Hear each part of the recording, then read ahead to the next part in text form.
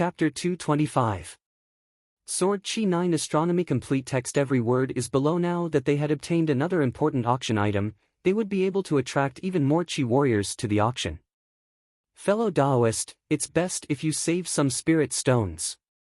I'll prepare a VIP seat for you during the auction. There will be many rare treasures. It would be a pity if you miss out on something you like because you're short of money. Li Qingshan's heart skipped a beat.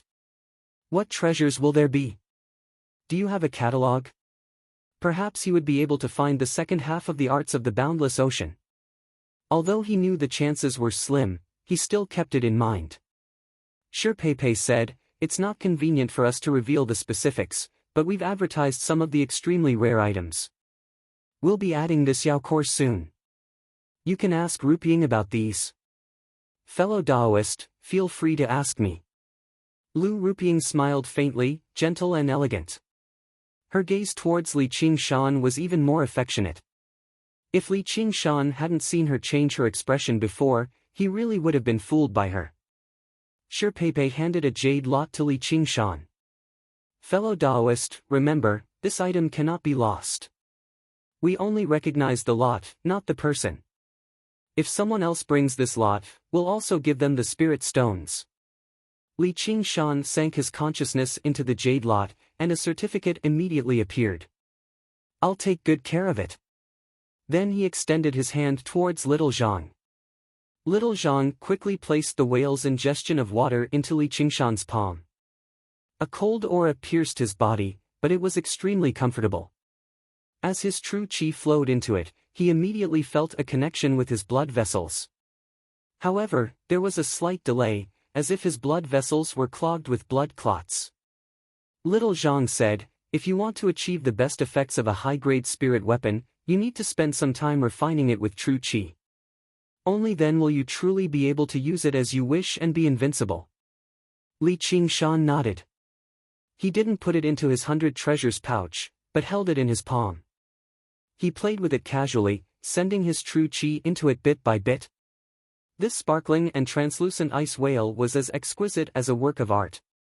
No one would have thought that it was a weapon. Sure, Peipei took her leave, and Lu Ruping said gently, Daoist friend, if there is anything else you need, just let me know. Li Qingshan asked casually, what if I say I want you? Lu Ruping blushed. Hey, fellow Daoist, how can you talk nonsense? Besides, what's so good about me? /web/Jonwin word by word take me. Little Zhang chuckled as he watched from the side. It was obvious that he was already used to such a scene. He was also extremely happy to be able to sell a high-rank spiritual weapon. He teased, with your spending today, our Ruping would not be able to refuse no matter what you want her to do. Old man Zhang, if you talk nonsense again, I'll tear your mouth apart. Lu Ruping glared at Little Zhang, but she didn't seem to be angry at all. When Li Qingshan and Lu Ruping went downstairs, the few women in palace attire who were greeting the guests all heard what happened upstairs and raised their heads at the same time. Lu Ruping held her head high and puffed out her chest. Her expression was very different from her cold attitude when she went upstairs. She intentionally walked very close to Li Qingshan, wishing that she could stick her body to him. The fragrance of her cosmetics made Li Qingshan's nose itch. Although Li Qingshan had heard plenty about women finding sugar daddies throughout his 2 lives, he still could not help but be surprised when he became a sugar daddy like this. A woman could actually achieve something like this. Just how different were they from prostitutes and brothels? The eyes of the women in palace attire were full of envy and jealousy. How could Ruping be caught up in such a good thing? If they had gone up to greet him just now, when they looked at Li Qingshan, their gazes were very different. There was reverence in them that could intoxicate any man. Li Qingshan suddenly understood that this was the treatment of the strong. No matter what era, or what world, the strong showed their might and the weak relied on them. The strong gained, and the weak lost. Only losers would lament the fickleness of human nature, the weak would complain about the cruelty of society, and the strong only needed to grit their teeth and become stronger. After comprehending this point, that slightly uncomfortable feeling completely disappeared. He played with the ice whale with a carefree smile on his face. In Lu Rupiang's eyes, she felt that he was even more charismatic. Of course, this was the charisma of an expert. Li Qingshan brought Lu Rupiang to the tea table and pulled out a chair for her. Lu Rupiang was naturally flattered and smiled in a very reserved manner. After Li Qingshan took a sip of tea, he asked about the auction. Lu Rupiang naturally told him everything she knew. She told him all the auction items. Among them, there were all kinds of spiritual herbs, spiritual stones, rare and exotic beasts. There were 7 or 8 high-grade spiritual weapons alone.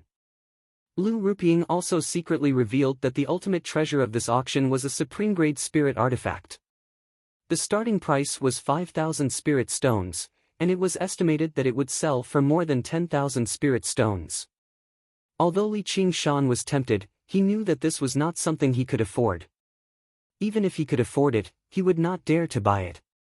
Those who could take out so many spirit stones were at least Foundation establishment cultivators at the level of the 3 mountain sect leaders. Snatching food from the tiger's mouth was purely seeking death. He would probably be killed the moment he stepped out of the market. Are there no cultivation methods to be auctioned? Lu Rupiang shook her head. Li Qingshan lowered his head and sipped his tea, muttering to himself in silence. It made sense. How could he come across such things so easily? Otherwise, wouldn't all of Sun Fubai's years of effort have been fed to the dogs? However, he was not discouraged. The heavens did not disappoint those who persevered. His footsteps would definitely be much broader than Sun Fubai's. Lu Rupiang saw that Li Qingshan was disappointed and hurriedly said, "There are no cultivation methods, but there is a piece of calligraphy." Li Qingshan asked casually, "What calligraphy?" Lu Rupiang said, "It's called the sword chi calligraphy or something. Apparently, it was left behind by some ancient sword immortal, but in my opinion, it's just a middle-grade spiritual artifact. It's all over the place, so it must be an excuse for the auction. Only an idiot would be tricked into buying it. If you want to use it, of course a high-grade spiritual artifact is the best." Li Qingshan looked at the rippling green water in the cup and saw his expression change slightly. Without raising his head, he said, "Indeed, only an idiot would buy it. But since the sword chi calligraphy is a middle-grade spiritual artifact, what use does it have?" Lu Rupiang said disdainfully, "Humph, it's just like its name. It can emit a few flashes of sword chi." The tea rippled. Li Qingshan held back his excitement and chatted with Lu Rupiang a little more. However, he learnt that Lu Rupiang's background was very similar to Qian Rongji's. They both came from a small clan that could not be regarded as a clan. Their talent was limited, and they could not use much resources either, so he could not help but sigh and grumble. Li Qingshan said, "It's said that the Hawkwolf Guard doesn't care about identity. Any chi practitioner can join. Why don't you try it?" Lu Rupiang said in surprise, "The Hawkwolf Guard? That's a place where people die every day. And, I'm not trying to boast, but I can earn much more than regular Hawkwolf Guards in a single month in this store of miscellaneous goods." Fair enough. Li Qingshan understood that she was completely different from Qian Rongji.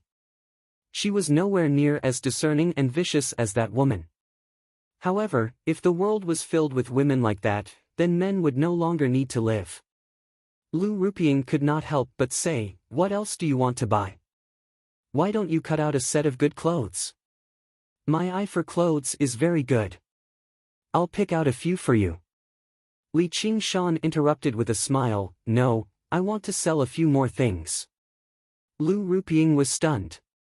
In the end, Li Qingshan sold all of the several hundred talismans on him aside from the high-grade and supreme-grade talismans to the store of miscellaneous goods. He earned another several hundred spiritual stones. It was close to the herb-gathering ceremony of the 3 mountains, so the value of talismans was very high. He had sold them all without any qualms. Originally, Li Qingshan wanted to buy a pill cauldron, but he gave up on that for now. He was in no hurry to refine pills right now anyway. If the sword chi diagram really was a part of the cursive sword calligraphy like he had expected, then he had to obtain it. He could not allow it to end up in the hands of others. The cursive sword calligraphy in his possession basically hovered between high grade and supreme grade. If he could find another piece and complete it, then he would be able to obtain a supreme grade spiritual artifact worth over 10,000 spiritual stones. As for the cursive sword calligraphy, its actual value was probably far greater than that. Even Oxen had praised it a little. In the past, he might not have understood what that meant, but he understood very well just how great Oxen's standards were now. Normally, a mid-grade spiritual artifact would not be worth more than 100 spiritual stones. However, he could not treat everyone else as idiots. He could not guarantee that no one would be able to tell what was going on, so he had to ensure that nothing went wrong. He had to gather as many spiritual stones as he could to ensure that he could obtain it. With that, Li Qingshan ignored Lu Rupiang's disappointed gaze. He made his way out of the store of miscellaneous goods and was about to leave the town. As he made his way through the bustling streets, he glanced back at the verdant green vine mountain again. He had no idea whether Yu Zijian would be able to wait for Hua Qinglu or not. Not everyone was worth waiting for, so he chose not to wait for anyone. However, he also hoped that she would be able to wait for the person she wanted to wait for. He arrived at the bookstore with the bamboo basket on his back and bid farewell to Sun Fubai before returning to the inn to check out. He turned around and left the inn, but he suddenly stopped. Yu Zijian stood in the sunlight outside the inn. Her smile was even more resplendent than the sunlight. She held the hand of a girl who seemed to be rather reluctant. She was Hua Qinglu. Li Qingshan smiled in relief. This was the value of human trust, wasn't it? If you could trust others bravely, even if you were deceived 100 times, you would still be able to make true friends. Although the path he walked was a lonely, courageous path, he still admired her bravery and decisiveness. Niu Jiuxia, this is Qinglu. Yu Zijian basically dragged Hua Qinglu over to Li Qingshan and introduced her to him excitedly. Hua Qinglu remained as cute as ever. She clasped her hands at Li Qingshan in a graceful manner and said, "I never thought the people of the Green Vine Mountain would be so bold. Thank you for taking care of Zijian during this period of time." Fei Li looked at Li Qingshan's tall figure and wondered inside. He had no idea how Zijian knew such a strange person. Chapter 226. Li Qingshan said, "That's no problem. Zijian, since your friend has already come, I don't have to worry anymore. I still have some matters to attend to, so I'll be taking my leave first. I'll tell your father that you're already safe and sound." "That's right." Before the two of them could reply, Li Qingshan strode off, vanishing into the crowd in the blink of an eye. Hua Qinglu was young, but she was much more meticulous than Yu Zijian.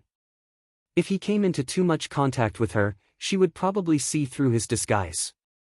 Hua Qinglu muttered, "Zijian, that guy is so rude. Is he really helping you out of kindness?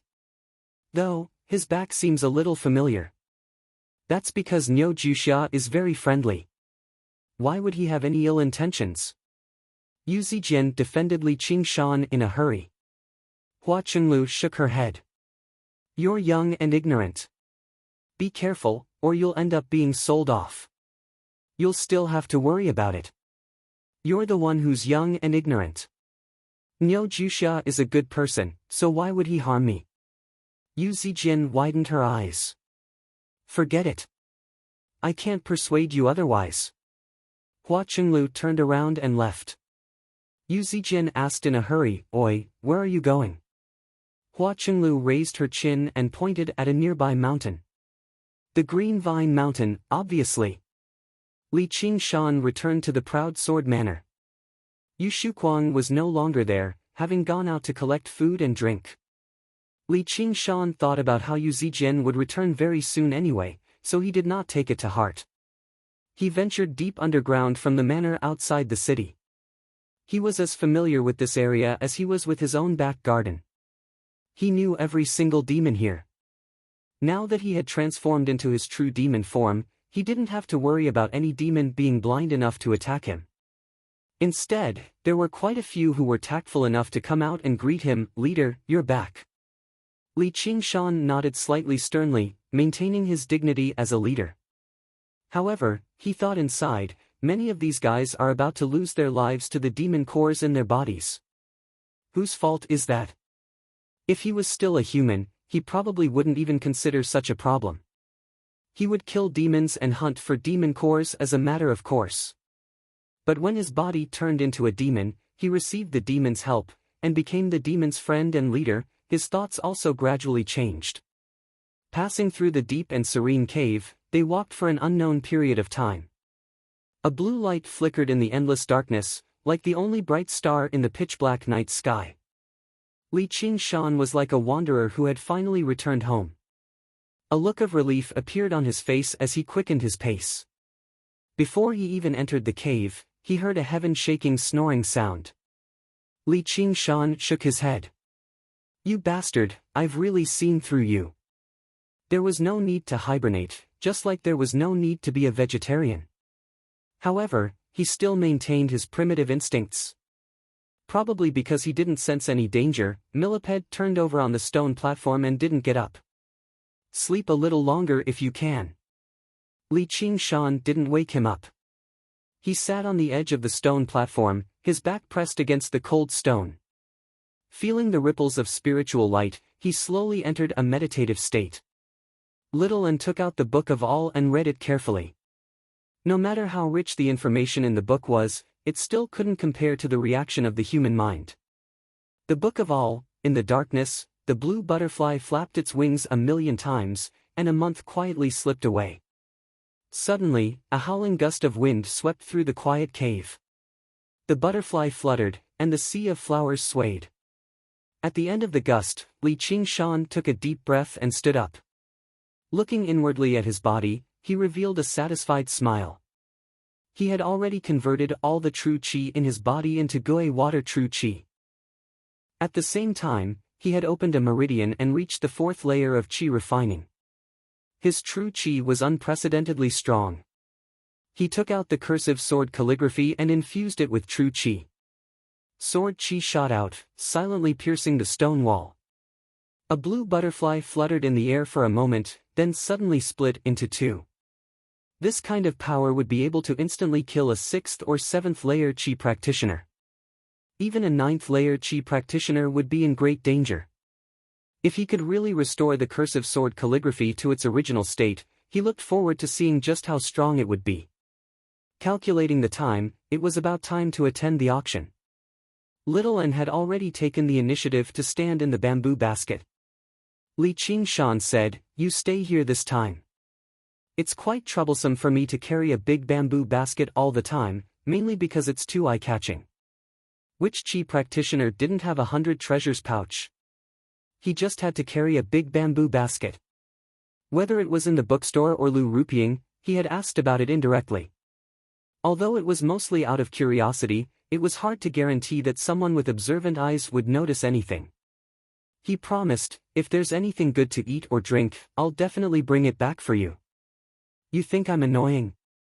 Little N pouted. "That's not what I meant." "You are. Be good." "No." Li Qingshan glared, then let out a breath. Calm down, communicate, communicate." He crouched down. "Then why don't you want it?" "I don't want to be separated from you." Little N lowered her eyes. Li Qingshan said, "Just for a little while." "Not even for a little while." "Then I don't care." Li Qingshan strode out of the cave, startling a flock of butterflies. After a few steps, he turned back and saw that she was still standing in the bamboo basket, not crying or making a fuss. She only looked straight at him, as if waiting for him to take her. He hardened his heart. "I really don't care." When he reached the cave entrance, he couldn't help but turn back. However, her expression and posture hadn't changed in the slightest. If he really left like this, she could keep waiting for him like this. He sighed helplessly. "Come with me." Together with the bamboo basket, they flew up and landed in Li Qingshan's hands. Little N had a triumphant smile on her face. Li Qingshan pinched her soft cheeks. I knew I couldn't be polite to you. Little and said, if I'm not by your side, I can't protect you. Li Qingshan was suddenly speechless. Holy Church, leader, please save some for me. Croak, croak. A frog was so anxious that it jumped and spoke human language. Don't talk nonsense, or I'll roast you and eat you. Li Qingshan held the whale's ingestion of water and put it into the mouth of the ice-condensed water spring. He swallowed to his heart's content. Now he had already absorbed 3 large vats of water, but it still didn't feel full. Although the frog was very anxious, it couldn't do anything. Only when the whale was full of water did Li Qingshan take it out with satisfaction. He took out a pearl dew pill and threw it to the frog. Here, this is for you. He wouldn't really look down on it. This frog was one of the strongest demon soldiers under him. If other Qi practitioners dared to take the spring water, even if they didn't die in its hands, they wouldn't be able to bring back even a drop of spring water. The frog coiled up like a snake and swallowed the pearl dew pill. Croak, thank you, leader. Although the spirit water was full of spirituality, it still couldn't compare to the high-quality medicinal pills made by humans. You stay here and don't forget the gathering. Li Qingshan said again and walked back into the cave. Croak, croak, I won't forget. The frog croaked and jumped into the ice-condensed water. Li Qingshan strode through the cave. He shook the crystal whale in his hand, and with a clang, it spat out a huge blade. It even condensed a beautiful crystal handguard. It was the perfect weapon that could unleash Li Qingshan's advantage in strength. It was suitable for the length and size of his swing, and it was extremely heavy as well. It weighed over 500 kilograms. Even Li Qingshan could not use it with a single hand. Recently, he had constantly poured Gui water true Qi into the whale's ingestion of water. His aura had already completely linked up, without any sluggishness anymore. It was like it had truly become an extension of his body. When he condensed the blade, he no longer needed to spit out water first and then condense it slowly. Instead, he could condense it instantly. However, the 4th layer Gui water true Qi was still slightly insufficient to unleash the power of a high-grade spiritual artifact. Li Qingshan arrived in the proud sword manner. Yu Shuquang had already returned, handing a full 100 treasures pouch to Li Qingshan. He wanted to say something, but he hesitated. Li Qingshan checked the 100 treasures pouch and smiled in satisfaction.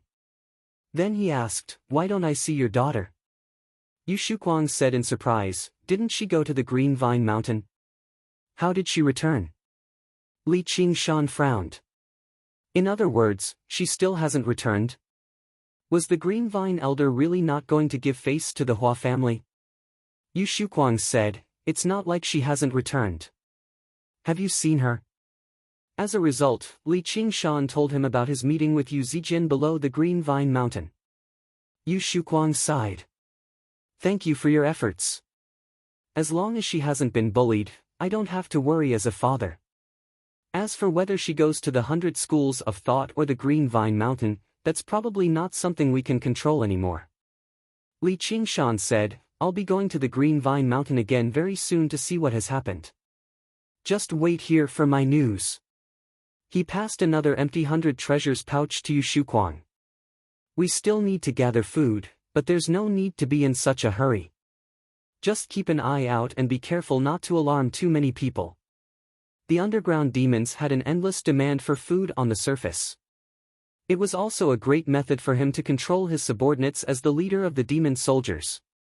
He obviously needed someone to help him with this. Yu Shuquang said, "That's easy. The Proud Sword Manor has already bought over a dozen large restaurants and controlled a few large grain merchants. It'll be much easier for us to do this in the future." Li Qingshan smiled. "How thoughtful of you." He had not spent so much effort on Yu Shuquang for nothing. He just happened to be in need of a subordinate who could draw inferences. He did not have the time or energy to establish his own network in the human world, but Yu Shuquang did. Otherwise, he would never have been able to establish such a large proud sword manor. He passed all the silver notes on him to him. "Go ahead with this. You don't have to worry about the silver. In the future, you definitely won't just be leading people of the Jianghu. Yu Shuquang's heart skipped a beat. He smiled. If I'm not a person of the Jianghu, am I supposed to be a qi practitioner? With my talent, how am I supposed to be able to do that? I've reached the innate realm quite late too. It'll be impressive if I can reach the second layer. Li Qingshan's face sank. If you're satisfied with the second layer, then ignore what I said. Second layer qi practitioners were existences at the very bottom among qi practitioners. Not only would a subordinate like that not be able to help him out much, but he would probably have to constantly deal with problems for him. It would be pointless then. Yu Shuquang looked into Li Qingshan's eyes. His pitch-black eyes seemed to burn with flames. The ambition and confidence hidden within them made Yu Shuquang's heart shiver slightly. Before this person, there was no need for him to feign modesty. It was the exact opposite. He needed to demonstrate sufficient ambition and confidence. Only then could he catch his eye, and this just happened to be what he was good at. I've heard that if you practice qi, and practice qi again, you can break through a certain barrier and step into the world of immortals. I want to try. Only then did Li Qingshan smile. He placed a pill of spring breeze and rain into Yu Shuquang's hand. That realm is called Foundation Establishment. It means that everything has just begun. There was a hubbub of voices in the town. Streams of people mingled and brushed past one another. Qi practitioners that regular people would rarely see were everywhere. Everyone's faces were filled with anticipation and nervousness. The herb-gathering ceremony of the 3 mountains that happened once every 10 years was about to begin. It was set to be in 3 days' time. The great adventure of the underground world was about to begin. It was filled with opportunity and danger. Some people would strike it rich overnight, while others would die nameless. Everyone hoped that they were the former, while they hoped that everyone else was the latter. They had made sufficient preparations for this. Their gazes towards one another had already become extremely cold. The tranquil tea house that was usually extremely quiet was actually filled with guests.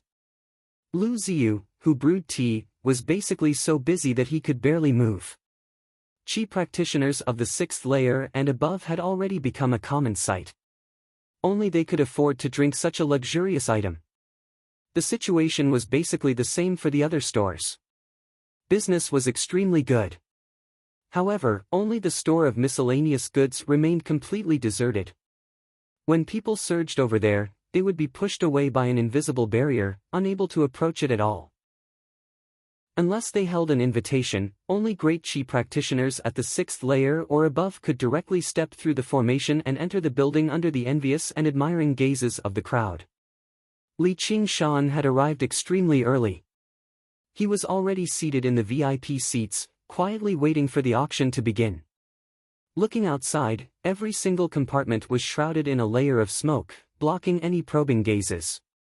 At this moment, Lu Ruping walked in with a smile. Li Qingshan immediately said, "You can leave. I don't need your service." Lu Ruping's smile stiffened, but she saw how determined Li Qingshan was, so she could only leave. She thought, if you're heartless, then don't blame me for being heartless. The bamboo basket opened up slightly, revealing Little An's clear, crystalline eyes. Did you not let me come because you wanted to, Pa? Li Qingshan pressed down on the bamboo basket. What does a child know? A gong resounded through the hall. Shirpeipei, dressed in a purple silk gown, strode onto the stage. She first bowed in all directions, expressing her gratitude for everyone's presence. Then, she introduced herself and announced the start of the auction. One item after another was auctioned. From the initial stack of low-grade spirit talismans to mid-grade spirit artifacts, the value of the items grew higher and higher, and the competition became fiercer. Li Qingshan calmly waited for the only item he wanted, the Sword Qi Scroll, to appear. The next item is the Sword Qi Scroll written by an ancient sword immortal. It can emit sword qi. Although it's only a mid-grade spirit artifact, it contains the supreme Tao of the sword. Moreover, this Sword Qi Scroll should only be a fragment. If someone can find the other fragments and put them together, it won't be as simple as a mid-grade spirit artifact. The bidding starts now. The starting price is 100 spirit stones. As the scroll of calligraphy was unfolded, Li Qingshan's pupils suddenly shrank. Yes, this was it.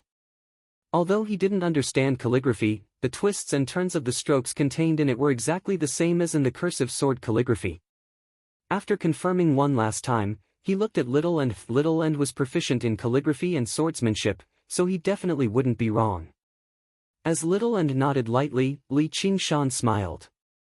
Although the starting price of 80 spirit stones was slightly higher than a regular mid-grade spirit artifact, it was still auctioned as a mid-grade spirit artifact. The 1,000 spirit stones he had prepared should not be a problem. As Shi Pei announced the starting price, there was a brief silence in the hall. 100 spirit stones to buy a mid-grade spirit artifact was really not worth it. Apart from a very small number of people like Li Qingshan, those who could sit in the hall were all experienced and knowledgeable qi practitioners who had participated in countless auctions. They were already very immune to the so-called ancient sword immortals. There were so many ancient cultivators, who didn't pass down a few things. Even if this sword qi calligraphy had really shone brilliantly in the past, it was now just a mere mid-grade spirit artifact. No one dared to hope that they could find the other parts of it. Even if they found them, how could they piece them together? This item was similar to the arts of the boundless ocean. It seemed to have great potential value, but this value was really too uncertain. Most qi practitioners pursued practicality. Li Qingshan smiled slightly. Just as he was about to make his first bid, he suddenly heard an indistinct voice from a seat not far away, 200 spirit stones.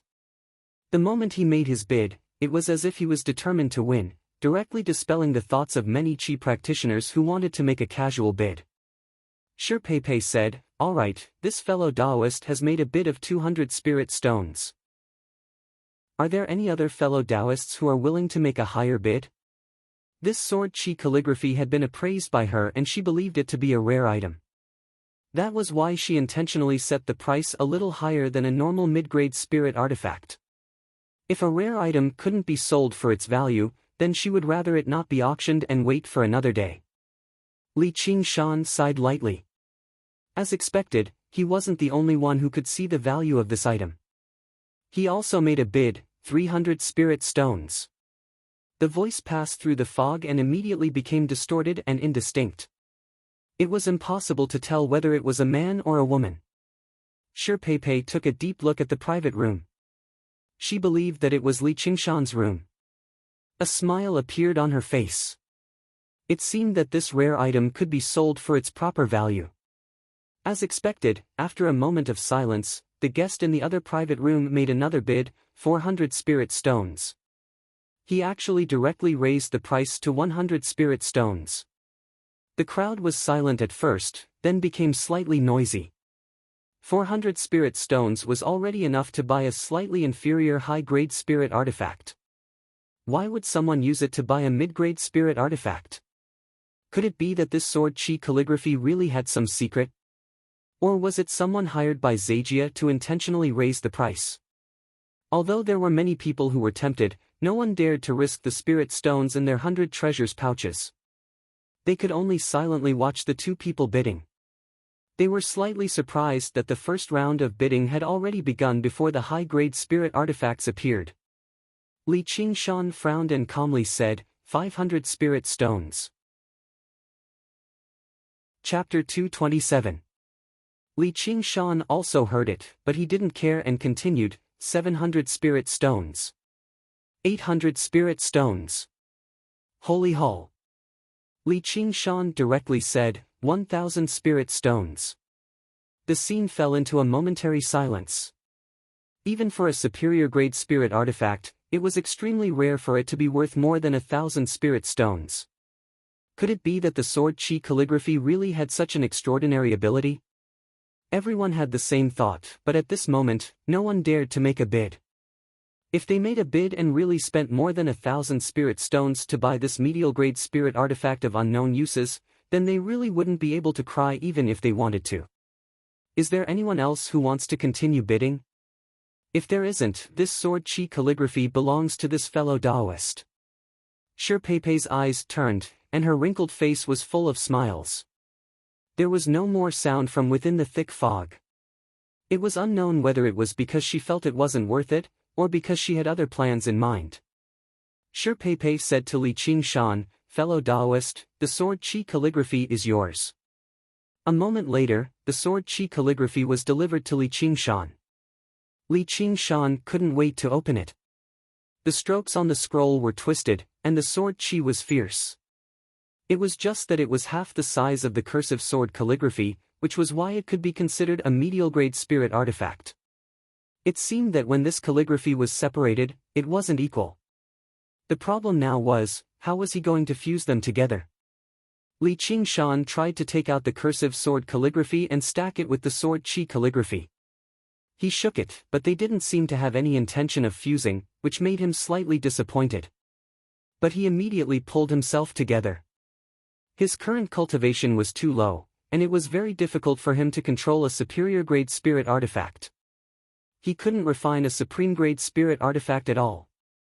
Otherwise, the cursive sword calligraphy wouldn't be as simple as just releasing sword chi.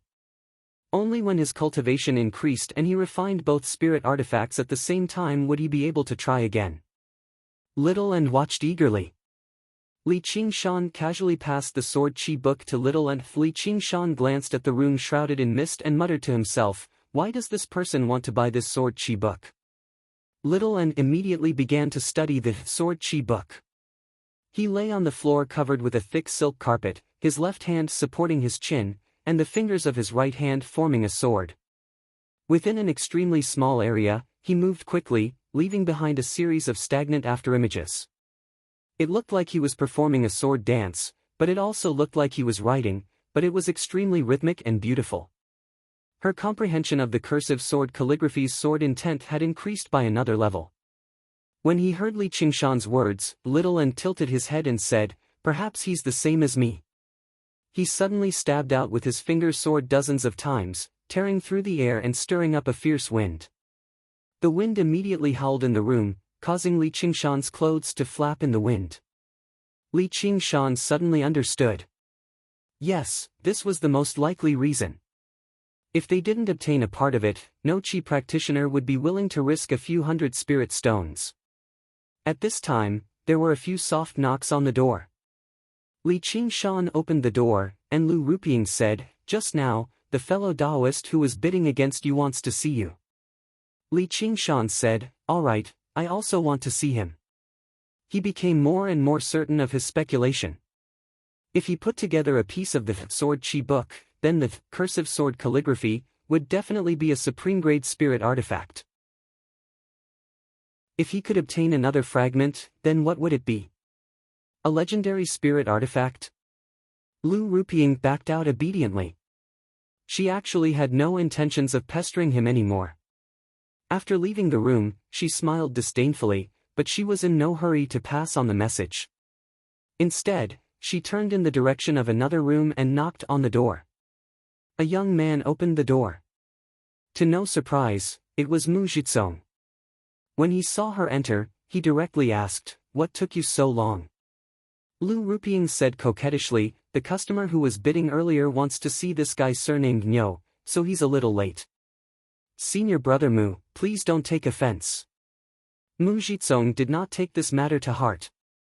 He turned around and said, "Senior brother Song, I never thought this bastard would actually be so rich. If he sells that demon core, he'll have 2,000 or 3,000 spiritual stones on him at the very least. Senior brother, you can say that this is a blessing in disguise." The Sacred Hall. The person who sat there was actually the senior brother Song of the Pheasant's Grace Mountain, Song Ming, who had been tossed out of the wall by Li Qingshan in a single move. Lu Rupiang helped him out. That's not all. He just spent 800 spiritual stones to buy a high-grade spiritual artifact, and he used a talisman to exchange for a few hundred spiritual stones. Originally, in the School of Miscellany, the transactions of customers were all kept a secret, or they would be severely punished. However, she had failed to curry favor with Li Qingshan, so she became resentful. Mu Jizong just happened to come at this time to ask about Li Qingshan, so he told her to report to him immediately as soon as she saw Li Qingshan. He promised her some benefits. When Lu Ruping saw Li Qingshan step into the store of miscellaneous goods, she immediately turned around and told this to Mu Jizong, who was in another compartment. As for Mu Jizong, he had other plans. Song Ming sat there without moving. He glanced at Mu Jizong and said, "You purposefully told me this information. Just what are you planning?" Mu Jizong walked over and patted Song Ming's shoulder. "The disciples of the Three Mountains are like birds of a feather. Senior brother, how can I just stand by and watch you be humiliated? I just happened to come across this thief a while ago, so I wanted to kill him and get him out of here. Unfortunately, I don't think you're this bastard's opponent, so it's even more impossible for me to defeat him with my cultivation. Now that the people of your esteemed sect are nearby, there's really no better opportunity for revenge." Although he was smiling, killing intent flickered inside. "Niu Jiuxia, oh Niu Jiuxia. Originally, we wouldn't have had to go this far, but since you're still bold enough to take Zijian away, don't blame me for being merciless. You're just a mere independent cultivator, yet you're so arrogant. Even if you don't die to my hands, you'll die somewhere else. I'll just treat it as sending you off in advance." Song Ming clenched his fists as his face paled. After the battle, he had become renowned in the Three Mountains. He was often mocked by others, which was basically the greatest humiliation he had ever experienced in his life. He could not swallow this no matter what. Now that he thought about how his enemy was nearby, his eyes reddened even more. And the 3,000 spiritual stones were enough to interest any Qi practitioner. No matter what Mu Jizong's scheme was, he had to try it. In the end, he asked carefully, "Doesn't your Green Vine Mountain want a piece of the pie for something so good?" Mu Jizong said, "Our Green Vine Mountain is the host. If we work together to kill an independent cultivator before the herb gathering ceremony, it'll probably make everyone panic and affect the progress of the ceremony. I wouldn't dare to do that even if I were bolder. However, if it's a personal grievance, then there's nothing to say. Not to mention, will senior brother Song not give me a piece of the pie?" Song Ming's expression changed. Suddenly, he snorted coldly and left the room. "Help me keep an eye on him," Mu Jizong said, "Ruping, keep watching him. Once it's done, you'll get plenty of benefits." Lu Ruping stuck close to him and fawned over him. She said softly, "I knew that brute wouldn't be able to escape from your schemes." Mu Jizong became impatient. He pushed her aside and made his way out. Lu Ruping stamped her foot viciously. None of these men were good. Li Qingshan had no idea about the schemes outside. The auction had broadened his horizons. He gained a rough estimate of the value of spiritual artifacts and spiritual herbs. However, his item had yet to be auctioned. He wanted to see just how much the demon core was worth. A while later, an earthen yellow demon core was placed on the stage. A 7th grade earth element demon core.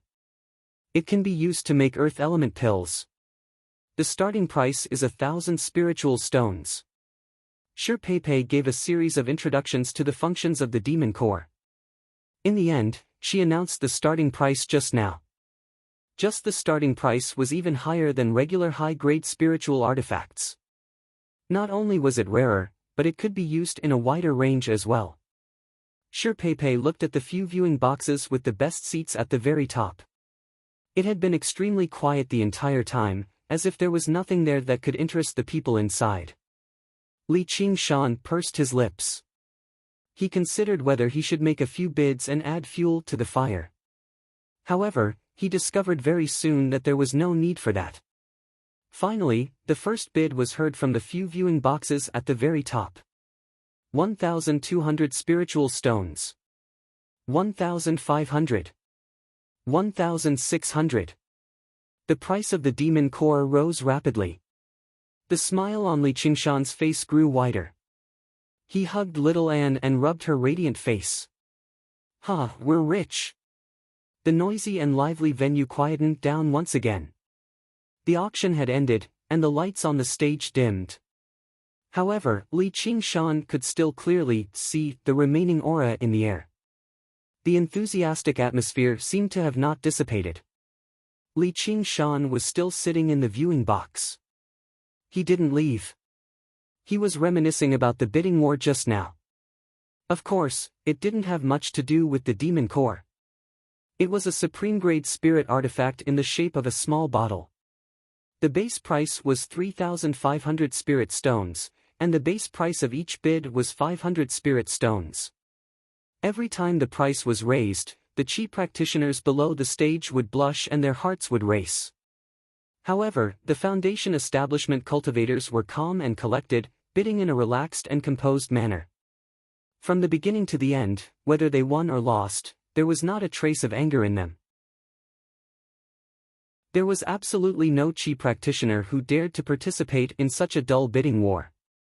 In the end, the supreme-grade spirit artifact was sold to the guest in the western room at the price of 9,500 spiritual stones. The one who won in the end even calmly said, "You let me win." Li Qingshan admitted that he didn't have this kind of demeanor. It had nothing to do with breadth of mind and bearing. It was purely due to the difference in strength. He increasingly felt that whether it was a human or a demon, only after they had passed the first heavenly tribulation could they be considered to have truly stepped onto the path of cultivation. It was like a child learning how to walk and talk. They could stagger towards their goals and express themselves. Previously, chi practitioners and demon beasts were just learning how to crawl on the ground. Of course, the demon core finally met Li Qingshan's expectations. Just as Shi Pei had expected, the Earth Attribute Demon Core was sold for more than 2,000 spiritual stones. In the end, it was sold for 2,600 spiritual stones.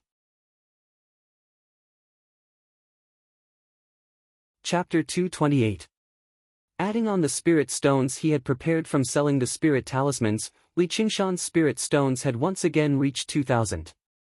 He was even richer than before he had bought the whale's ingestion of water. Sacred Hall. The reason why he was still sitting here was because he was waiting for the chi practitioner who wanted to buy the sword chi calligraphy.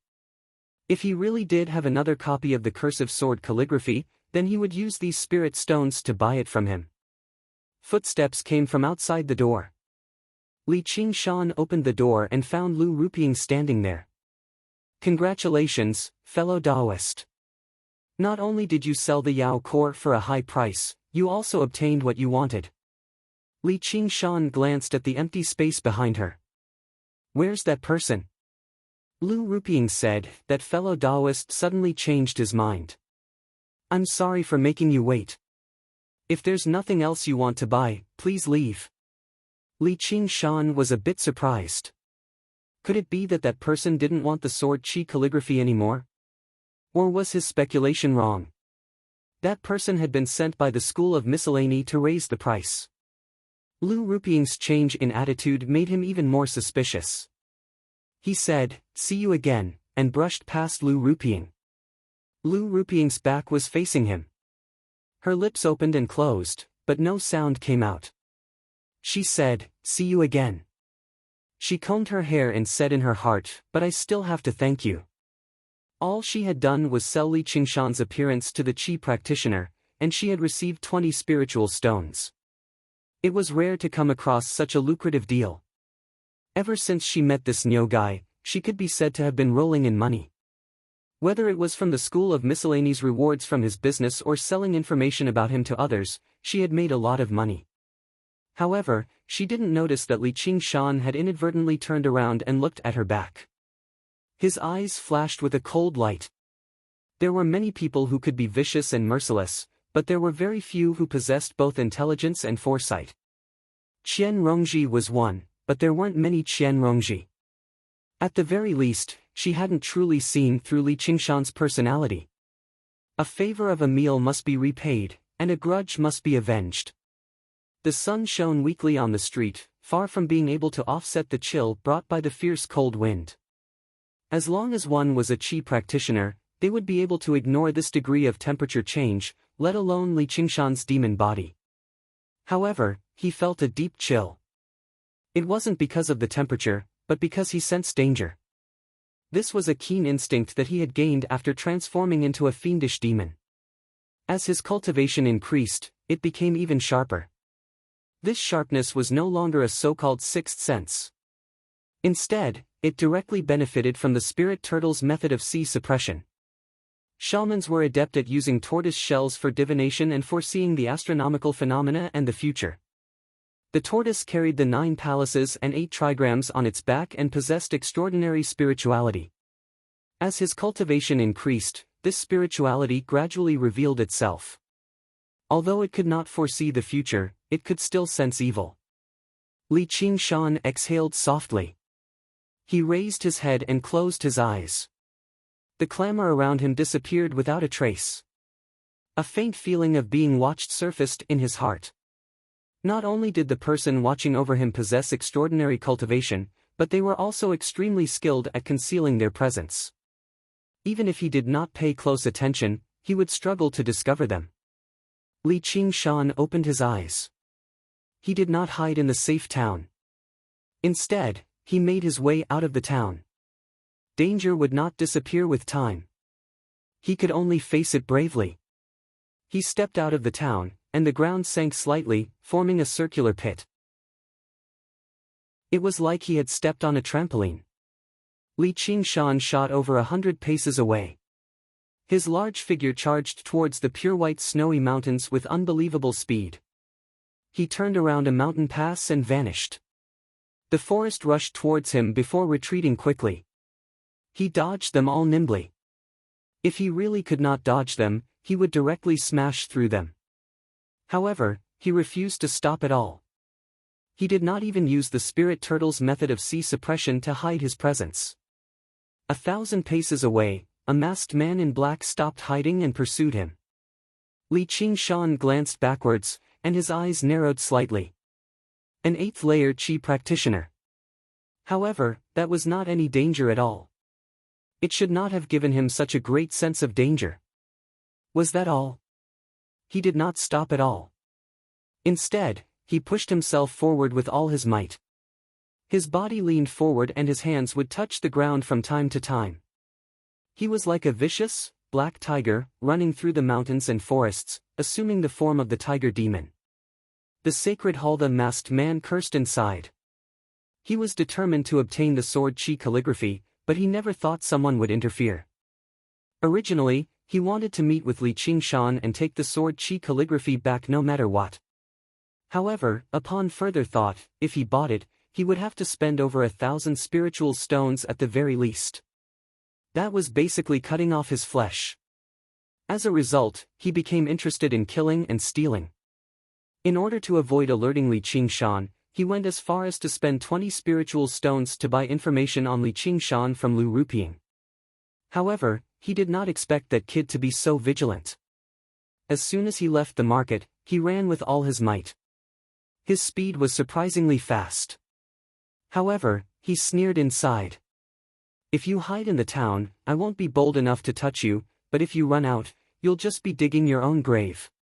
It won't be that easy to shake him off. He used his movement technique and true Qi revolved around him, shooting towards Li Qingshan like a black arrow. In a snow-covered valley, the surrounding trees were all withered. Like a black spear, it pierced straight into the sky. Li Qingshan seemed to have exhausted all his strength. He stood knee-deep in the snow. His body naturally emitted spiritual energy. Any Qi practitioner could tell that he was in the 4th layer of Qi practitioner, and he was very tired. Why aren't you running anymore? After a short pause, a cold and proud voice came from behind him. Li Qingshan suddenly looked back. All he saw was a masked man in black walking through the snow, emerging from the jungle. He did not leave behind a footprint in the thick snow as he stared at him coldly. Although he had pursued him for several dozen kilometers, his true Qi had basically not been depleted at all. Li Qingshan turned around and asked in shock, "Why are you chasing me?" The masked man said, "Hand over the sword Qi calligraphy." Li Qingshan frowned, "I don't know what the sword Qi calligraphy is. Information about his identity should be kept a secret." The first person he suspected was Lu Ruping. He did not know if it was the rules of the School of Miscellany, but he had become her exclusive guest. She was the one who took care of everything in the store. However, he did not dare to be completely sure. But what if it was really that woman? Humph, he did not care about being schemed against. He was not that broad-minded. The masked man said sternly, "You still dare to lie to me? If I say it's you, then it's you." As he spoke, a black cone-shaped stream of air formed in front of him and shot towards Li Qingshan's chest. Li Qingshan dodged in a sorry state and fell into the snow. He hurriedly shouted, "Wait, it's me. I'll give it to you." The masked man laughed, "At least you know what's good for you." Li Qingshan reluctantly took out the sword chi calligraphy and asked, "Tell me, who told you that I bought the sword chi calligraphy? Was it that woman who passed the message?" The masked man casually grunted and looked at the sword chi calligraphy with excitement. He did not know if he had thought of the same thing as Li Qingshan when he obtained the sword chi calligraphy. Li Qingshan said hatefully, "I won't let her go." The masked man thought to himself, "Why would I let you go?" He changed the topic, "Also, hand over your 100 treasures pouch." Li Qingshan shouted, "Don't even think about it." The masked man said, "Then I'll take it myself." He patted his waist and a shining small sword flew out, heading straight for Li Qingshan's head. He was a bit careless. The flying sword of an 8th layer chi practitioner could deal with a 4th layer chi practitioner as easily as cutting melons and vegetables. The reason why he said so much was just to be cautious. He wanted to test if Li Qingshan had a powerful master to back him up, so he did not offend someone he could not afford to offend. After testing and confirming that Li Qingshan was indeed a normal loose cultivator, he did not hesitate to kill him. A ray of light reflected off the sunlight and dazzled the masked man's eyes, turning into a rainbow. It only took an instant. The sound of metal clashing and sparks flew everywhere. The flying sword spun and flew high into the sky. A black cloud shrouded the masked man's head. He raised his head in surprise and saw a pair of eyes filled with killing intent. Then he saw a blade, a long blade made of ice. In a daze, he seemed to see a huge black tiger pouncing towards him with an ice crystal blade in its mouth. Heaven and earth were filled with killing intent. All of this happened in the blink of an eye. Li Qingshan threw himself onto the snowy ground and quietly held the whale's ingestion of water in his hand. The ice blade formed, and the moment the flying sword was about to hit him, he swung the blade upwards and sent the flying sword flying. Without any hesitation, he threw himself forward and exerted strength in his limbs. He was like a tiger pouncing on its prey, pouncing towards the masked man. This kid hid his strength. The black-clothed masked man was worthy of being an 8th layer chi practitioner. In an instant, he broke free from the restraints of the killing intent. As this thought flashed through his mind, he crossed his hands several times, then raised them up. Raising fire to burn the heavens, a black energy howled and spiraled out. The blade and the black energy collided fiercely, giving off an ear-piercing sound. It was like a chainsaw cutting through metal. Ice shards flew everywhere. Li Qingshan let out a wild roar and poured all of his Gui water energy into the blade. He did not hold back at all. He gathered all of his essence, chi, and spirit into the blade and chopped down with all his might. It was like a volcano that had been suppressed for 1,000 years had finally erupted. An extremely comfortable feeling welled up in his heart. Regardless of the outcome of this strike, he already felt extremely carefree.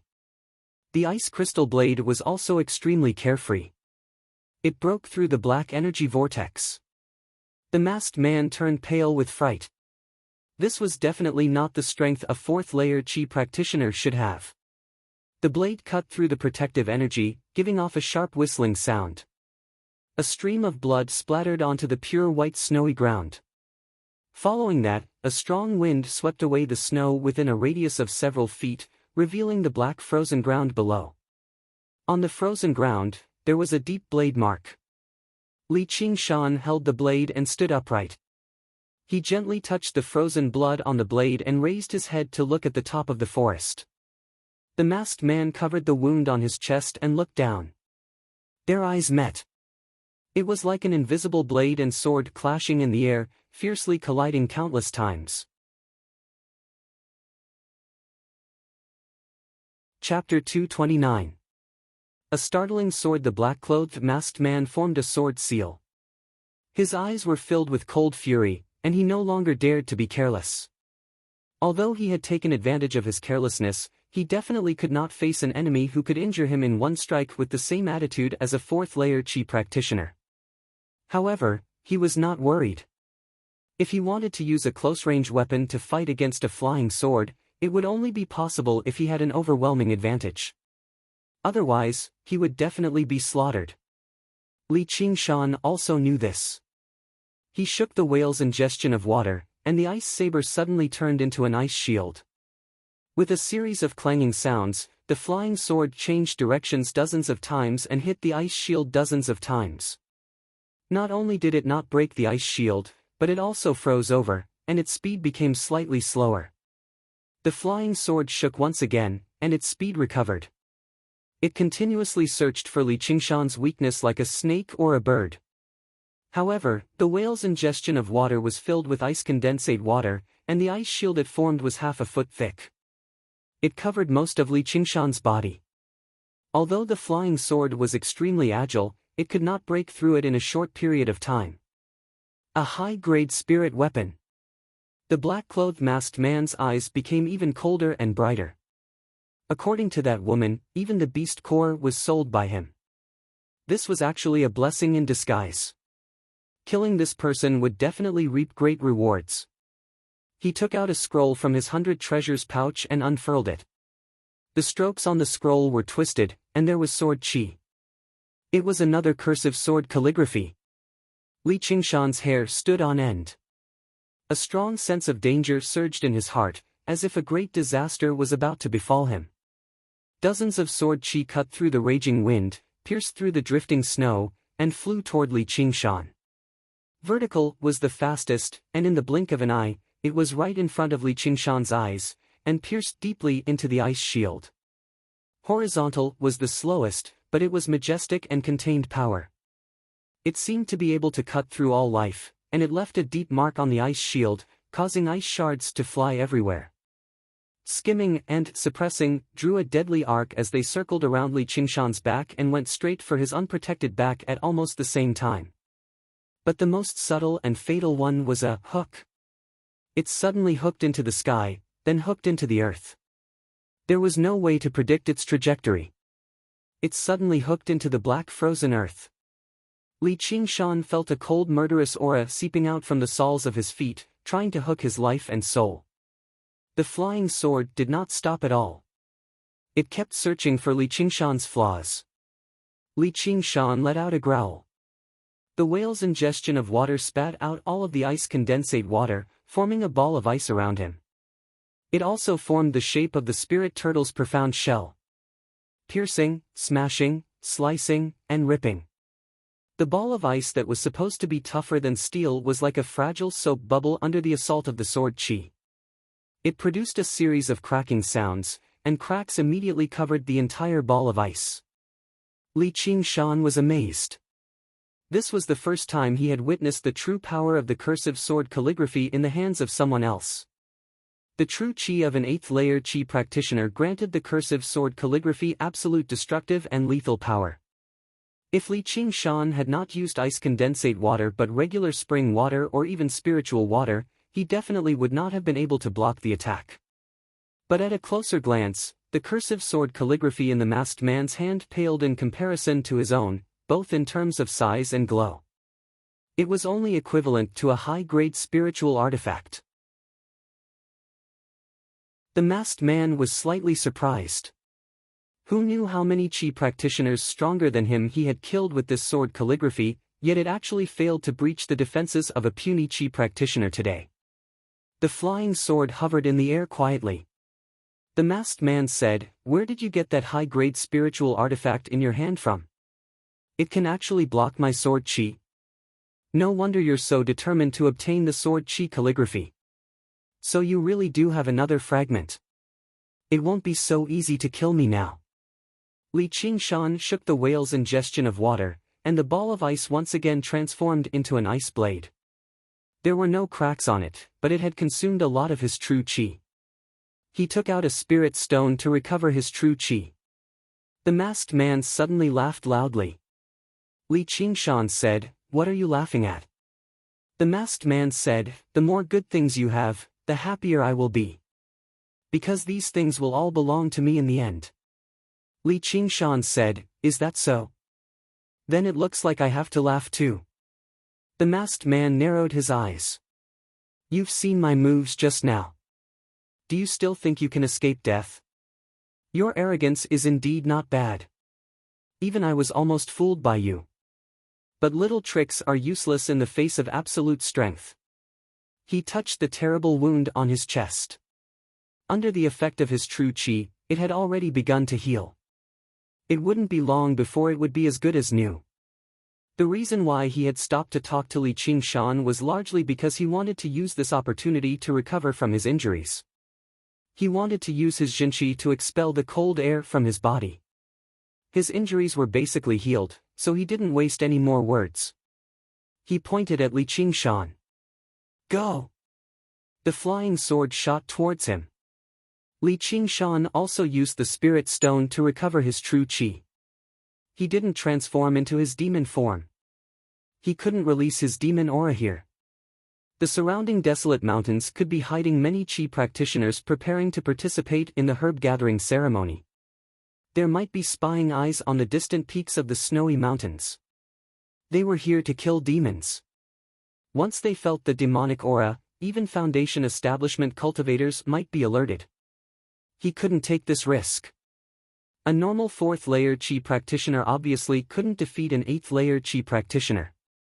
But he wasn't just a normal 4th-layer qi practitioner. Moreover, he still had a trump card that he hadn't used yet. With a thud, the flying sword stabbed into the shield. Li Qingshan took out the low-grade spirit shield that he hadn't used for a long time and turned it into the size of a table in front of him. In his other hand, he used the whale's ingestion of water to suck in all the ice and water. He pointed it at the black-clothed masked man on the treetop. Whoosh, whoosh, whoosh, whoosh. Countless icicles shot out. The black-clothed masked man didn't care. He waved his sleeves, and a strange air current appeared dozens of feet in front of him. Although it wasn't very strong, with a light flick, all the icicles were deflected. Clang, clang, clang. The icicles shot into the dense forest. The treetop trembled, and snow fell. There was a huge sound. It was as if a group of invisible elephants had charged into the forest. The towering trees toppled one after another. The icicles shot into the tree trunks and exploded with a cold air current that froze the tree trunks. The impact directly snapped many of the giant trees in half. It could be seen that the power of this move wasn't weak. If it was used to deal with a 6th-layer qi practitioner, it would be a terrifying killing move. However, it was far from enough to deal with an 8th-layer qi practitioner. Every time a meridian was opened, the true qi would multiply. This black-clothed masked man didn't just have powerful true qi, he also had exquisite techniques. The black-clothed masked man seemed to be a bit impatient. However, he only controlled the flying sword to attack. He wasn't willing to take a step closer to Li Qingshan. Instead, he was constantly on guard against him. He had a deep understanding of the terror of body refiners. He definitely wouldn't give him any chance to attack. He focused all his attention on the flying sword. The flying sword's speed became faster and faster. The sword's body was long gone. Only countless sword lights could be seen. They interweaved around Li Qingshan, forming a sword net. A series of ringing sounds rang out. Li Qingshan brandished the shield to defend himself. Every time the sword light streaked past, it would leave a deep cut on the shield. In the blink of an eye, the shield was covered in scars. The spiritual qi around it had dimmed to the extreme. It was already on the verge of collapse. Li Qingshan stood in place, unable to move. He knew very well that if he moved, he would reveal an opening, giving the flying sword an opportunity to attack. Moreover, even if he could get close and engage in close combat, he wouldn't be able to gain any advantage over an 8th layer Qi practitioner. But if he didn't move, wouldn't it be even more impossible for him to win? He was like a wild beast crawling in the grass, silently waiting for an opportunity to appear. It was fine if he didn't move, but once he did, he would definitely kill. However, the sword net pressed closer and closer. The longer he waited, the smaller the chance he had. He decided that if there wasn't an opportunity, he would create one himself. He suddenly raised the shield in his hand and knocked the flying sword back several meters. However, this move also left his chest wide open. A hint of ridicule appeared in the black-clothed masked man's eyes. The flying sword shot out at an even faster speed. With a whoosh, the cursive sword calligraphy unfurled and blocked in front of Li Qingshan's chest. Dozens of sharp sword chi rushed out. The flying sword collided with a vertical one and was immediately sent flying by a horizontal one. It was completely unable to block this wave of sword chi. The black-clothed masked man's heart trembled. He looked at the sword chi book that was even bigger than his own and revealed a look of shock. Then, he really wanted to laugh out loud. I didn't think that the reason why this brat is willing to spend so much money to buy the sword chi book is because he has another fragment. If it was an ordinary 8th layer chi practitioner, their life would probably be in danger when faced with this sudden wave of sword chi. However, it was nothing to him. He shook the sword calligraphy in his hand again. His true chi was many times denser than Li Qingshan's, so he could use the sword calligraphy much more freely. He didn't have to worry about using it once and exhausting all his true chi. The two waves of sword chi collided in the air, but they didn't clash fiercely or cancel each other out. Instead, they directly fused into one, condensing into an ink-like black liquid that changed its shape in an instant. Both Li Qingshan and the black-clothed masked man revealed looks of ecstasy. This scene proved that the two styles of calligraphy were made by the same hand and that there was a possibility of them fusing together. However, this scene only lasted for an instant. The black liquid stretched to its limit, as if the pressure inside it had gone out of control. It exploded once again and turned into an indiscriminate wave of sword chi that spread out in all directions. Both of their expressions changed. They didn't dare to be the slightest bit careless. Before the sword chi had even been released, the momentum of the sword was already like an avalanche and a tsunami, covering the sky and earth. This kind of power had already surpassed a supreme-grade spiritual artifact. The black-clothed masked man shot into the sky like a black arrow.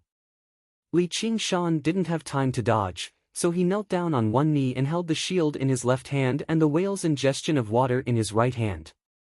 In front of him, they formed an extremely narrow and 7-foot-thick ice block.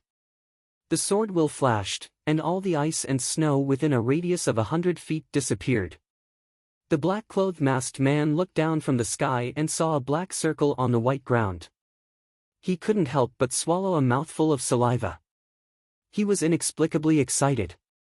If he could control this kind of power, which Qi practitioner would be able to oppose him? With a bang, only half of the round shield in Li Qingshan's hand remained. The spiritual Qi on it had completely disappeared, and it was completely destroyed. As for the ice block in front of him, it was as easy as cutting a piece of paper. Li Qingshan was also shocked. If this sword Qi hadn't scattered in all directions at will, but had been slightly controlled by someone, he would be a dead man now. Even if he transformed into a demon, he would still be severely injured. Even so, it was equivalent to him destroying an upper-grade spiritual artifact and a lower-grade spiritual artifact to barely block this sword chi. Fortunately, the whale's ingestion of water was made of water and could repair itself. Otherwise, it would have been a great loss. He raised his head and looked at the black-clothed masked man in the sky. His eyes were cold, and the bamboo basket behind him had already disappeared. The black-clothed masked man looked at the bamboo basket that was flying towards him. He was shocked and didn't know what kind of move this was, but he didn't dare to be careless. He separated his hands, and a black force soared into the sky, tearing the bamboo basket into pieces. A cold light flashed, like a meteor falling from the sky, tearing the force.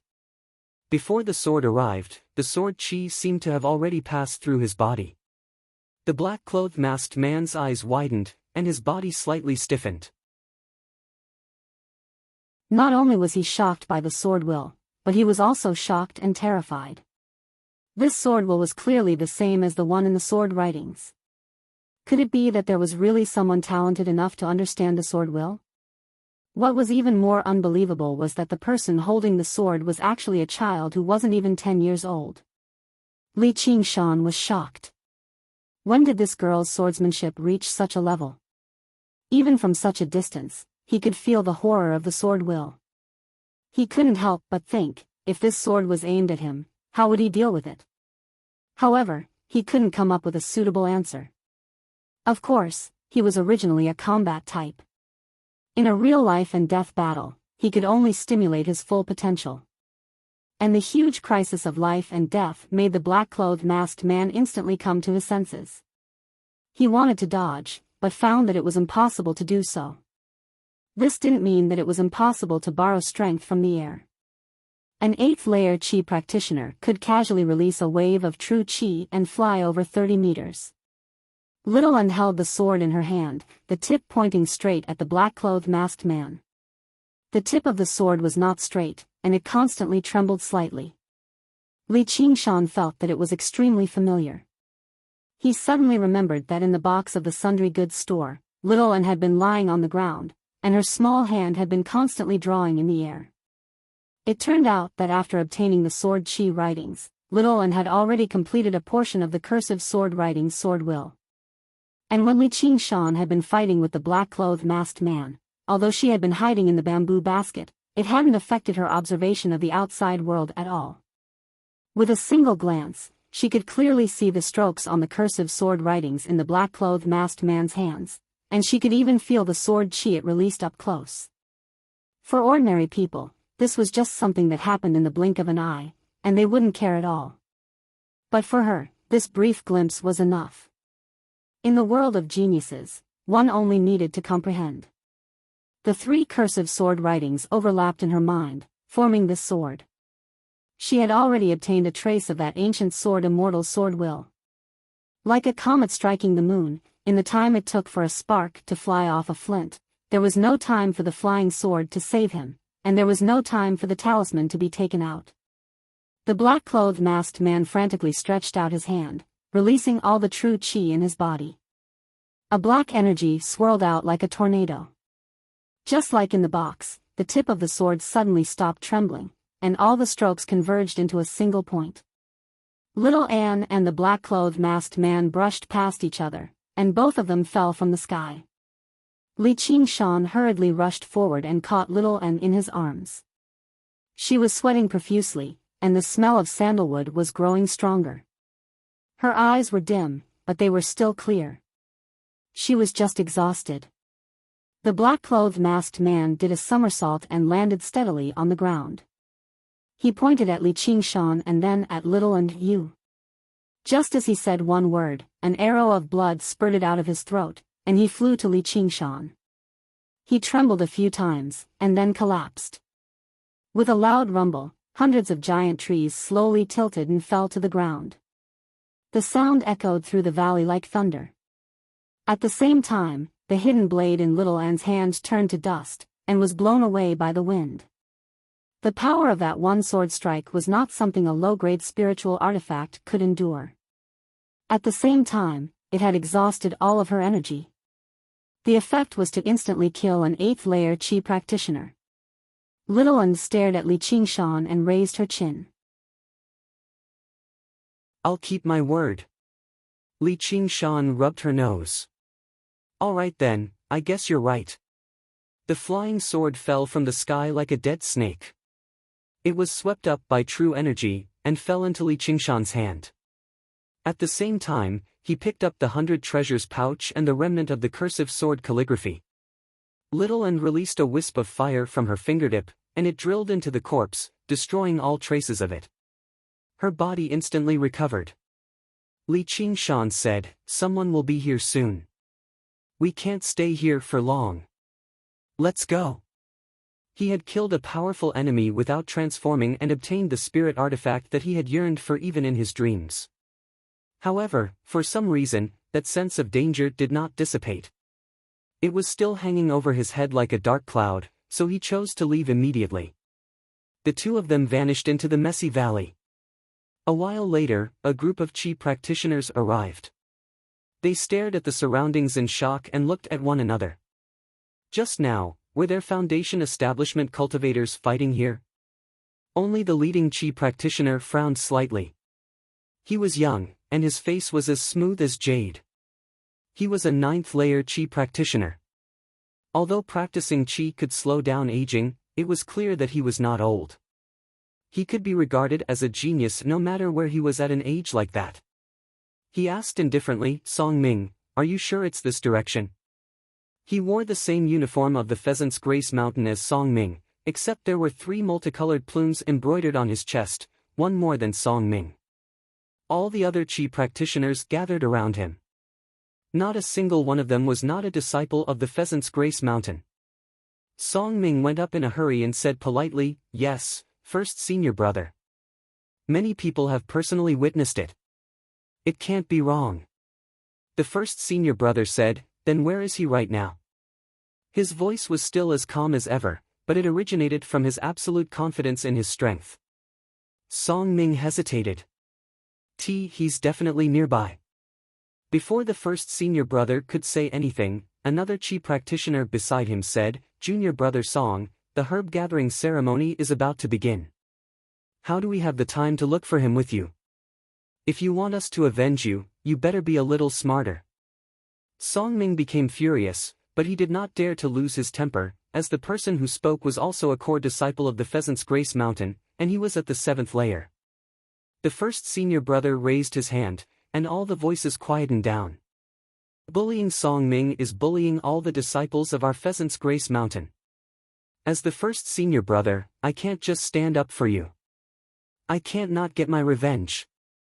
P.S. For the sake of me not forgetting about my work when I'm entertaining, give me a few monthly tickets, brothers. When other people come back to rest, sleep, or watch TV, I'm working hard to write."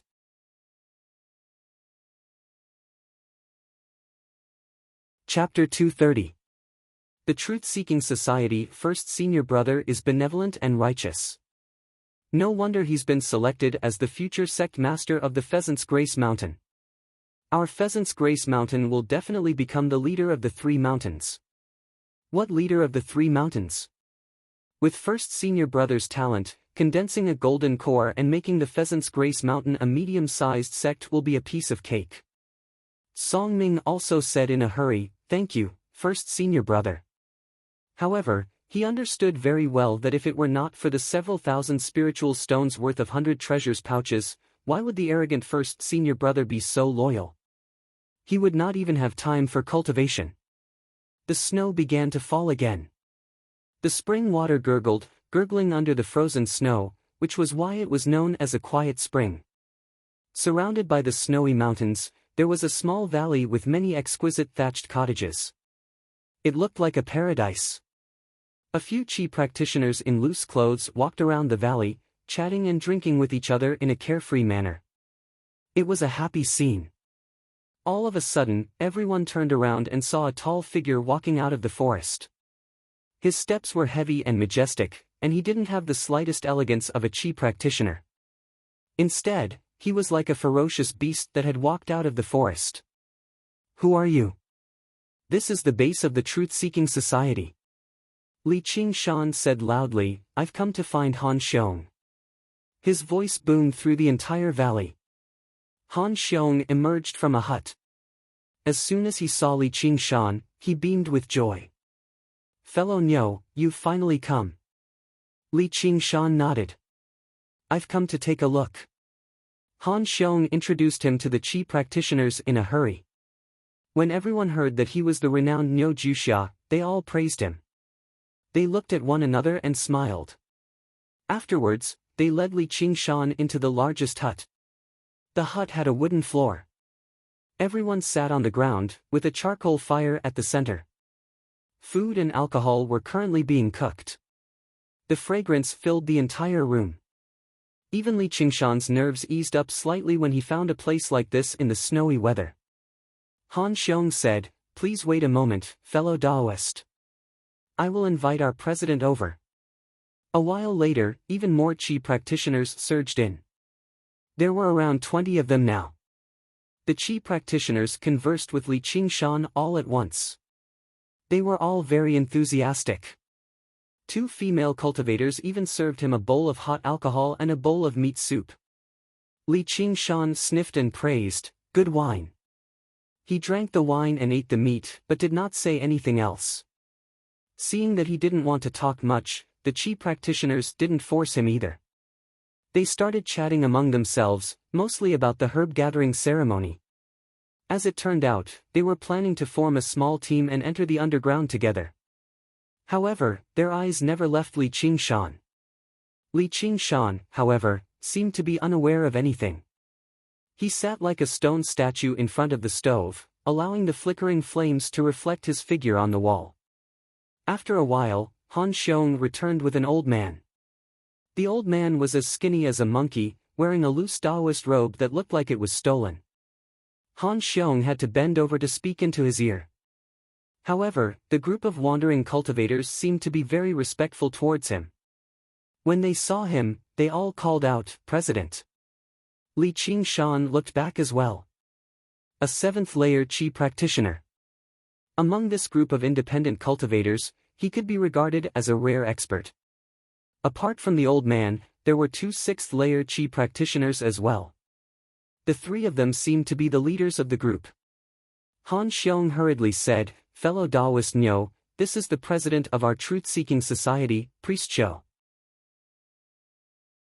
Seeing that Li Qingshan had no intention of coming over to greet him, Han Xiong's expression became slightly awkward. Gulp, gulp. Li Qingshan lowered his head and drank his wine. No one knew what he was thinking. Priest Cho turned his hand and closed the door. The howling wind and snow outside the hut instantly quieted down. The hut became a closed world. Then, he chuckled and said, "This must be fellow Daoist Nyo. This humble Daoist greets you." He was not angry at Li Qingshan's rudeness at all. Li Qingshan nodded slightly. "Hello, Priest Cho." Priest Cho said, "It's our honor to have fellow Daoist visit our truth-seeking society. Today, our truth-seeking society is also full of virtuous people. I don't think we'll disappoint fellow Daoist." Li Qingshan said, "I'm just taking a look." Priest Cho also sat down by the stove. "Hee, it's fine to take a look. I'll tell you about the truth-seeking society's purpose, the so-called seeking truth." He spoke eloquently and gave an impassioned speech. He talked about how they were all brothers and sisters, how evil the sects were and how they wanted to bully their brothers and sisters, and how they should unite and so on. When this wretched-looking old man started speaking, he seemed to be shrouded in a halo. He was extraordinarily charming, and his words were filled with provocation. The wandering cultivators all raised their heads and listened excitedly. Li Qingshan was a person with a heart of steel. He would not be moved so easily. He just felt that this scene was a little familiar. Priest Cho suddenly stopped speaking and said to Li Qingshan, "Fellow Daoist Nyo, don't you think this makes sense?" Instantly, more than 20 pairs of eyes stared at Li Qingshan's face. Li Qingshan said, "Is this the reason?" Everyone looked delighted. Priest Cho continued, "I've cultivated for 100 years and observed the path of cultivation. The biggest problem is that people are selfish. They cherish their techniques and only impart them to their disciples. As a result, many talented people are unknown in the wilderness, and many good techniques are lost." The wandering cultivators nodded.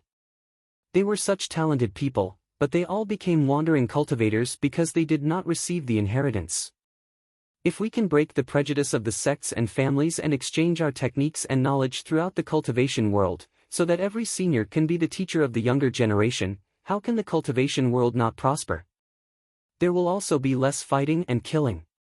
In less than 100 years, the number and quality of cultivators will increase by 100 times. How hard will it be to kill all the demons in the world? This grand blueprint made all the itinerant cultivators very excited. Li Qingshan was also slightly surprised. He had thought that this was just an alliance of the wandering cultivators. He did not expect them to have such a grand goal. Moreover, it was a dream.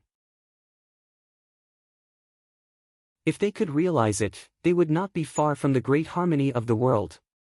Priest Cho said solemnly, "Of course it will not be easy, but as long as we work hard, there will be hope.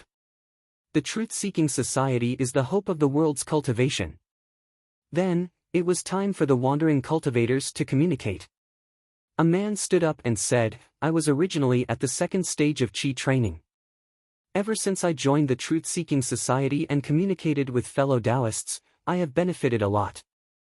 I recently broke through and reached the third stage of Qi training." There was a round of cheers. The other cultivators also stood up and spoke. After each person finished speaking, there was a round of cheers. The house was immersed in the enthusiastic atmosphere. Finally, it was Li Qingshan's turn. Li Qingshan shook his head, indicating that he had nothing to say. The wandering cultivators did not let it go.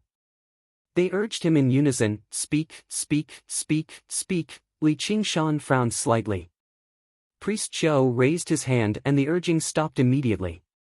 "Since fellow Taoist Niu is unwilling to speak, I will say a few words. Whether it is for the development of the cultivation community as a whole or for an individual to improve, the most important thing is to break this selfishness." Priest Qiu extended a fist towards Li Qingshan and then loosened it. "Open your fist and you will be able to hold more things. If you can show kindness to others, they will reciprocate. The most basic saying is, you can only gain if you give up." Priest Qiu clapped his hands. "Now it is time to share. Everyone, take out your things. Fellow Niu, if you need anything, just say the word." The wandering cultivators followed the previous order and took out the things in their 100 treasures pouches to share. It was either spirit herbs or spirit pellets. When it was a female wandering cultivator's turn, she suddenly took off her clothes and revealed her firm chest. She wanted to share her body.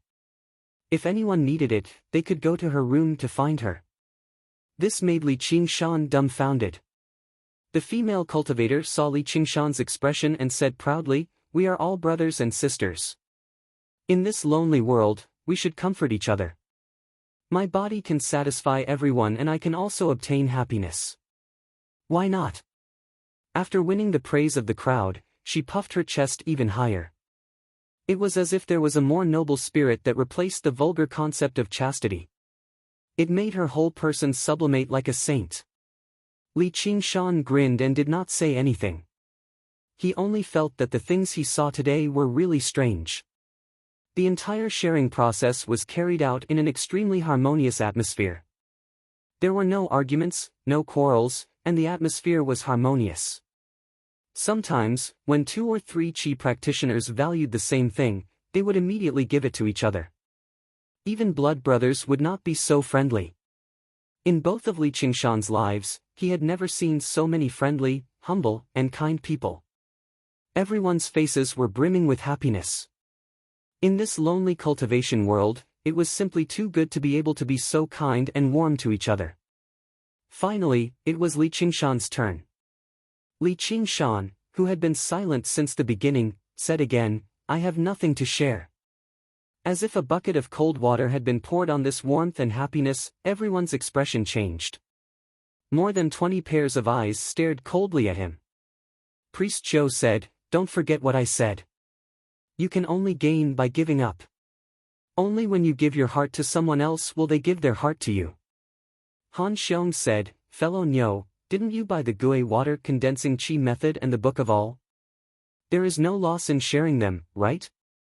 The eyes of all the itinerant cultivators lit up. The Gui water condensing Qi method was a holy item for itinerant cultivators who cultivated Gui water true Qi, and the Book of All could be said to be commonly needed by all itinerant cultivators. However, these 2 books were too expensive. Generally, no itinerant cultivator could afford them. Li Qingshan shook his head firmly. "I don't want to share them. He had spent 200 spirit stones to buy these 2 books. There was no reason to give them to others for free. If all the books in the world could be shared like this, then Sun Fubai's shop would have long been closed. He did not mind exchanging them, but the things that the itinerant cultivators took out were not very valuable. None of them caught his eye. At most, they were worth a few spirit stones. This was probably not because they were deliberately hiding things, but because they were poor to begin with.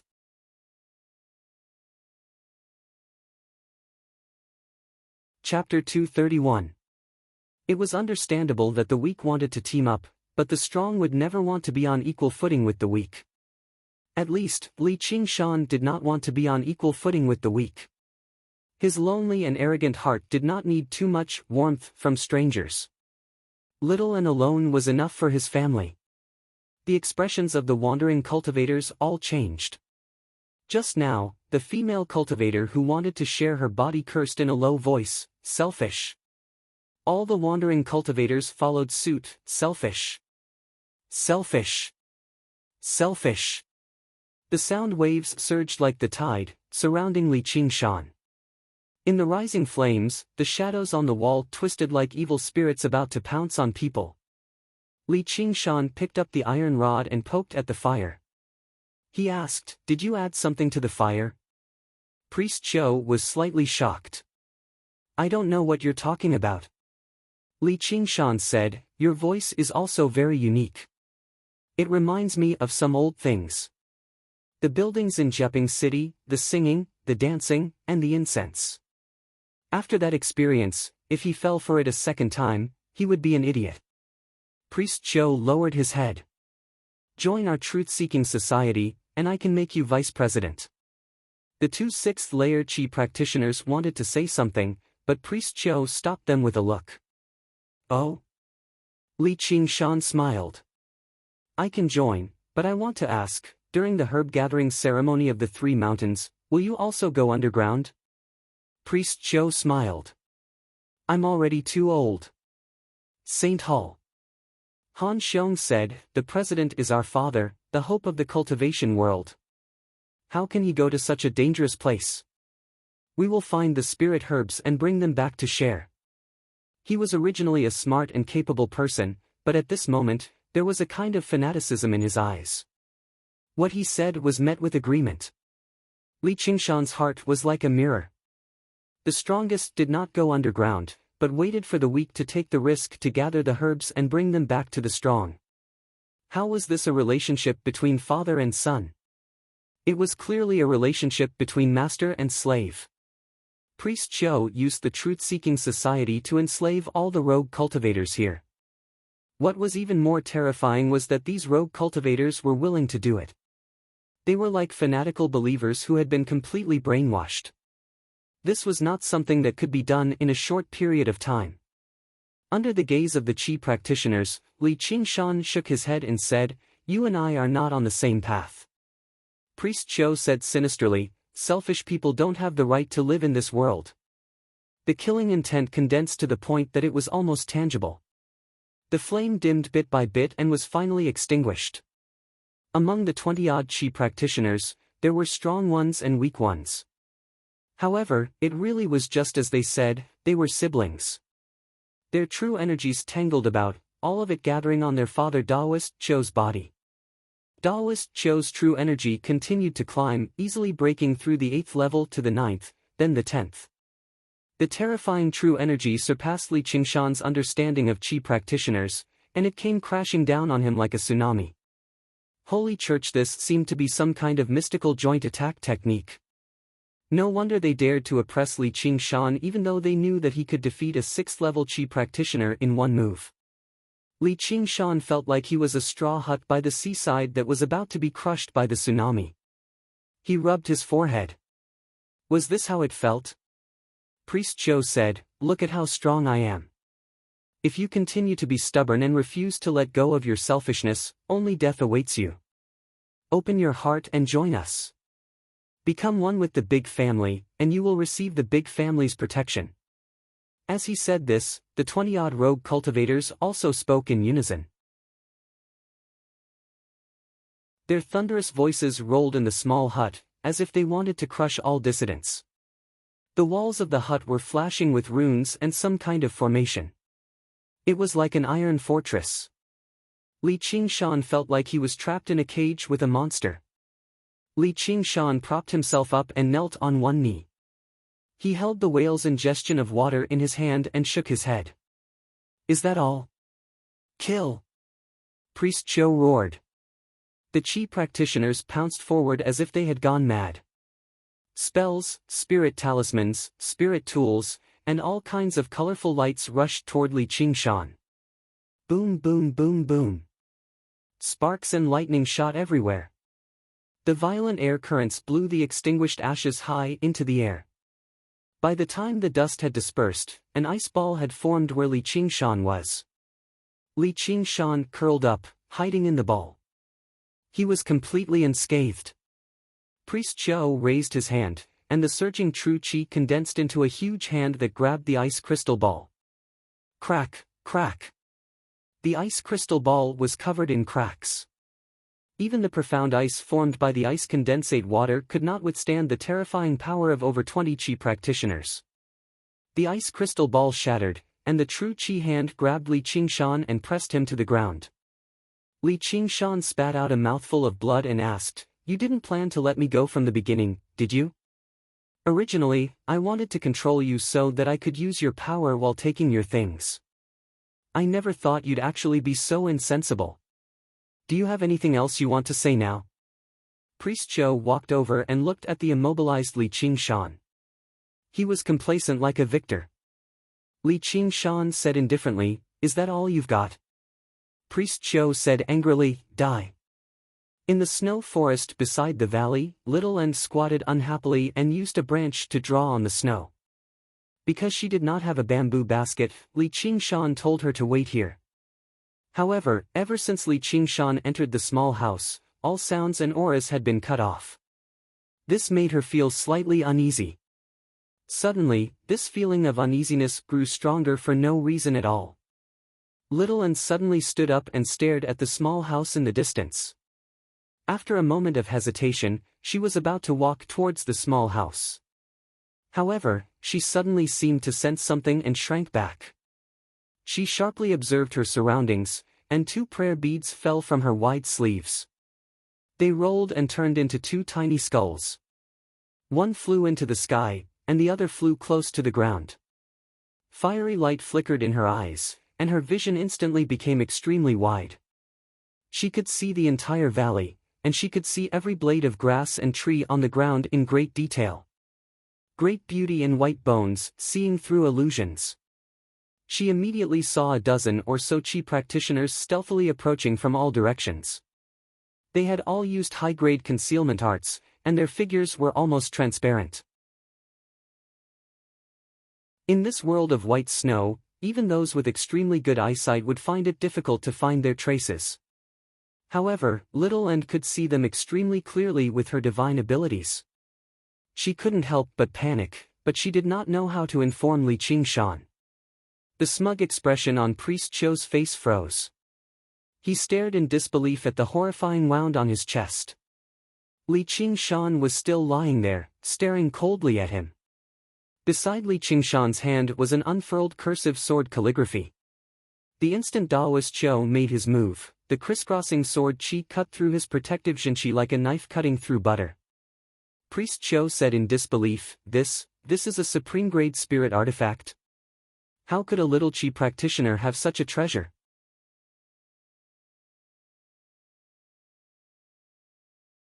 Chapter 232. Daoist Cho crashed to the ground, fresh blood flowing from his body. His eyes were wide open, and he died with everlasting regret. The surrounding wandering cultivators were all dumbfounded. Li Qingshan shook his head. This was indeed a terrifying technique, but locking himself up in this small room was their greatest mistake. If he had used this bit of true qi to cast spells from afar, even Li Qingshan would find it very troublesome. But at such a close distance, there was no way he could dodge the terrifying sword qi released by the cursive sword calligraphy. He didn't even have the chance to cast spells. And Daoist Qiu was still a 7th layer Qi practitioner, not a 10th layer Qi practitioner. His reaction speed was still slightly inferior to that of the black-clothed masked man just now. And how could his unrefined protective true Qi block the sword Qi? President! Han Xiong roared and pounced at Li Qingshan. The ice blade stabbed into Han Xiong's body, and the blade came out through his back. Han Xiong's eyes were bloodshot, and he continued to madly charge forward, wanting to grab Li Qingshan's shoulder. But under Li Qingshan's cold gaze, his body quickly froze into an ice sculpture. His face was pale, and he looked as sinister as a ghost. Li Qingshan twisted the blade's hilt and the ice sculpture shattered, splattering all over the ground. Han Xiong's dismembered corpse covered the entire small room. The ice blade suddenly disappeared, and reappeared behind Li Qingshan. It cut off the head of a wandering cultivator who was holding a long sword and about to stab Li Qingshan. At this moment, a sharp whistle tore through the air. Following Daoist Qiu's death, all the wandering cultivators fell into a frenzy of rage. They no longer feared death. Li Qingshan was their father's murderer. Dozens of hands reached out, and dozens of eyes glared angrily. The small room seemed to spin, and Li Qingshan stood in the center, feeling slightly dizzy. Was this what it felt like? Before he could even think, the ice blade danced in a blue and white blur. 7 hands were sent flying and 4 legs were severed. A young man was sliced in half. Just now, the rogue cultivator who wanted to share his body was sliced in half at the waist. Fortunately, they did not feel any pain. The cold penetrated deep into their bodies and froze all of their corpses. They fell to the ground and shattered. It sounded like someone had thrown a bunch of glassware on the ground. From life to death, it only took an instant. The moment he landed, he turned into ice dust. A flying sword pierced through the net of blades and went straight for Li Qingshan's temple. Without turning his head, Li Qingshan raised his hand and pinched the flying sword. The flying sword trembled like a small snake, but it could not break free. Li Qingshan tilted his head and met the eyes of the 6th layer Qi practitioner. With a casual toss of his hand, the flying sword shot out uncontrollably and embedded itself deeply into the wooden door, the tail of the sword trembling incessantly. The other 6th layer Qi practitioner sprawled on the ground in panic. Just now, he wanted to activate the formation and escape. If not for his quick reaction, he would have been pierced through the head. The 2 of them were the core members of the Truth-Seeking Society. Perhaps it was because they were strong enough that they were not as controlled. They were not as crazy as normal rogue cultivators. As soon as Priest Qiu died, they rushed forward without a care. One wanted to sneak an attack, the other wanted to escape. Li Qingshan's left hand also held the hilt of his blade. Now he held it with both hands, the tip of the blade pointing behind him as he crouched down slightly. Li Qingshan's figure disappeared. The cold wind swept up the ice dust like an angry ice dragon, charging towards the 6th layer Qi practitioner who wanted to sneak an attack. All the rogue cultivators who blocked the path of the ice dragon were crushed and turned into a part of the ice dust. The 6th layer Qi practitioner was shocked. He reacted quickly and took out a high-grade scarlet fire talisman to activate it. He shouted, "Die!" The 6th layer Qi practitioner at the door shouted, "No."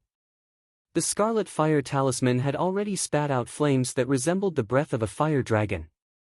The ice dragon and fire dragon collided. Boom! A loud explosion shook the entire valley.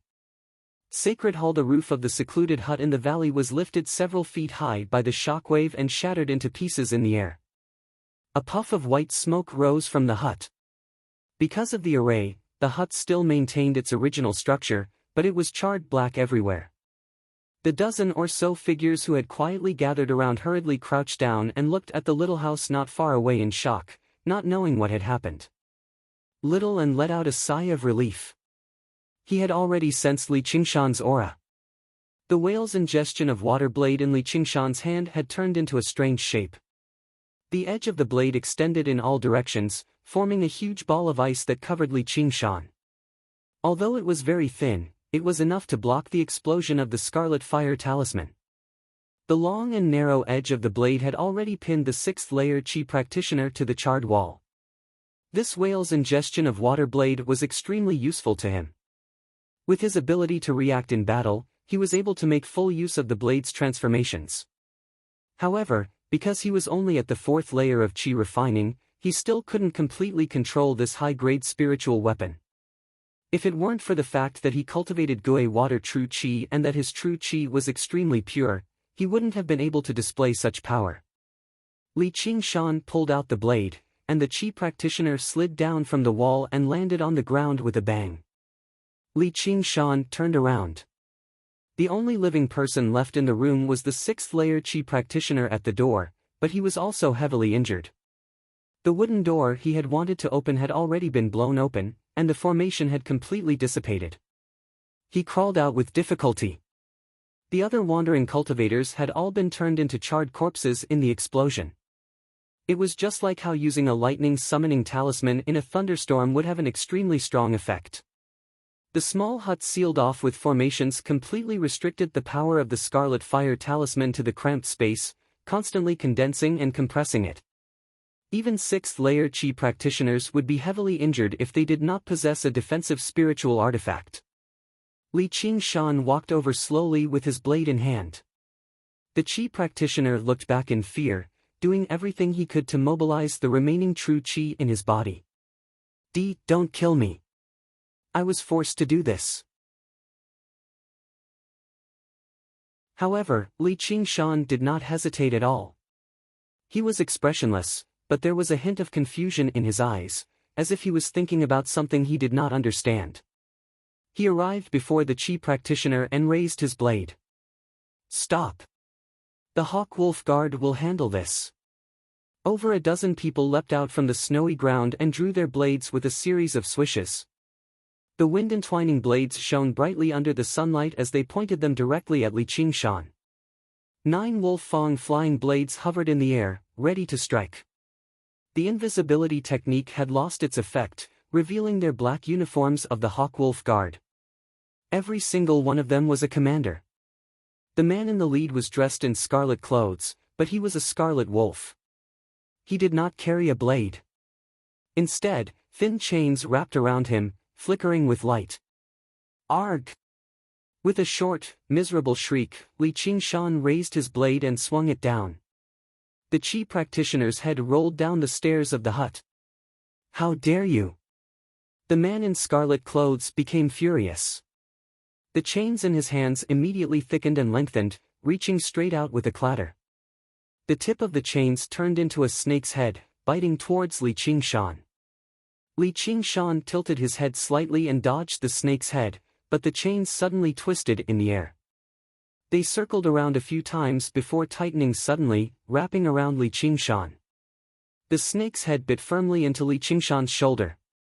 Li Qingshan's Gui water true Qi immediately seemed to freeze, unable to circulate at all. The man in scarlet clothes rejoiced inside, and a sneer appeared on his lips. His python constrictor chain was a high-grade spiritual artifact he had obtained after carrying out who knew how many missions and how much contribution he had obtained. It could twist and turn at will, making it much more useful than regular flying swords. Once it entangled an enemy, it could seal off their true Qi. Qi practitioners without true Qi would obviously be unable to put up any resistance. Who knew how many criminals he had captured with this spiritual artifact? The other Hawkwolf commanders all relaxed. Only a beautiful woman among them furrowed her brows slightly. She wore the uniform of a black wolf commander, and she was only at the 5th layer. She could basically be regarded as one of the weakest among these people. However, she glanced at the tall, sturdy man before looking at the ruins behind him. Her face was filled with doubt. According to the tip-off, the remnant of the White Lotus sect, Qiu Ruelio, should be there. There should be several dozen independent cultivators around him as well. Qiu Ruelio was only at the 7th layer, yet he was able to make the Scarlet Wolf Guard in the prefectural city send a Scarlet Wolf and mobilize all the commanders in the nearby Hawk Wolf Guard to assist him. Although the White Lotus sect was the mortal enemy of all the Hawk Wolf Guards in the Rui Commandery, Cho Ruelio was not easy to deal with since the higher-ups had mobilized so much. Now, all of these people seemed to be dead. They had died to this man's hands. However, he clearly noticed that even when the chains wrapped around the man, he did not panic at all. "Get over here." The man in scarlet clothes tugged on the python constrictor chain. The chain became taut, but he was immediately stunned. Li Qingshan did not budge at all. "Get over here." Li Qingshan grabbed the chain and tugged hard. The man in scarlet clothes felt an irresistible force pass through the chain. Caught off guard, he was pulled into the air. He was filled with disbelief. All of the power of Qi practitioners originated from the true Qi in their bodies. How could he still possess such terrifying power when his true Qi was locked up? Li Qingshan thought, "I've never lost to anyone in terms of strength. Though, why are there Hawk-Wolf guards here? Have they discovered my identity and want to take me back?" His gaze swept past the dozen or so Hawk-Wolf guards before suddenly stopping on the beautiful woman. He thought, Qian Rongji. He had never expected her to come as well, but she did not seem to recognize him. That meant they had not come to capture him, so he eased up slightly. Apart from Qian Rongji, the other commanders were all stunned. Wu Zhen was only a Scarlet Wolf Guard and not a commander, but he was still half a level higher than them, who were all Black Iron commanders. He was much stronger too, having reached the 8th layer. The high-grade spiritual artifact in his hand, the Python Constrictor Chain, made them envious too. They never thought they would fail to restrain this unknown independent cultivator in a single stroke. Now, they went to his aid in a hurry. Flying blades shot over. Even if they could not control flying blades, they still rushed over with them.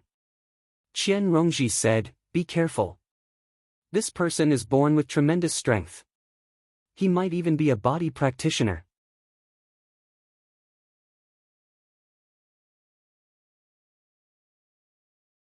Chapter 233. His mind was in a mess. Li Qingshan immediately felt his body tighten. He struggled, but the chains did not budge at all. He knew that with his current strength, he definitely could not break free from a high-grade spiritual artifact unless he demonified. In the blink of an eye, 9 flying knives crisscrossed and attacked him. Time seemed to slow down. The flying knives revolved slowly, producing an ear-piercing tremor. It was stretched out into a long note. His clear eyes reflected the edge of the knife. It was only half a foot away. Li Qingshan collapsed on his back, and the flying knife brushed past his face. Swish! Swish! Swish! The flying knives dragged with them, weaving into a flash above his head. If they were hidden weapons, then Li Qingshan would have survived, but this was a spiritual artifact wielded by a 6th-layer Qi practitioner. The flying knives stopped above Li Qingshan's head at the same time. They turned around and plunged down. Li Qingshan rolled on the ground. Thump! Thump! Thump! Thump! The flying knives stabbed into the ground he had just rolled over, plunging him into even more danger. His expression was still very calm, but the bewilderment in his eyes seemed to have deepened. Was this the danger he sensed? Just why was he here? And why was he surrounded by these people? He had been betrayed, hunted, forced, and surrounded. Everything that was originally very clear seemed to have become complicated, a mess. His mind raced, but he did not stop at all. He had already aimed the whale's ingestion of water at the chains and sprayed out ice condensate water. With the last bit of Gui water true Qi, he froze a thick layer of ice over it. Li Qingshan shrank back. By the time the chains had crushed the ice, he had already escaped. His true Qi immediately began to circulate again. He forcefully twisted his body and dodged the flying knives by a hair's breadth again, retreating into the hut with a flash. The hut was not made of regular wood. Although the formations had been destroyed, it was still as tough as metal, so he could temporarily hide. The whale's ingestion of water spat out the crystal blade. Li Qingshan frowned and barked, "Can the Hawk-Wolf Guard treat human lives like grass?" Wu Zhen was shocked. He didn't think that someone would be able to escape his python constrictor chains. Seeing the spirit tool in Li Qingshan's hand, his eyes flashed. He raised his hand and said, "Stop attacking and surround him." The Hawkwolf guards immediately obeyed the order and flew over, surrounding the hut. Wu Zhen then said, "We are here to arrest the remaining evil of the White Lotus sect, Qiu Ruelio. I see that you are one of the remaining evil of the White Lotus sect, and you still dare to resist arrest. You really don't know life from death." Li Qingshan did not expect Priest Qiu to have such a background. Now that he thought about it, the way he spoke did seem like he was from a cult. "Qiu Ruelio? Are you talking about a skinny little Taoist? He has already been killed by me. You say that I am a remnant of the White Lotus sect, but what proof do you have?" The Hawkwolf guards were shocked. Their target this time was actually dead already. Was this true? You think you can kill a member of the White Lotus sect alone? I don't believe you. Whether you have proof or not, we'll know once we investigate. If you surrender right now, you can still keep your life. Our Hawkwolf guard will never wrongly accuse an innocent person. We'll investigate this thoroughly, and will obviously let you go. Wu Zhen said that he didn't believe it, yet he was slightly convinced in his heart. Merely this was something that an ordinary Qi practitioner wasn't capable of escaping from their encirclement. It would obviously be for the best if he could outsmart an enemy like that. He would use the authority of the Hawkwolf guard to frighten him first, and once he was captured, he would be at their mercy. Who knew how many times he had done something like this already? Li Qingshan said, "What a joke. We're all Qi practitioners, so why would we entrust our lives to others?" Wu Zhen sneered. "Then there's nothing else to say. Get him." He refused to believe that they could not capture him with so many people. "Hold on." Wu Zhen turned around with a frown. Only when he saw that it was Qian Rongji did his expression ease up slightly. "Rongji, what do you have to say for yourself?" "Sir, isn't our Nighthawk nearby? We can just get him to identify him. That way, if we get the wrong person, it'll be bad," Qian Rongji said with some worry. Wu Zhen frowned heavily. Women would always be women. They were still too soft-hearted. This person was clearly quite wealthy. If they captured him first and asked him about his origins, then if he did not come from any powerful sect, they could just kill him in the truth-seeking society. Wouldn't that be even better? However, he obviously could not say something like that in front of so many commanders, so he sank into thought. Senior brother, Rongji is right. Let's get to the bottom of this. We can't let a good person fall for us," said a young man with a square face beside Qian Rongji. Only then did Wu Zhen finally nod. "All right. Send the signal and get him to come over." The square-faced young man was the newest Black Hawk commander of Jiping City. Just like Wu Zhen, he came from the 100 schools of thought, which was why he referred to him as senior brother. Compared to the other Black Hawk commanders, he was much younger. His talent could be regarded as extraordinary, so increasing his cultivation by a few more layers would not be difficult. After a few years of training below, he would obviously be transferred back to the Clear River Prefecture and promoted to Scarlet Copper.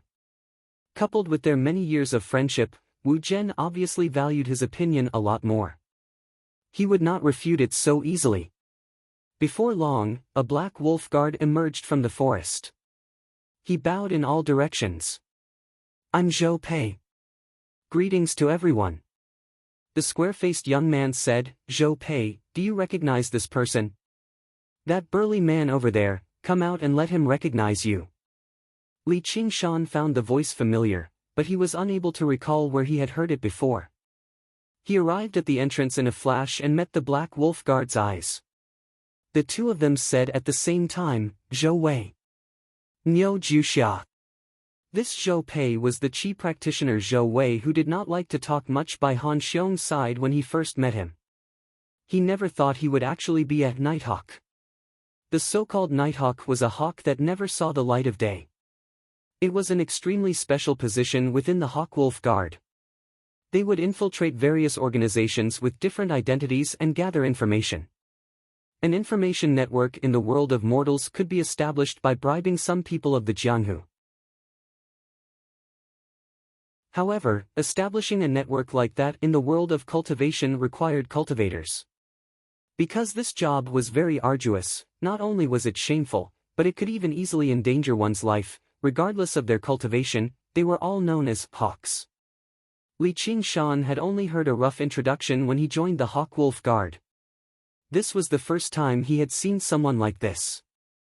Zhou Wei, or Zhou Pei, immediately reported what had happened in the bookstore and restaurant that day, proving that Li Qingshan had indeed been tricked and was not a member of the truth-seeking society.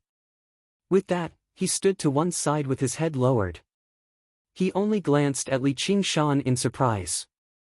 He never thought he would actually destroy the entire truth-seeking society alone. Priest Zhou had basically dug his own grave.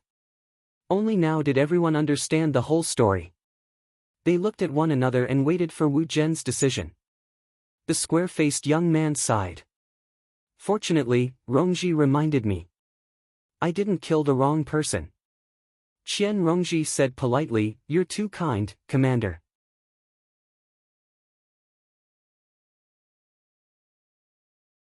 Chapter 234. However, what Qian Rongji thought was that this commander had just graduated from the 100 schools of thought, so he sure was naive. He actually took the laws of Great Xia seriously. All laws were for people to use. There was no reason not to slaughter a fat sheep. The sacred church. The reason why she had played the good guy this time was because she was afraid the fat sheep would turn into a vicious tiger. From the first moment she saw him, she found Li Qingshan familiar.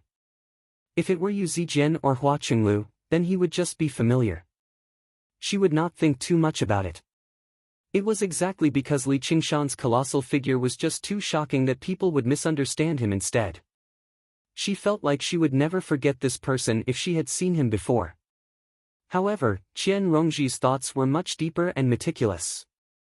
Although Li Qingshan's appearance had changed drastically, the impression he had left on her was just far too deep.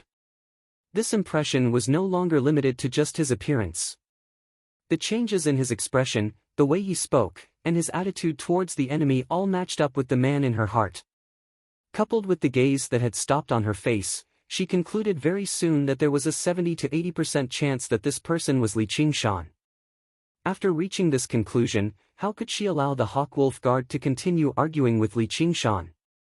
Li Qingshan possessed the strength to kill 2 9th-layer Qi practitioners. Now that a few months had passed, who knew just how powerful he had become? The reason why she had held back was because she did not want anyone to see her trump card. If she really forced him to reveal his trump card, then probably everyone present would be silenced. She did not believe she possessed any special status in his heart. However, Wu Zhen was rather displeased. That would mean he would lose out, and he would not be able to recover the dignity he had lost just now. As a Scarlet Wolf Guard, he was not bold enough to distort the truth before so many people. Otherwise, if someone reported him, he would not be able to escape the punishment of the law either. He said to Zhou Pei rather reluctantly, "You've done very well. Once we return, you'll definitely receive a share of merit." Zhou Pei said, "I don't ask for any merit. I only ask that you let me leave my position as a Nighthawk and return to being a regular Black Wolf Guard." The Great Wall. Wu Zhen waved his hand impatiently. "Okay, I got it. I will report it to the higher-ups." Then he said to Li Qingshan, "You can go now."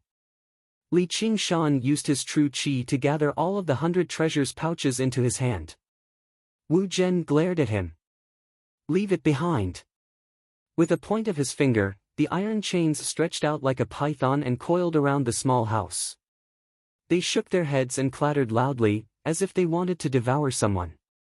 The other Hawkwolf commanders were hostile as well. They had not come out to carry out their missions just to enforce the laws of Great Xia. The spoils of battle on their enemies were an extremely important source of income. How could they just watch someone else dip their fingers in it? Li Qingshan insisted, "These are my spoils of war." Wu Zhen said, "These are the spoils of the White Lotus sect." There might be information on the remnants of the White Lotus sect in there. I'd advise you to hand them over, or I'll charge you with the crime of harboring stolen goods. Li Qingshan smiled furiously. I've completed your mission for you, yet you're not thanking me. Instead, you're trying to frame me. Wu Zhen said, do you think you're worthy of being framed by us? If you're smart, you'd better piss off, or don't blame us for being merciless. The other commanders cooperated, sending their flying blades flying over once again. Li Qingshan felt like something was surging in his chest. It was something he had always suppressed at the very bottom of his heart. It was roaring and bellowing, wanting to break out of its cocoon. There should be a limit to how reckless you can be. I don't want to die with you idiots. Qian Rongji lowered her head and frowned. She cursed in her heart, but she didn't say anything. Her words carried little weight, and it would be pointless to say anything. Instead, she would offend a large group of colleagues for no reason. Anyway, if it really came to that, she had a way to escape. The square-faced youth said, Senior, this is a little inappropriate. He then said to Li Qingshan, hey, man, just leave Qiu Ruelio's 100 treasures pouch. The information about the White Lotus sect in there is very important. Even if you get it, it won't do you any good. In Shang, you, sigh. Wu Zhen sighed helplessly. If other commanders dared to act on their own, he would have been furious.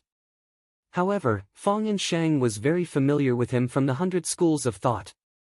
They had been classmates for many years, and what he said was reasonable, so Wu Zhen couldn't do anything. When he first came out of the 100 schools of thought, he was influenced by the legalists for many years. His thoughts were also about upholding justice and protecting the dignity of Great Xia's laws. However, only after experiencing some worldly affairs could he understand that the spirit and the laws were not as important as the spiritual pills and spiritual weapons in the 100 treasures pouch. Forget it, I guess that group of small rogue cultivators didn't have anything decent in their hands. Li Qingshan hesitated slightly. He weighed the pros and cons in his heart. The truly valuable things were probably all plundered by Priest Qiu. If he turned hostile, he would turn into a demon and kill everyone in front of him. He couldn't let anyone escape. This included Nighthawk Zhou Pei, the square-faced youth, and Qian Rongji. A voice in his heart said hesitantly, do I really have to kill them all? Immediately, another ferocious voice roared, kill them all. Kill them all. His expression kept changing, and his body actually trembled slightly. He understood what it meant to be in a battle between heaven and man. Wu Zhen said impatiently, don't refuse a toast only to be forced to drink a forfeit. Li Qingshan suddenly raised his head, Qiu Ruelio's 100 treasures pouch is not with me. Wu Zhen said angrily, you dare to trick me. The python constrictor chain wrapped around the wooden house, and the wooden house was completely destroyed. Wood splinters flew everywhere. Li Qingshan said plainly, I'm telling the truth. Just now, when he was checking the 100 treasures pouch, he suddenly realized that one was missing. He knew how many enemies there were in the battle just now. The one missing was Priest Qiu's. Priest Qiu's corpse was already gone. He originally thought that it was completely destroyed in the explosion. Now that he thought about it, even if it was blown into pieces, it was impossible to not leave a trace. However, there was nothing on the ground. Li Qingshan frowned and came to the place where Priest Qiu's corpse just now was lying on the ground. He took a few steps left and right, and with a swing of his knife, he split open the floor and revealed a dark hole. He didn't know where the hole led to. The spirit formation in the wooden house was an impenetrable iron wall to others, but this spirit formation was set up by Priest Qiu, so he naturally knew the exit. It turned out that he had already prepared a way out. Although he was hit by the cursive sword calligraphy's sword chi at close range, he still had the true chi of more than 20 people protecting him. Although he was heavily injured, he didn't die on the spot. He knew that he wasn't Li Qingshan's opponent, so he just lay on the ground, sealed his breathing, and pretended to be dead. The risk of this gamble was quite great. If Li Qingshan had sensed it and casually followed up with a stab, he wouldn't even have the opportunity to put up a fight. But back then, the wooden house was in a mess. Under the encirclement of so many Qi practitioners, Li Qingshan was not afraid, but his mind was still affected. In the end, during the explosion, when Li Qingshan's sense of hearing, smell, and vision were all affected, Priest Qiu used this opportunity to open a secret passage and flee. Li Qingshan could not help but be surprised by the craftiness and caution of the White Lotus sect. It was no wonder that they were a powerful organization that could contend against Gu Yenying and even the entire Hawkwolf Guard of the Rui Commandery. He turned around and wielded his ice blade, ignoring the chains around him. "If you don't believe me, then come at me." Qian Rongji made her way towards Li Qingshan quickly. Fang Yansheng extended his hand. "Don't go." He wanted to stop Qian Rongji, but he was afraid that he would alarm Li Qingshan if he acted rashly. The Hawkwolf guards all broke into a sweat for Qian Rongji. This vicious, huge man was extremely powerful. If he really attacked someone, Qian Rongji would probably die on the spot. Under everyone's gazes, Qian Rongji brushed past Li Qingshan and checked the hole in the center of the house. Li Qingshan frowned. This woman was not someone who would take such great risks for the sake of official business. Had she discovered something? Qian Rongji did not even glance at him. After a close inspection, she raised her head and said, "He's right. There are very fresh footprints down there. Qiu Ruelio has already fled. He should be injured. Sir, let's hurry up and track him down. If we delay any longer, he'll be able to escape." The Hawkwolf guards all let out a sigh of relief. This conclusion matched up with their expectations. Qiu Ruelio was extremely crafty. He had failed several times in encirclement, so how could an independent cultivator kill him so easily? They even admired Qian Rongji a little. This woman's cultivation was not particularly high, but her courage was extraordinary. At the very least, none of them were bold enough to approach her like that. Even Wu Zhen nodded in praise. With the support of a person like that, it would be easy for In Shang to become a Black Hawk commander. He would not remain so naive. Little did he know that Fang Yanshang's naivety had saved him from death, while Qian Rongji's so-called courage was built on meticulous planning. Wu Zhen understood the severity of the situation. He stowed away the python constrictor chains and flew into the hole first, brushing past Li Qingshan. He snorted coldly. "Consider yourself lucky." Over a dozen Hawkwolf guards entered the hole one by one. Qian Rongji was the last one. She glanced at Li Qingshan and smiled before vanishing into the hole as well. A while later, the quiet spring valley recovered its tranquility once more. Li Qingshan made his way down the steps and sat down on them. He leaned on his hand and sank into his thoughts. The final outcome of the battle between man and nature this time was to leave it at that. However, the even greater battle between man and nature was in the depths of his mind.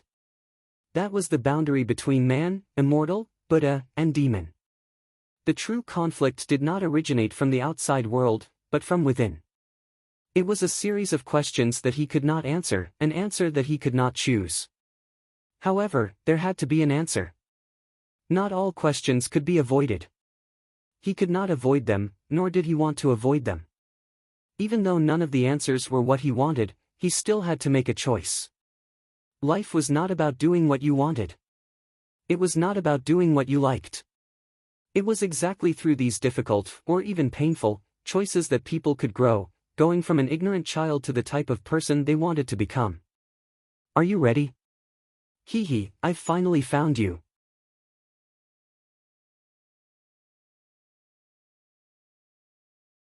Chapter 235. Li Qingshan sighed gently and stood up with his hands on his knees. He was like a boxer who had yet to recover from the previous match before being forced into a different ring. However, there was no fear in his eyes at all. This must be it. Before he knew it, it had begun to snow again. Flickering figures passed through the curtains of snow. Their luxurious silk robes fluttered in the wind, but they did not leave behind a single mark on the snow. They were like ghosts in the snow. The ghosts looked at Li Qingshan like hunters who had found their prey. They were at ease. If they were slightly cautious, that would be because they were worried that their prey would escape. The first senior brother pointed at Li Qingshan and asked, "Junior brother Song, is this the person you're looking for?" Song Ming said resentfully, "First senior brother, that's him. Fourth layer Qi practitioner." The first senior brother curled his lip in great disdain. "Song Ming, aren't you a little too useless? You're a sixth layer Qi practitioner, yet you've actually been defeated by someone weaker than you. And I had originally thought it was some powerful person." The disciples of the Pheasant's Grace Mountain roared with laughter. They only felt even more relaxed and happy. They did not take Li Qingshan seriously at all. Song Ming's face reddened. "First senior brother, his cultivation as a Qi practitioner isn't great, but he's a master of the body practitioner. He took a palm strike from me and came out unscathed. You can't be careless." Li Qingshan closed his eyes and sensed. A 9th layer Qi practitioner, 2 8th layer Qi practitioners, 5 7th layer Qi practitioners, and 10 6th layer Qi practitioners. Was this the strength of a sect? Only by demonifying could he fight them, but it was very likely for him to draw over their seniors if he fought here. Look, this guy's closed his eyes. Is he resigned to his fate? A disciple of the Pheasant's Grace Mountain smiled. Before he had even finished speaking, a thick mist rose up, surging like waves. Li Qingshan turned around and vanished into the mist. Oh no, it's a mist talisman. He's trying to escape.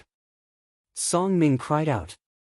As if someone had plucked the clouds from the sky, the mist rapidly filled the entire valley. The pure white mist was extremely thick, where one could not even see their own fingers.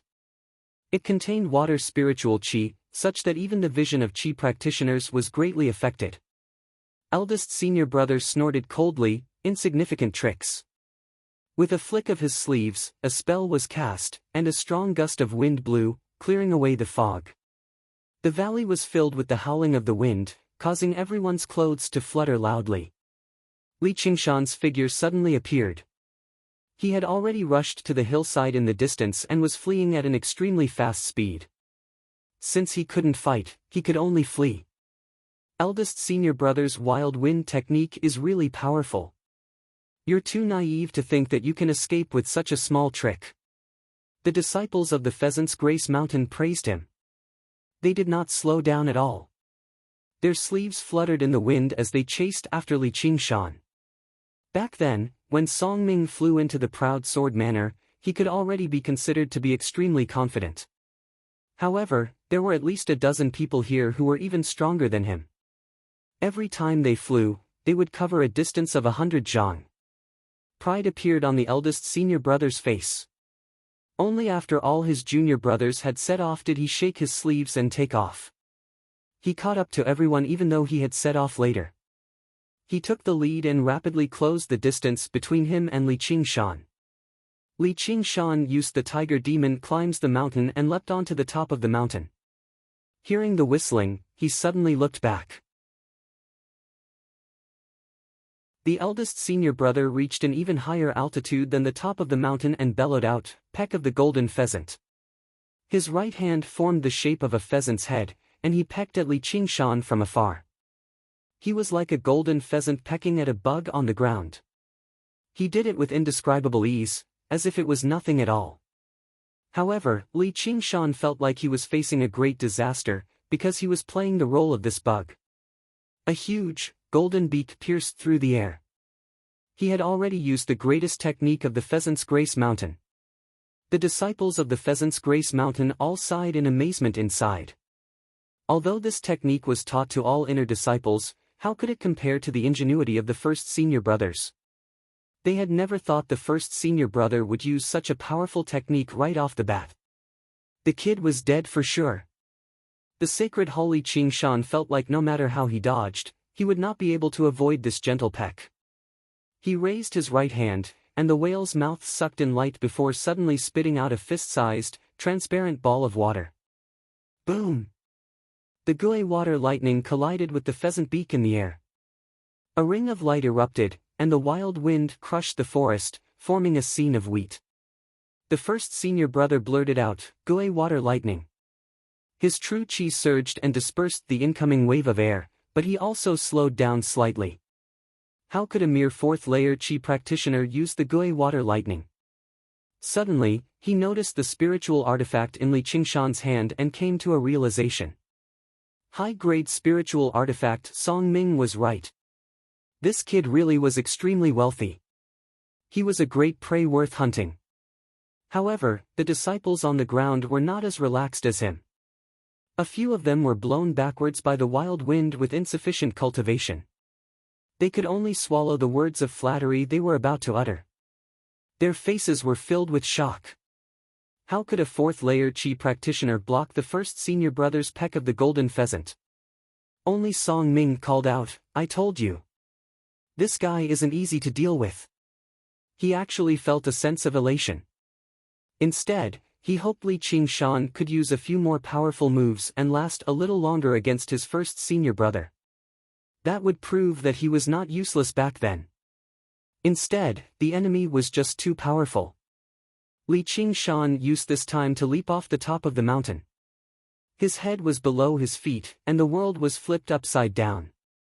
Cold wind whistled past his face. He took out the underground mental map and unfurled it with both hands, reading it in the air. The nearest entrance to the underground cave was only 30 li away, under a mountain peak. If it was on the plains, the 30 li distance would only be a matter of time, but in the mountains, every few li meant that they had to cross a mountain.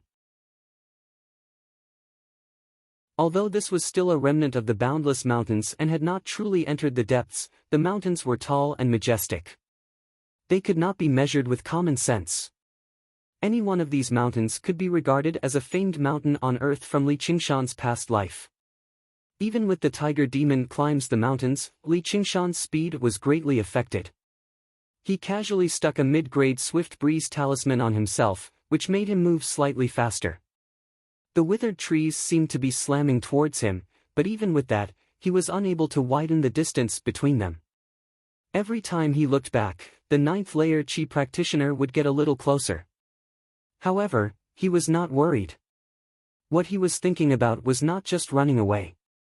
The first senior brother was extremely surprised as well. A fourth-layer chi practitioner could actually erupt with such speed. He used the golden pheasant flaps its wings and spent most of the time gliding through the air, unaffected by the terrain, yet he was still unable to catch up immediately. This independent cultivator really was not easy to deal with. The two of them crossed over the mountains and gradually pulled away from the disciples behind them. The killing intent in Li Qingshan's eyes became heavier and heavier. He casually tossed down a spiritual stone that had run out of spiritual chi before grabbing another one to quickly replenish his true chi. He had already taken out the cursive sword calligraphy and placed it in his bosom. He could take it out at any time and kill his opponent. Li Qingshan turned around and glanced at the first senior brother, who was less than 300 meters away from him. However, he looked past the first senior brother, gazing at the even higher sky. The sky had already darkened, and snow filled the air. Apart from him, no one noticed a rapidly flashing red star high up in the sky.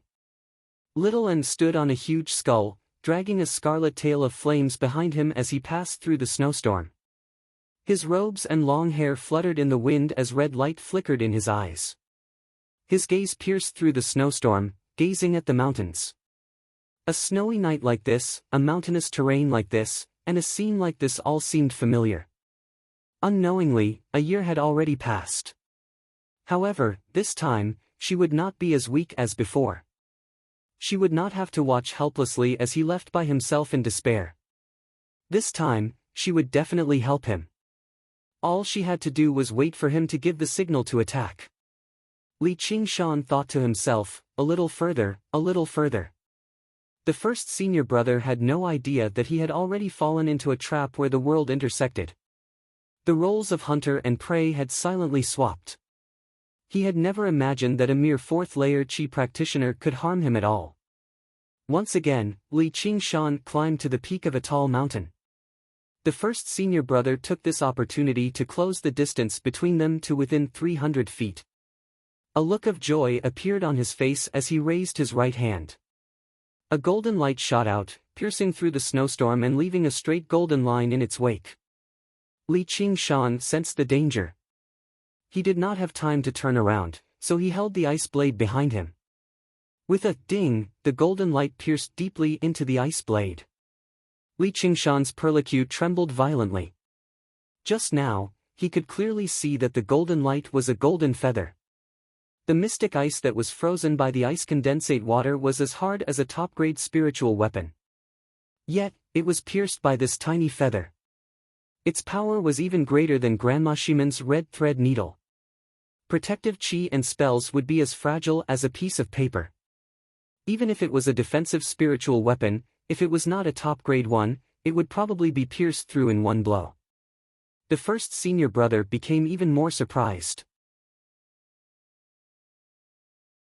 He saw how the peck of the golden pheasant could not kill Li Qingshan, so he definitely would not use it a second time.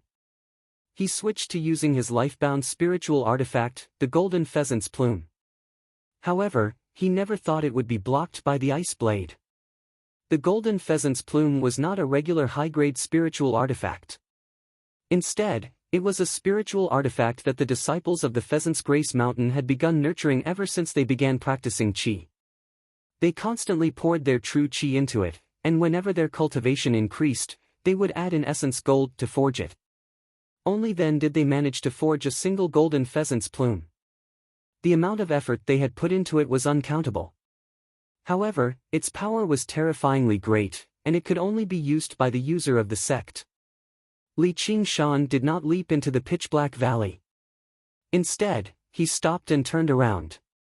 The ice blade in his hand rapidly changed shape, wrapping around the golden pheasant's plume and turning it into a huge lump of ice.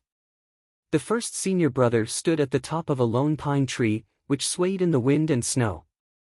He sneered. "You're not running anymore?" He looked around. This really is a nice place to be buried. He did not care about what Li Qingshan was doing at all. Li Qingshan said, "I'll give you back exactly what you said."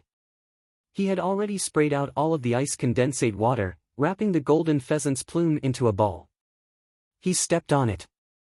The first senior brother snorted coldly. "Stubborn and stubborn.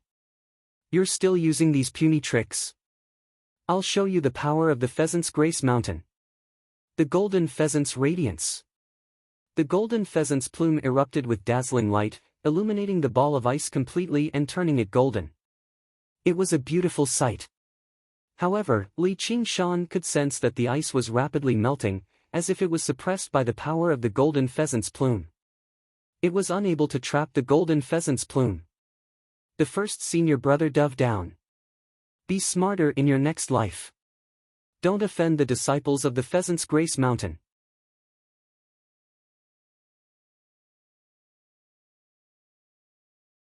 Chapter 236. The cursive sword calligraphy unfurled with a whoosh, and first senior brother could clearly see the complicated and profound handwriting on it. It was clearly ink on paper, but it was so sharp that it seemed like it had been carved on a cliff with a sword. Holy hell, a great sense of danger filled his heart. The sound of the blizzard seemed to have stopped. Compared to the speed of the sword chi, the speed of the dancing snowflakes was like a still image. First senior brother's pupils constricted. He waved his hand, and the golden pheasant's plume enlarged 100 times, protecting his body like an iron wall. Clang, clang, clang, clang. The sound of metal clashing rang out, and the surging sword chi sent first senior brother flying into the sky. First senior brother floated in the air on the golden pheasant's plume, like a small boat on a turbulent ocean, in danger of capsizing at any moment. However, he drifted with the current and actually formed a wondrous balance. He floated and swayed without being affected by any force. Not only was the golden pheasant's plume capable of both offense and defense, but its defensive method was also the most natural and unrestrained that Li Qingshan had ever seen. A sect that could form its own style indeed couldn't be underestimated. The Gui water true qi in Li Qingshan's body surged madly into the cursive sword calligraphy, activating the strokes of sword qi. At the same time, he held a spirit stone in one hand and continuously replenished his spirit qi. In the blink of an eye, 3 spirit stones had been thrown at Li Qingshan's feet. A supreme-grade spiritual artifact. You actually have a supreme-grade spiritual artifact. First senior brother stood on the golden pheasant's plume and shouted in the wind and snow. He suddenly laughed wildly. Haha, I didn't think I would have this kind of luck. Kid, with your strength, you still can't unleash the power of a supreme-grade spiritual artifact. Falling into your hands is like casting pearls before swine. Obediently hand it over. I'm the favored child of the heavens. I'll step on your corpse to reach a higher realm. If a high-grade spirit artifact could make every Qi practitioner's heart race with envy, then a supreme-grade spirit artifact could make all Qi practitioners go crazy. It was a treasure that even Foundation establishment cultivators would fight for with all their might. Li Qingshan's mouth opened and closed slightly. His voice was swallowed by the wind, but first senior brother could read his lips. Die! 2 giant skulls spiraled down from the sky, breaking through the wind and letting out shrill screams. It was as if 100 ghosts were crying at night, shaking one's soul. What is that? Eldest senior brother's expression changed drastically. He used the golden pheasant's plume to fly through the wind and snow. He actually borrowed the force of the sword qi to turn a few times without any warning, drawing out a twisted golden trajectory and avoiding the skull's attack. Pang, pang, pang. He broke through the air barrier and quickly fell down the pitch-black cliff. He thought to himself, not good, I've fallen into this brat's trap. The screeching sound followed him like a shadow. Eldest senior brother looked around and saw 2 skulls chasing after him, one on the left and one on the right. The blood flames in their eye sockets flickered and their teeth chattered loudly. They couldn't wait to tear his flesh apart. From afar, one could only see a golden line and 2 slightly thinner red lines falling straight down into the bottomless abyss. The golden thread's trajectory was extremely erratic, and the 2 red threads kept circling around it, locking down the golden thread's escape route. At this moment, 2 red lines suddenly cut into the golden line's trajectory. The 2 skulls lunged towards the first senior brother. The first senior brother snorted coldly. Puny tricks. He raised his hands at the same time and swung them outwards. 2 golden beaks pecked the foreheads of the skulls viciously. With 2 thumps, he sent the 2 skulls flying. However, at the last moment, they opened their mouths, and 2 figures appeared in the roaring flames. One was tall, while the other was petite. They were Li Qingshan and Little An. They leapt out of the skulls at the same time. Li Qingshan held the cursive sword of the 9 heavens as he charged towards the first senior brother. The first senior brother felt like the entire world was being ripped apart by the crisscrossing sword qi. Panic and fear finally appeared in his eyes for the first time. He reached for the 100 treasures pouch on his waist. His movements were extremely fast, but compared to the speed of the sword qi, it was so sluggish. He had never thought that he would need to waste talismans and spiritual stones against a 4th-layer qi practitioner, so he had not made any preparations at all.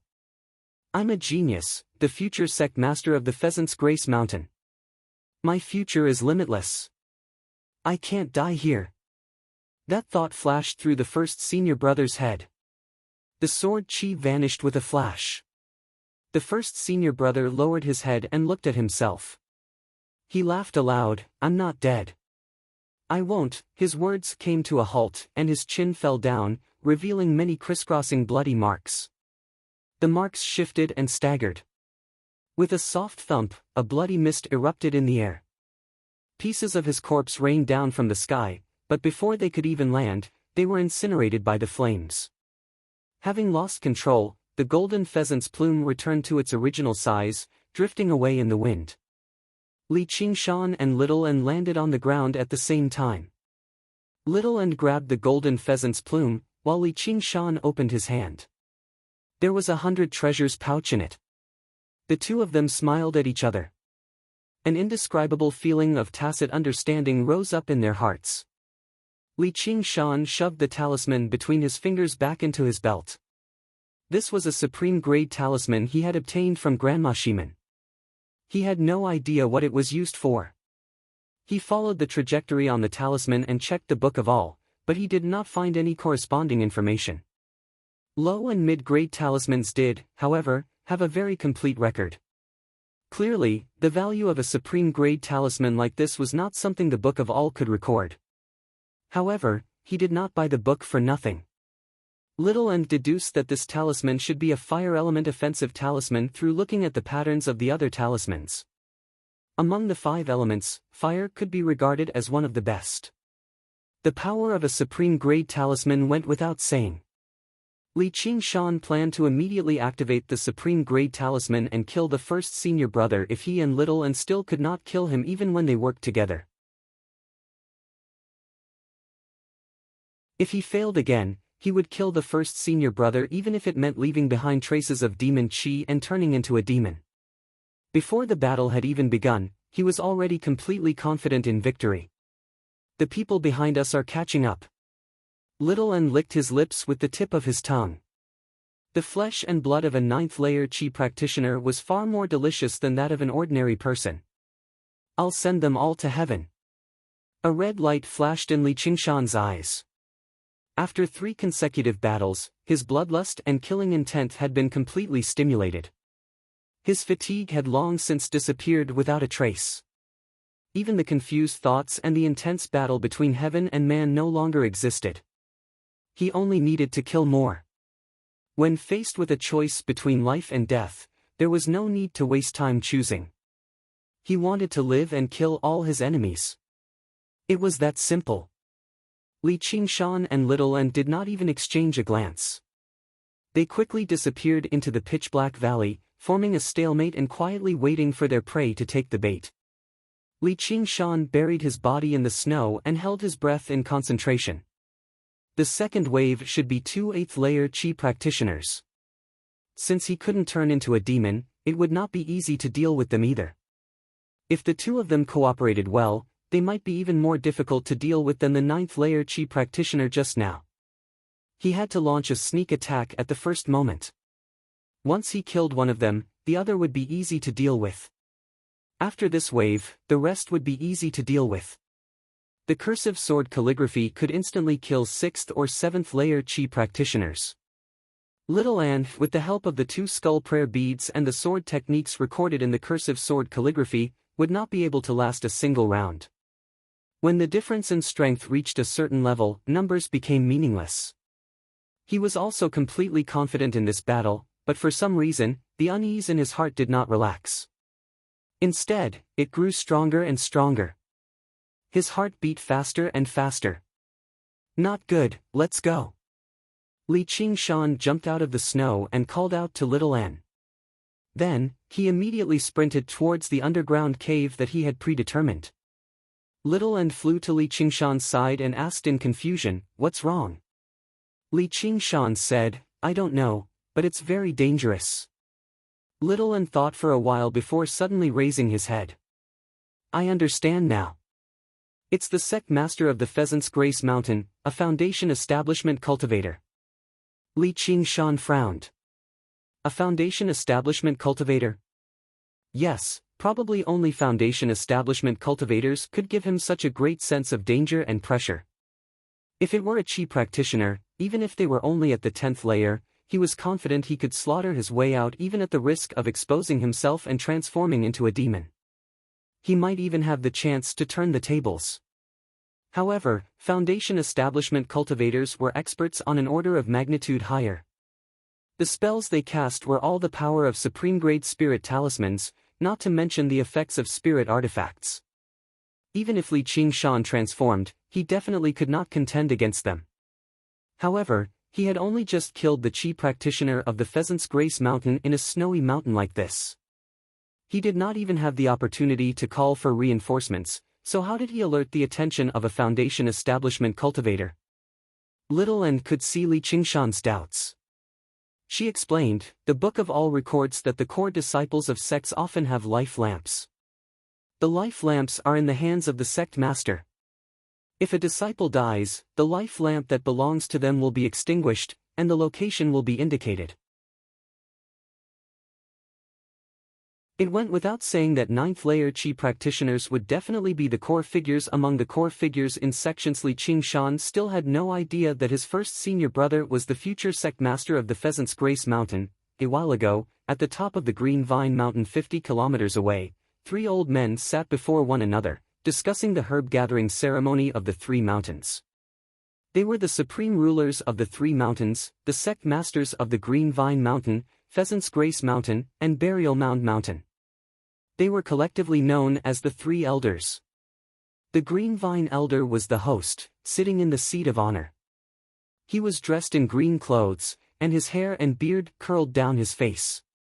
Basically only a pair of clear eyes remained. To the left of the Green Vine elder sat an old man in gray robes. His eyes were white, and his face was expressionless, as if even his face was gray. He gave off a faint aura of corpses. His eyes would swivel from time to time, but they did not show any signs of life at all.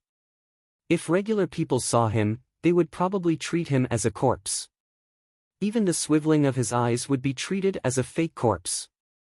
He was the sect master of the Burial Mound Mountain, the Lone Grave Elder. To the right of the Green Vine Elder was an old man in luxurious, golden robes. He was obviously the sect master of the Pheasant's Grace Mountain, the Golden Pheasant Elder. His clothes were no longer embroidered with feathers, but a golden pheasant's head. The pheasant's comb was like fire, while the beak was like a blade.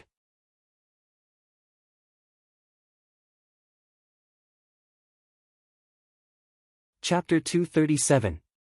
A map was placed on the table before the 3 of them. It glowed with light. It formed a 3-dimensional image in the air. It was an underground mental map, much larger than Li Qingshan's. This underground mental map was what the disciples of the 3 mountains had come up with over all these years. They had sacrificed countless lives to determine a relatively safe region. It was Milliped's territory. The Golden Pheasant Elder pointed at a corner of the map with his skinny, claw-like hand. The disciples of our Pheasant's Grace Mountain will enter the cave from here. This was the safest path. There were a few spiritual lands with spiritual herbs along the way, and they were all extremely valuable. The Green Vine Elder stared at it for quite a while before shaking his head slowly. That won't do. Yes. The Lone Grave Elder nodded quickly before returning to his half-dead state. The Golden Pheasant Elder stood up impatiently. I just can't stand you two acting like this. Can't you be a little faster? Whether you agree or not, hurry up and come up with a plan. You just waste so much time every time. The Green Vine Elder said, Fellow Golden Pheasant, you're already so old, yet you're still so impatient. Yes. The Lone Grave Elder spat out another word. The Golden Pheasant Elder glared at him. Just when he was about to say something, his heart suddenly skipped a beat, and his face changed drastically. He abandoned the 2 elders and rushed out the window. In the town below the Green Vine Mountain, everyone raised their heads at the same time. All they saw was a speck of golden light rise up from the top of the Green Vine Mountain, like the brightest star in the night. Qi practitioners with exceptional eyesight managed to make out the origin of the golden light. It was a golden pheasant, dragging its long, golden tail feathers as it shot through the night sky with unbelievable speed. It was like a golden comet. All the Qi practitioners could not help but sigh inside. So this was the power of a Foundation establishment cultivator. The town fell silent for a while before returning to its hubbub. It was even louder than just now. All the Qi practitioners seemed to have reignited their fighting spirit and ambition. They had no idea why a Foundation establishment cultivator who had always kept a low profile would suddenly rush out of the Green Vine Mountain. They wondered if something had happened to the alliance of the 3 mountains. Li Qingshan suddenly looked at the sky. His gaze pierced through the wind and snow, and a golden star appeared on the distant horizon. It shot straight towards his direction. Holy Church, because the distance was too far, the speed did not seem very fast, but Li Qingshan felt an unprecedented sense of crisis, as if a disaster was imminent and his life was at stake. This golden star was not something he could fight against right now. He restrained his aura and changed his direction to go deeper into the mountains. However, the golden star immediately changed its direction as well. He knew that his aura-concealing skill couldn't fool the senses of a foundation-building cultivator. He no longer hid his tracks and used an acceleration talisman to run toward the entrance of the underground cave with all his might. This scene overlapped with that snowy night from a year ago. It was shockingly similar. Unknowingly, it was as if a reincarnation had passed and he had returned once more. However, Brother Ox would not save him this time. He needed to rely on himself and little followed Li Qingshan's instructions and hid in the dark clouds in the sky. She was prepared to come down and provide support as soon as she received Li Qingshan's signal. If Li Qingshan suppressed and hid his aura, then she had no aura at all. She was a special existence that hovered between life and death, neither alive nor dead, neither alive nor dead. No matter how sharp the golden pheasant Daoist's senses were, it was impossible for him to discover a hidden skeleton. The scenery before him changed rapidly. Li Qingshan constantly conquered the rise and fall of the ground, but the golden star in the sky grew closer and closer. Li Qingshan felt an indescribable pressure, no longer the vague sense of danger. The golden star grew larger and larger in his vision. Even from 5 kilometers away, Li Qingshan was shaken to the core by its glorious presence. The golden pheasant also discovered the fleeing Li Qingshan. It raised its head and unfurled its wings, letting out a cry and shining with golden light. Like the call of a golden pheasant, the sun that had sunk into the west rose into the sky once more. The golden light clearly revealed the form of the golden pheasant. The cone, beak, feathers were all there. It was lifelike, but it was like a fighting chicken, filled with fury. The golden pheasant elder's eyes widened like a fighting chicken as his hair and beard bristled. His beloved disciple had been killed, so he was filled with sorrow and fury. He swore revenge. From the moment he saw Li Qingshan, he knew Li Qingshan was the person he was looking for. This was not because Li Qingshan was fleeing. As the sect master, he obviously knew about the humiliation of the inner sect disciple Song Ming in Salt Mountain City. However, the proud sword manor had been taken over by the Green Vine Mountain afterwards, so the matter was left unsettled just now. When the first senior brother went to seek revenge for Song Ming, he definitely had to report it to his master, which was why he was bold enough to take the disciples of the Pheasant's Grace Mountain with him. Never did he think he would actually die. The resounding call of the golden pheasant shook up the mountains, constantly echoing through them. For a moment, the snowy peaks were filled with the cry of a pheasant. Li Qingshan's ears ached as his mind shuddered. The true qi in his body began to churn uncontrollably. He could not help but be shocked. This was the power of a foundation establishment cultivator. The spirit turtle's demon core in his body revolved, suppressing all of the discomfort. The cave was not far away now. All he had to do was make it over the mountain, and the valley up ahead would be there. He could not let the golden pheasant approach him, or he would be in life-threatening danger with just a single strike. However, at such a distance, Li Qingshan finally sensed the startling speed of the golden pheasant. The first senior brother could be regarded as fast as he could be, but compared to the golden pheasant, he seemed as slow as crawling on the ground. And the golden pheasant was not gliding. It was actually flying in the sky. As soon as Li Qingshan reached the waist of the mountain, the golden pheasant was already 1.5 kilometers away. With a twist of his foot, he forcefully changed directions and lunged towards the other side of the mountain. The golden pheasant spread its wings and several dozen golden feathers fell off, shooting over like lightning. They were like rays of light from the sun. Every single one of them was even swifter and more vicious than the spiritual artifact controlled by the first senior brother. Li Qingshan had been expecting this move long ago. He would move left at times, right at other times, pause at times, or even head down at times. As a result, his movements became completely irregular. The whale's ingestion of water no longer spat out a weapon, but a huge ice shield that could protect him. Even with that, he was still worried, so he stuck a high-grade golden armor talisman on himself. However, as soon as he did that, his eyes became filled with golden light. He did not even have the time to respond. The ice shield shattered and the golden armor shattered. As if he had been struck by lightning, Li Qingshan shuddered all over. A small hole appeared in his chest, and a golden light pierced through him. His tough skin, which could withstand the slashes of spirit artifacts, did not have much of an effect. The golden feather pierced through 3 layers of his defenses and pierced deeply into the mountain rocks. The golden pheasant elder frowned instead. With his cultivation at Foundation establishment, he actually failed to kill a puny Qi practitioner in a single strike. No one would believe him even if he said it. The golden pheasant's feather should have pierced through Li Qingshan's heart. The defenses Li Qingshan had cast down were not useless. It gave him a split second to react. At the last moment, he forcefully twisted his body, and only then did he avoid the attack. However, a sharp, scorching presence suddenly erupted from his body, as if it wanted to rip him to shreds and burn him to a crisp. The golden pheasant stopped in the air. The golden pheasant elder was in no hurry to pursue him. Even if it had failed to pierce through his chest, the spiritual energy within it was enough to kill him. Instead, he felt rather regretful. In his anger, he did not hold back. He should have captured him, interrogated him about his origins, and then tortured him to death. Little An's face stiffened. Li Qingshan had never sent out a signal. The golden pheasant elder had struck out with lightning speed, so Li Qingshan did not have the opportunity to send out a signal. He probably did not want her to take the risk either.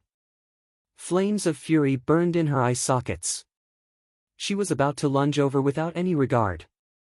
Li Qingshan suddenly leapt up from the ground, rolling and crawling around to the other side of the mountain and escaping from the golden pheasant elder's sight. The golden pheasant elder was slightly taken aback.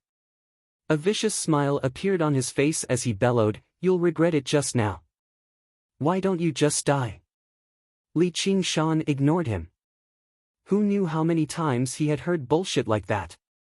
The spirit turtle's demon core came into play once again at a crucial moment, forcefully suppressing the foreign spiritual energy that had erupted in his body. Suddenly, he beamed with joy. The cave recorded on the mental map was right before him. Just when he was about to charge in, a golden light enveloped his head. With a flap of its wings, the golden pheasant flew over the top of the mountain and discovered Li Qingshan's tracks again. All it needed was a lunge and a claw, and it would be able to capture Li Qingshan in a single moment. Little An clenched her fists so hard that they cracked. It took her tremendous willpower to remain in the air.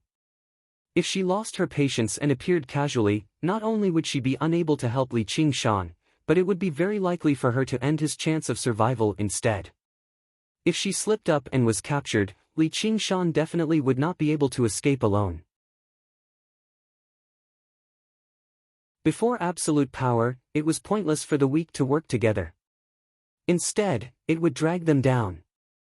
Li Qingshan used all the strength in his body and leapt up, lunging towards the cave that was half covered in snow and half entangled by vines. Due to using too much strength, his bones and tendons creaked from twisting. He turned around in the air and faced the sky. He stared calmly at the golden pheasant's claws that reached over quickly. Before the sharp claws had even reached him, he felt a piercing pain on his skin. From such a distance, he could already see the golden pheasant elder's old, arrogant face inside the pheasant. Disdain and hatred intersected on his face. The corner of Li Qingshan's lips curled up. The talisman in his hand flashed and cracked, turning into a scarlet-red ball of fire. It rose into the sky and landed in the claws of the golden pheasant. The golden pheasant elder's expression became one of shock. He blurted out, "A supreme-grade talisman." Boom! Red light illuminated the entire sky. The mountains and rivers shook and the ground shook. The boulders in the distance were blasted high up into the sky, and in the center of the explosion, be it the rocks or the vegetation, everything was melted and turned into flowing lava. Then, it quickly condensed in the ice and snow, forming a black circle. The golden pheasant elder was unscathed, but the pheasant's right foot had completely vanished. His face was flushed and twisted.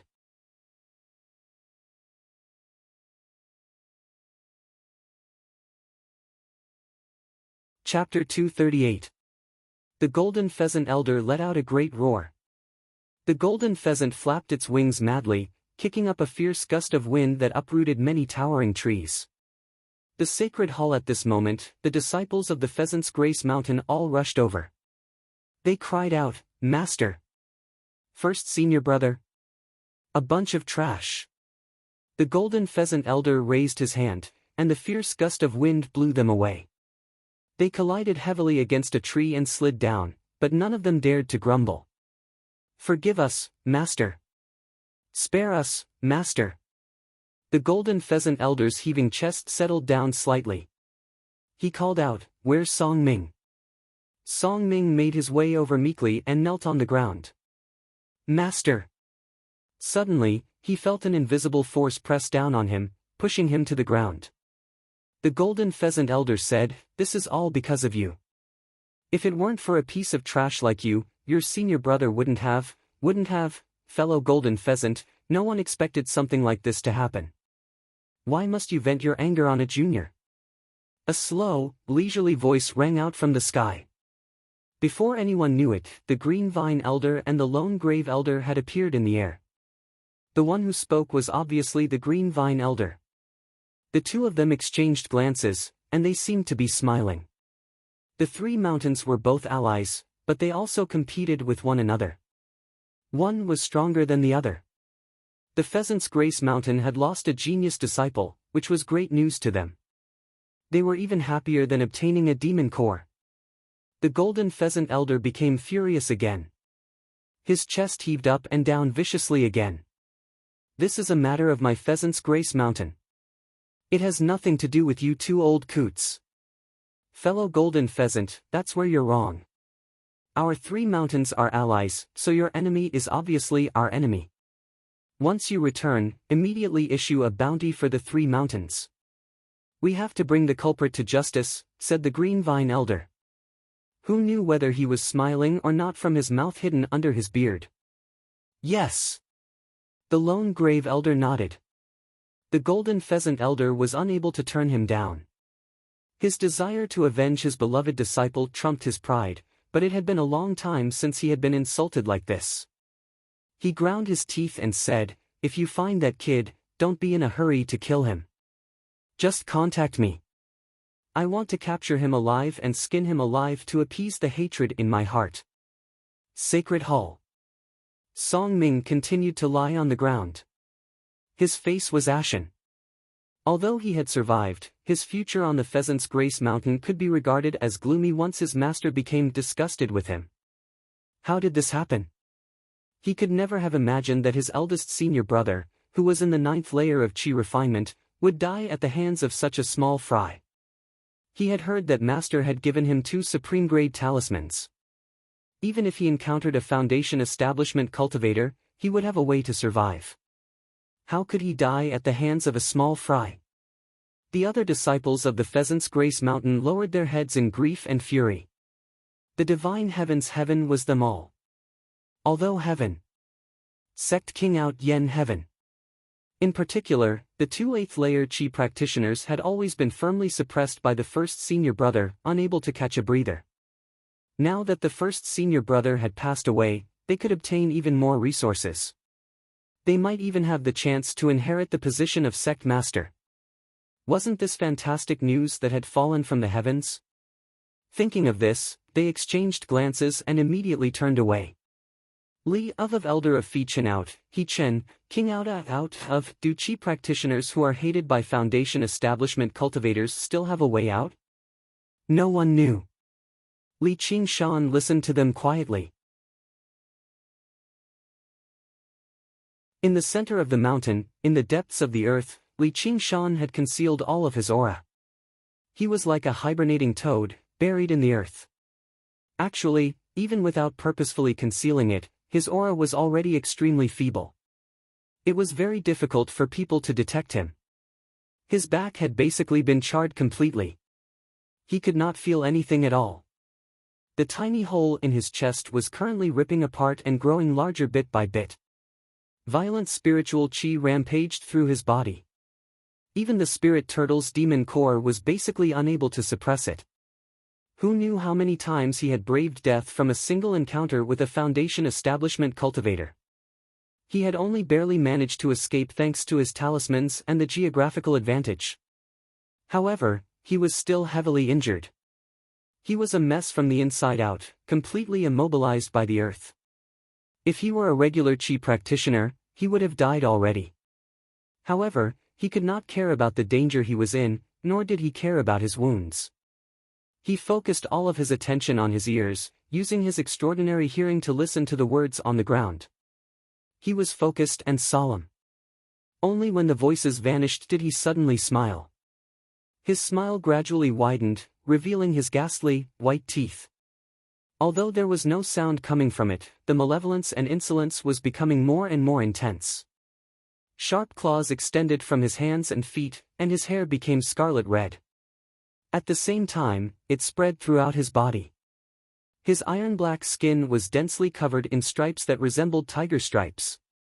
Even his eyes had become two beastly pupils filled with malice. He had actually broken through to the second layer of the tiger demon's fist of bone forging at a time like this. The path of the tiger demon could only be comprehended through intense battle.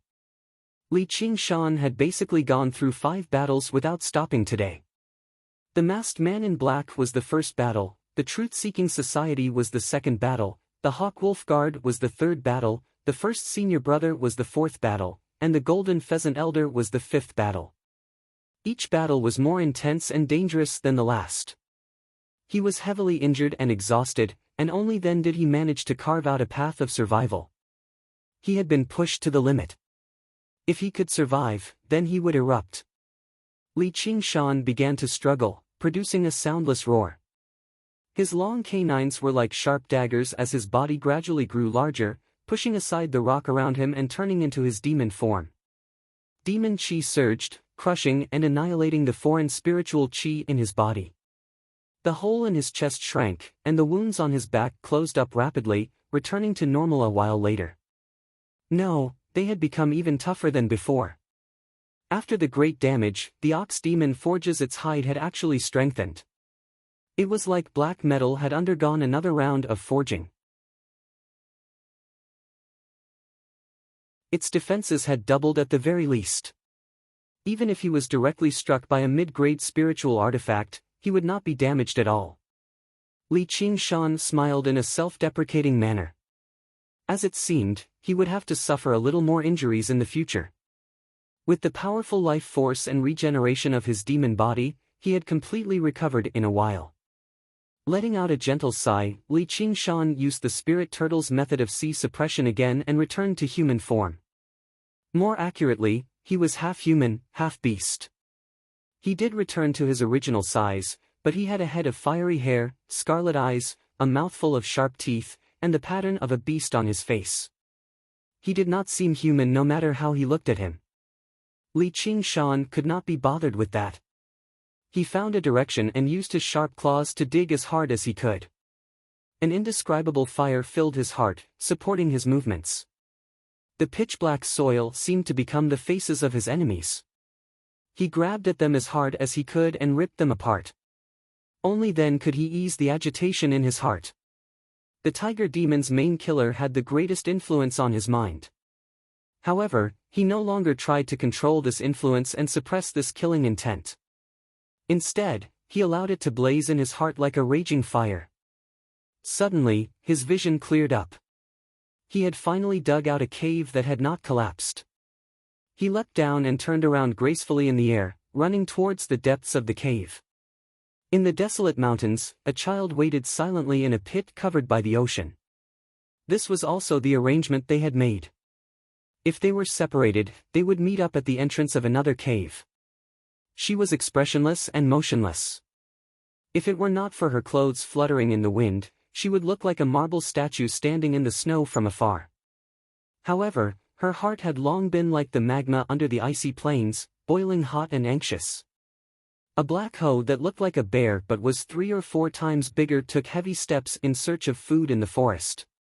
It suddenly sniffed, and a thick sandalwood fragrance came along with the cold wind. It passed through the dense forest and came to the edge of the pit. Looking down, it saw the motionless child. Saliva naturally flowed down. But then it hesitated. That child's body seemed to emit a formless radiance, holy and noble, awe-inspiring and inviolable. Buddhas bowed their heads to demons. Eminent monks walked the path, lions and tigers avoided them. However, in the end, the ferocity of its appetite overwhelmed its intelligence. It pounced towards the child, its huge body seeming incomparably light. Little Anne turned her head expressionlessly. Her glass-like eyes met its fierce gaze. It trembled all over. Flawless purity was also deep indifference. The clearest water could not contain a fish. She was not like a child, not even like a human. But then she suddenly turned her head, ignoring the black hoe that was already within reach. Her eyes rippled with heartfelt joy. At this time, her body suddenly became livelier. It was as if the exquisite puppet had turned into a human child. But Black Hoe's eyes were filled with panic. Unable to care about the prey in front of it, it turned and fled. A terrifying aura was rapidly approaching. Not long after Hating escaped, a black silhouette pierced through the snow. 2 glowing scarlet eyes appeared above Hating's head and casually swung its claws. Hating's brain immediately burst open and he fell to the ground with a whimper. But the black shadow was still not satisfied. Its long arms stretched out and pulled out a scalding heart. If a normal person saw this scene, they would definitely be frightened to the point of wetting their pants. Even Qi practitioners would tremble in fear. But the child's face was full of joy. She blurted out, "Qing Shan." The black shadow abruptly turned its head and stared straight at the child. The red light in its eyes gradually dissipated, and the dense killing intent on its body seemed to fade a little. It revealed a somewhat sinister smile. "This is the first time you've called my name." Facing Little Anne's worried gaze, Li Qingshan smiled. "I've broken through to the 2nd level. How is it?" "Not bad, right?" With a casual wave of his hand, 4 deep claw marks were left on the stone wall 10 meters away. Little Anne nodded seriously, expressing her admiration for his new appearance. "My little Anne sure has good taste." Li Qingshan laughed heartily. He picked her up and placed her on his neck, then walked into the cave. "Where are we going?" Little Anne asked. "To the underground meeting, of course. Isn't it going to take many days? We need to prepare in advance to welcome our friends on the surface and do our duty as hosts." "Can I kill them all?" "Of course."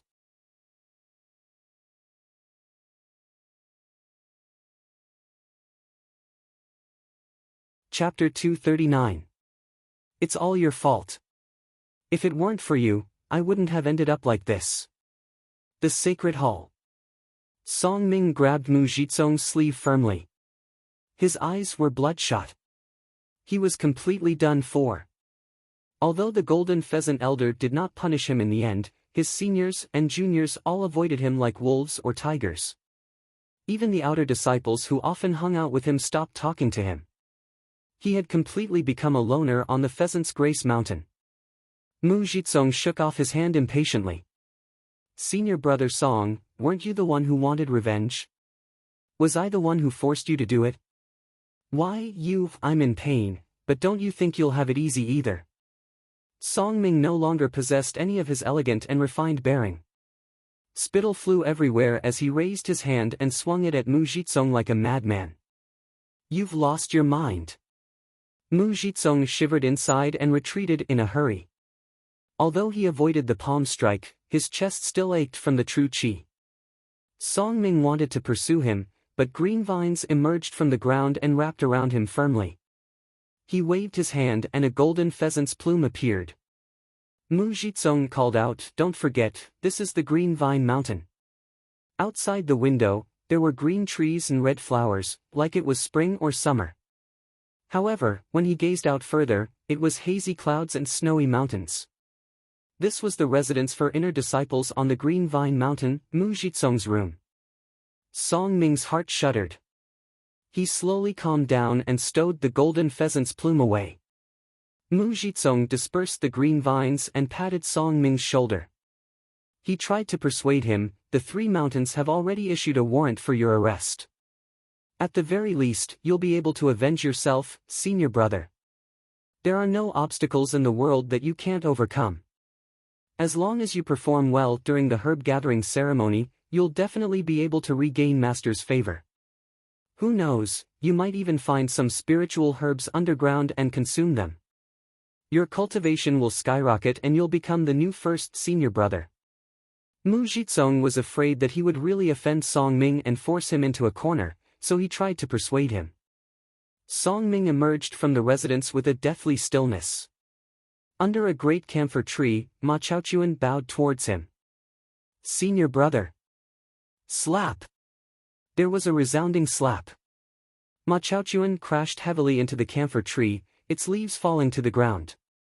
Song Ming said fiercely, "You dare to laugh at me?" Ma Chaochuan said, "I wouldn't dare. This all happened because of me. I've let you down, senior brother. If you want to beat or scold me, do as you please." Sanctuary. Song Ming was a little surprised and said with a cold smile, "With your little cultivation, you're worthy of letting me down. Since you dare to come over and talk to me, you can be considered a man. As expected of someone from the Jianghu, you have a bit of loyalty." After he finished speaking, he lifted his leg and walked away. After a few steps, he suddenly turned his head and said, "In the future, you will follow me. If anyone in the outer sect dares to bully you, just tell me." Senior brother. Ma Chaochuan was stunned. "You could endure for 20 years for revenge. Do you think I can't compare to you? I want to let them see that I, Song Ming, am not trash that can be bullied by anyone." Mu Jitsong watched the two of them disappear into the shadowy path. He murmured to himself, "I never thought this Song Ming would have some backbone." Then he murmured, "Niu Juxia." He had never thought this man could actually escape from the encirclement of the Pheasant's Grace Mountain, and he had even killed the first senior brother of the Pheasant's Grace Mountain. He basically doubted whether this was some scheme or not. He found it very unbelievable. Was this guy really that powerful? If he came for revenge, what was he supposed to do? In a daze, the tall figure appeared before him, casting a shadow that enveloped him. However, Mu Jitsong immediately shook his head. Even if that Niu Juxia guy racked his brains, he would never be able to imagine his role in all of this. And he was wanted by the three mountains. His life would be in danger, let alone revenge. Thinking up to there, Mu Jitsong stood up and made his way out, making his way towards the region where the outer sect disciples resided. "Chenglu, is what you said true? Is Niu Juxia really wanted by the three mountains? Why didn't anyone tell me?" Yu Zijian paced around in the room anxiously. "You're under house arrest right now, so of course no one would tell you. I heard he killed the first senior brother of the Pheasant's Grace Mountain, and he's being hunted down by the Golden Pheasant Elder. Stop pacing around. It's making me dizzy." Then what happened to him?" Yu Zijian suddenly stopped. Her eyes widened in fright, and a layer of mist clouded her face. Her eyeballs had already begun to roll around. "If it weren't for me, Niu Juxia wouldn't have fallen out with the Pheasant's Grace Mountain, and he wouldn't have come to the Green Vine Mountain, and he wouldn't have. Idiot, of course he escaped. Otherwise, why would he be wanted? Compared to others, you better worry about yourself." Just now, Yu Zijian stopped worrying. She prayed silently, "Niu Juxia, please be fine. Miss Hua's words make sense." A voice rang out from outside. Mu Jitsong strode into the courtyard and stood with his hands behind his back. He seemed extraordinarily graceful under the mottled shade. Yu Zijian said, "Senior brother Mu." Mu Jitsong said, "Zijian, the herb gathering ceremony is right around the corner. Although I'll take care of you when the time comes, You still need to make some preparations. Zijian isn't a disciple of the Green Vine Mountain. I won't be taking part in your shitty herb gathering ceremony. Hurry up and piss off. I hate the people of the Green Vine Mountain whenever I see them now. Hua Qinglu suddenly sat up from the chair and cursed. Hua Qinglu had come to the Green Vine Mountain to pay a visit to the Green Vine Mountain and wanted to take Yu Zijian away. The Green Vine elder only managed to meet her once before directly turning down her request. Although she liked to act very mature, she was still a young girl at the end of the day. If the patriarch of the Hua family or Hua Sengzan had come, this would not have been difficult at all. However, if a single word from a young girl forced the Green Vine Mountain to release her obediently, it would seem like they were afraid of the Hua family. The Green Vine elder could not afford to be humiliated like that. Hua Qinglu obviously refused to give up. She forcefully stayed on the mountain with Yu Zijian. After staying here for a while, she began to feel restless as well. She could no longer afford to act mature anymore. She unleashed her unruly and willful attitude of a young lady from a large clan. Miss Hua, don't think you can run your mouth like this just because you're a member of the Hua family. Do you really think I'm afraid of teaching you a lesson? Mu Jizong's face reddened as he raised his hand. Hua Qinglu raised her head. Come on, teach me a lesson if you have the ability. You're a coward if you don't. Mu Jizong was utterly furious, but his hand hovered in the air. He really was afraid to strike. Once he struck, it would lead to a conflict between the Green Vine Mountain and the Hua family. Even he could not afford to bear this responsibility. Yu Zijian stood between the two of them in a hurry. Stop arguing. Mu Jizong used this as an excuse to back down. He lowered his hand viciously. If it weren't for Zijian's protection, I'd definitely teach a lesson to an ignorant girl like you. Who do you want to teach a lesson to? A voice rang out from outside. Brother. Hua Qinglu leapt up from the chair. Mu Jizong turned around in a hurry and saw an extremely handsome man sitting on a slender, verdant branch, swaying in the wind. His long, ebony hair draped over his shoulders as he smiled like peach blossoms. If it were not for the distinct Adam's apple in his throat, he probably would have been mistaken for a supreme beauty. Hearing how Hua Qinglu referred to him, a name suddenly leapt out of Mu Jizong's head, Hua Sengzan. There were countless geniuses in the 1500 kilometers of Clear River Prefecture, but this person was the best of the best, a true prodigy.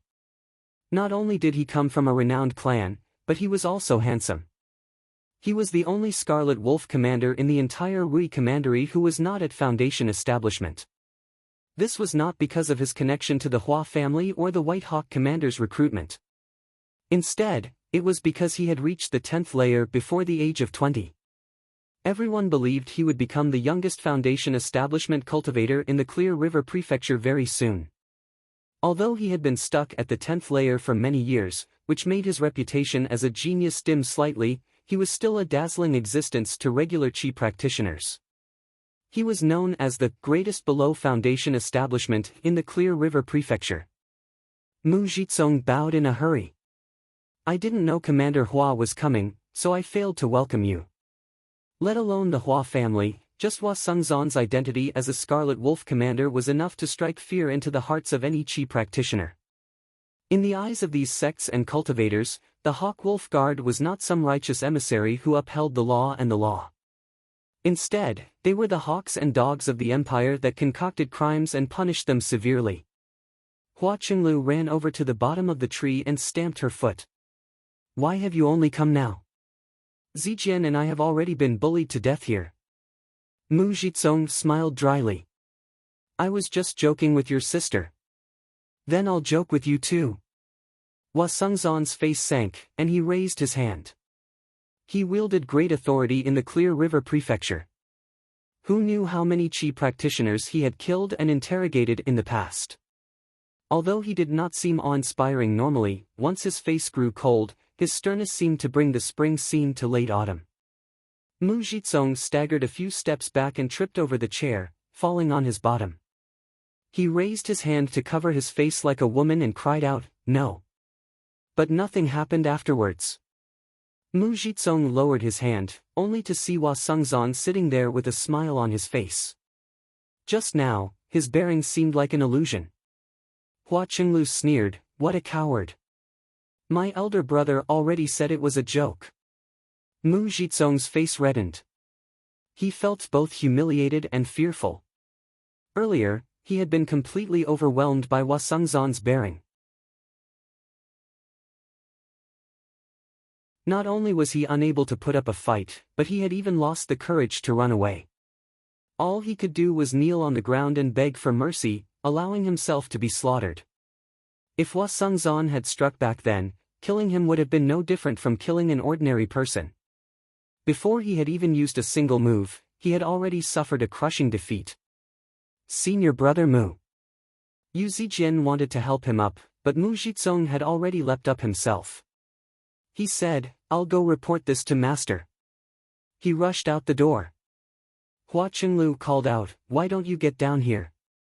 Hua Sungzan was helpless. He drifted down from the tree gently and smiled at Yu Zijian. "Miss you, long time no see." Yu Zijian lowered her head in a hurry. "Big brother Hua, why have you come?" Hua Qinglu said complacently, "I obviously told him to come."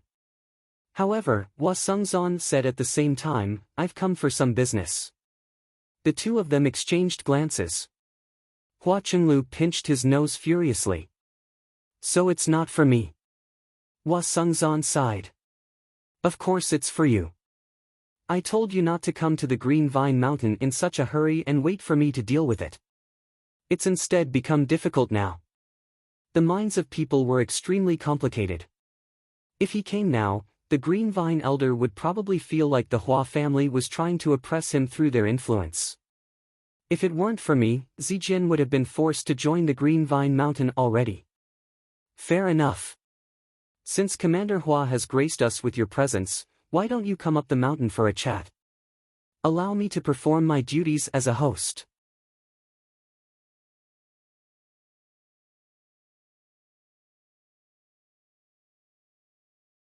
Chapter 240. Come with me.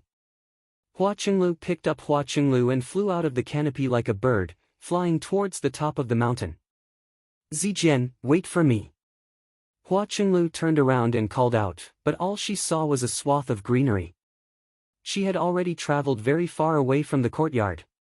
Her voice lingered, and the branches and leaves trembled. Yu Zijian exhaled gently.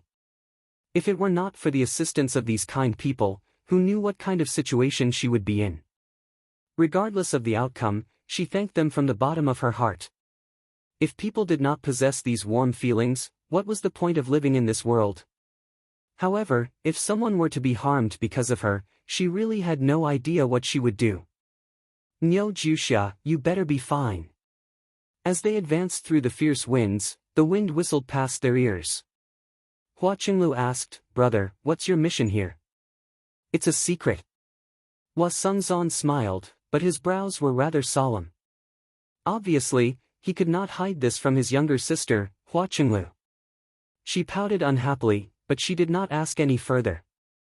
She wondered, apart from that woman, just what can give this omnipotent brother of hers a headache? Is it related to the herb-gathering ceremony of the Three Mountains? Hua Sungzan did not reply. Suddenly, he took off into the air and overlooked the entire Green Vine Mountain. All Hua Qinglu saw was the square in front of the hall engraved with the image of the 9 palaces and 8 trigrams. Smoke curled up from the 9 three-legged, bronze cauldrons. Gazing into the distance, the mountains seemed hazy, giving off a sense of otherworldliness.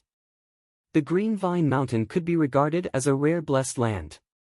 She saw the Green Vine elder standing with his arms behind his back, waiting in front of the hall. Many disciples of the 3 mountains had gathered on the square. Hearing the disturbance, they hurried up the mountain. Raising their heads, they saw a handsome man and a girl flying up the mountain with the wind. They were like a white crane flying over the mountains, without the slightest hint of danger. The lower-level Qi practitioners did not feel anything, but the higher the level of the Qi practitioners, the more serious their expressions became. This feeling of being one with the world had only been experienced by Foundation establishment cultivators. Sure enough, he lived up to his reputation as the greatest below Foundation establishment. Hua Sungzan and Hua Qinglu landed gently on the steps. Hua Sungzan cupped his fists and said, "Junior Hua Sungzan greets Elder Ivy." No matter how good one's family background was, or how talented one was, this was the basic respect that a Qi warrior should have for a Foundation establishment cultivator. On the path of cultivation, the strong were revered. The Green Vine Elder stroked his beard with a smile and returned half a bow. "Commander, why didn't you inform me earlier? I could have come to the foot of the mountain to receive you."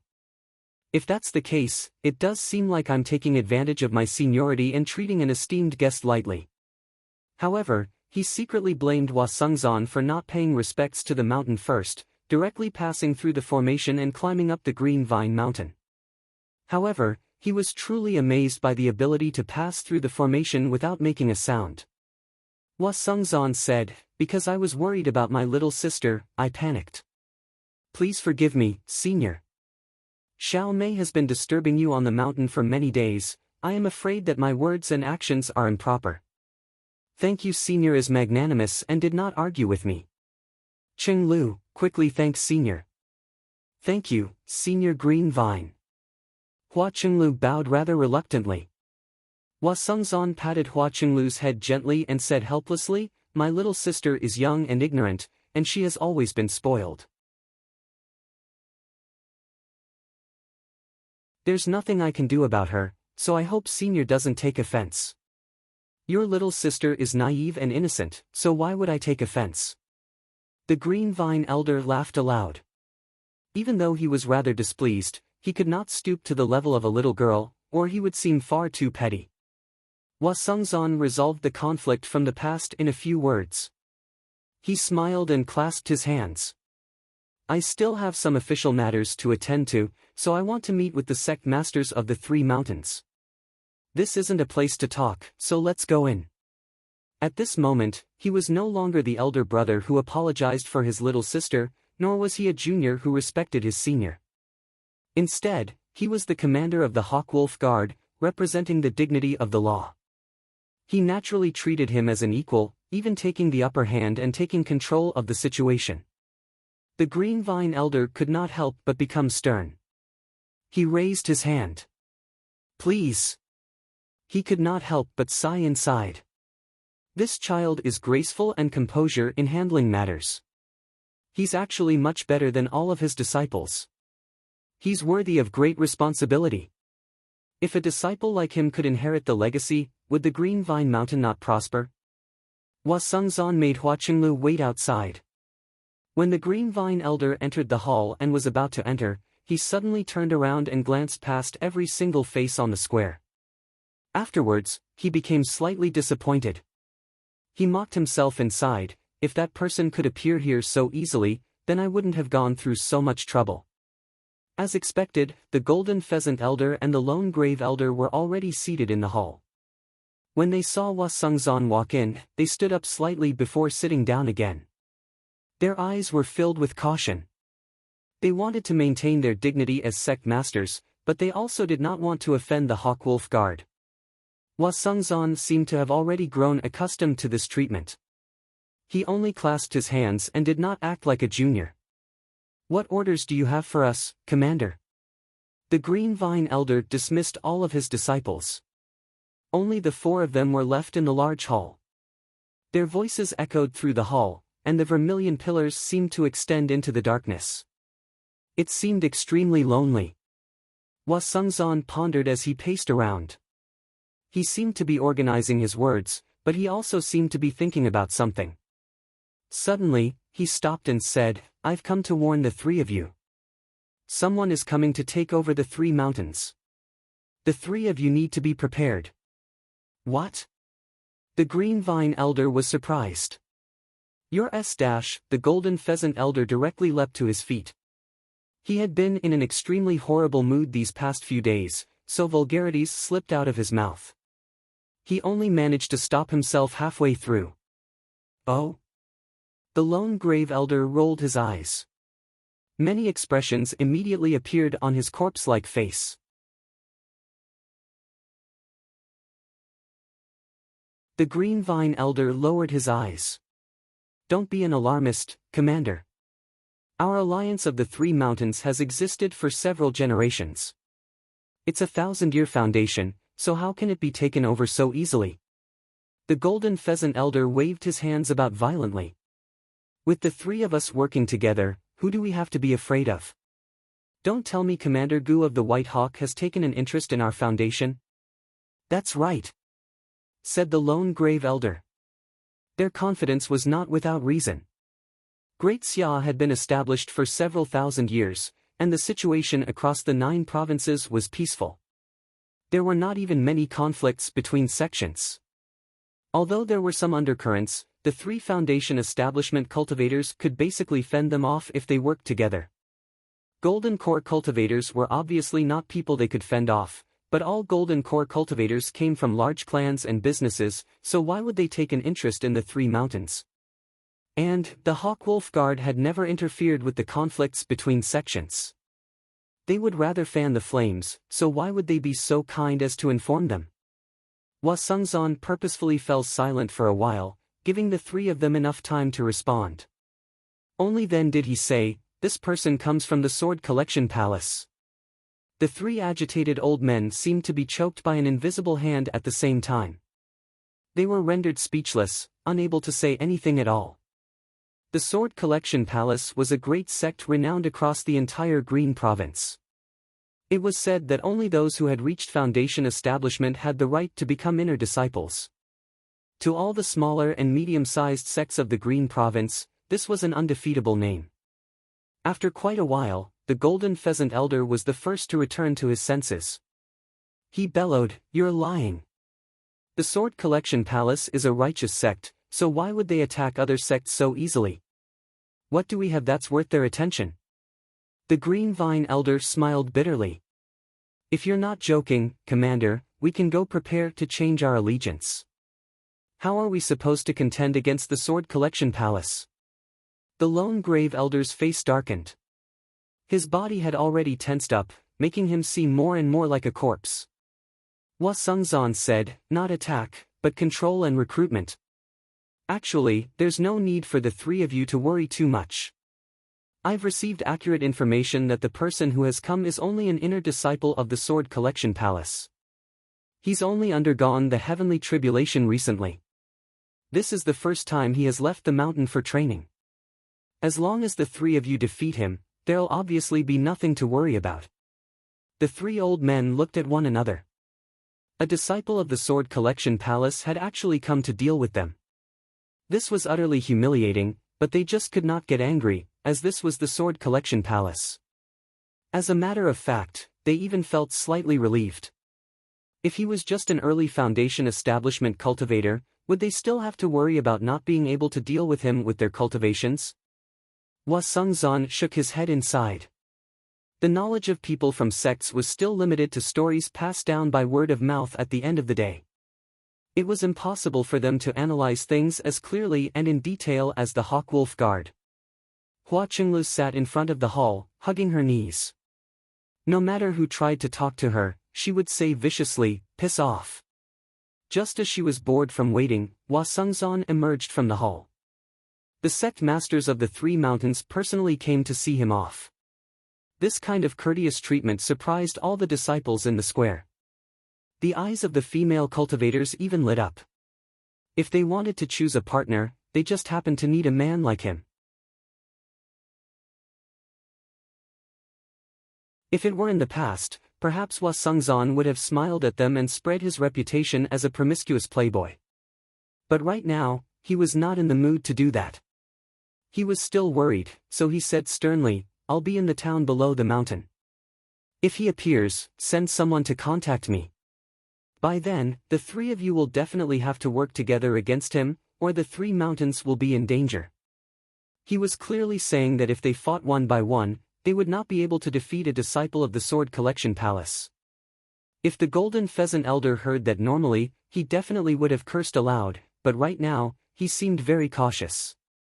He nodded. After listening to Hua Sungzhan's analysis, they no longer dared to underestimate him at all. Compared to their pride, the foundations of the three mountains were more important. The Sword Collection Palace was impressive, but everyone understood the principle of being the head of a chicken rather than the tail of a cow. Just, what does the Sword Collection Palace want? Who knew how many years it had been since the lone grave elder had spoken so much? He stuttered as he spoke. This was also the question that the Green Vine Elder and Golden Pheasant Elder wanted to ask the most. Just what did they possess that could catch the attention of a large sect thousands of kilometers away? Hua Sungzhan hesitated. As for what he wants, I can't say. However, no matter what request he has, you must not agree to it, or the world will be in danger. The three elders looked at one another. Although they each ruled over a region, they still had an extremely clear understanding of their own capabilities. Even if the three mountains worked together, they probably would not be able to influence the world at all. That was a little too alarmist, so they wanted to ask a few more questions.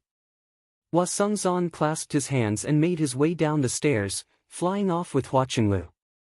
They flew over the sea of trees and even flew over the residences of the outer disciples. Hua Qinglu asked in a hurry, "Where's Zijian?" "Where's Zijian?" Hua Sungzhan said, "Don't fret. Once I'm done with my matters, I'll obviously take you back to Clear River City." He was in no hurry to ask the Green Vine Elder for her. He would only ask when he felt confident, and when he asked, they definitely would not turn him down. Of course, it would be best if he did not even have to ask. If he succeeded, the Green Vine Elder would probably thank him for his warning. There would be no need for him to say anything, and he would just send Yu Zijian off the mountain. There was no need for him to be in such a hurry. Hua Qinglu said, "But the herb gathering ceremony is right around the corner. Who knows how dangerous it will be for Zijian to go underground with them?"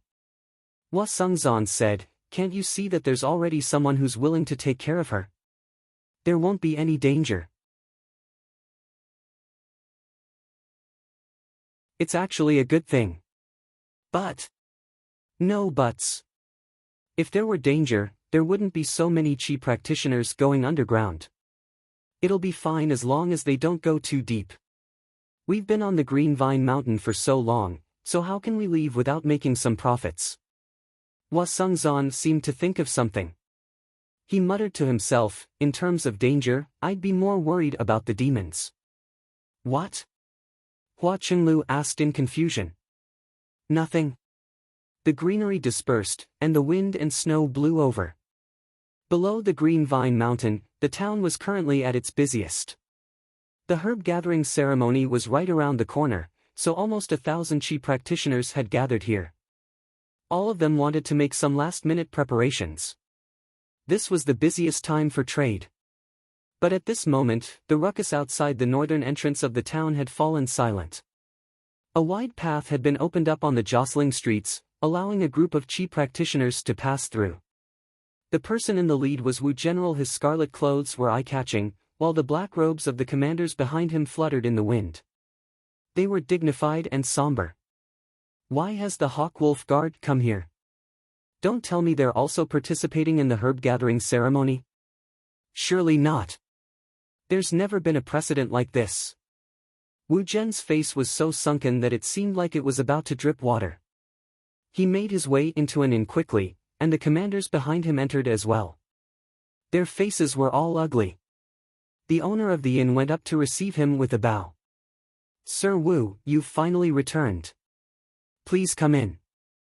I've even saved the best room for you." Wu Zhen said, "Close the door."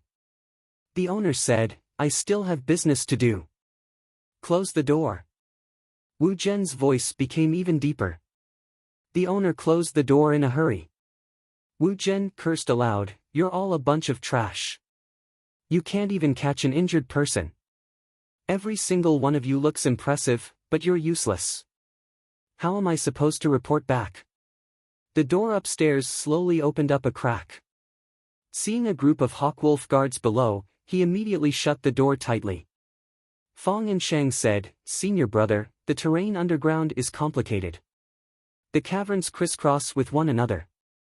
There's nothing we can do if we can't find him. The other commanders nodded in agreement.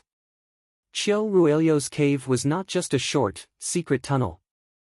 Instead, it was directly connected to the underground caverns. They followed the trail and followed it all the way. In the end, they lost track of it in an underground river. When they found the trail again, they were led to a demon nest. It took them quite a lot of effort to escape, and they ended up in a sorry state. Although they governed different regions, there were quite a few criminals who had escaped underground on the blacklist.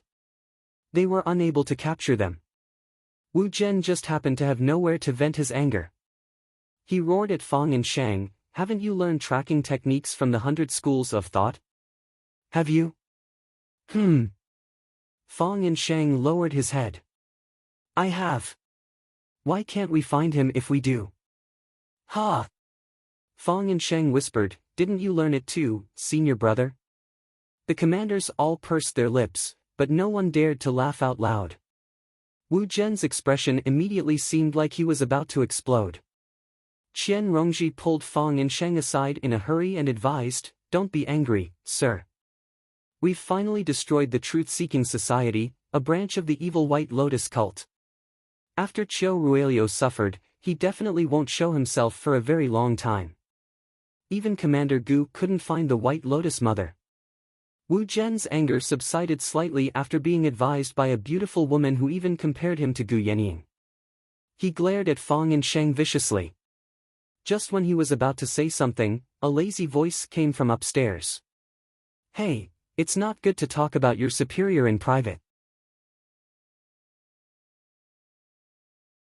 Wu Zhen suddenly turned around. "Who is it? How dare you eavesdrop on us? How dare you?" "Commander Hua." Hua Sengzan leaned against the railing on the second floor and smiled. "Sir Wu, your temper has grown. Who's the brave one?"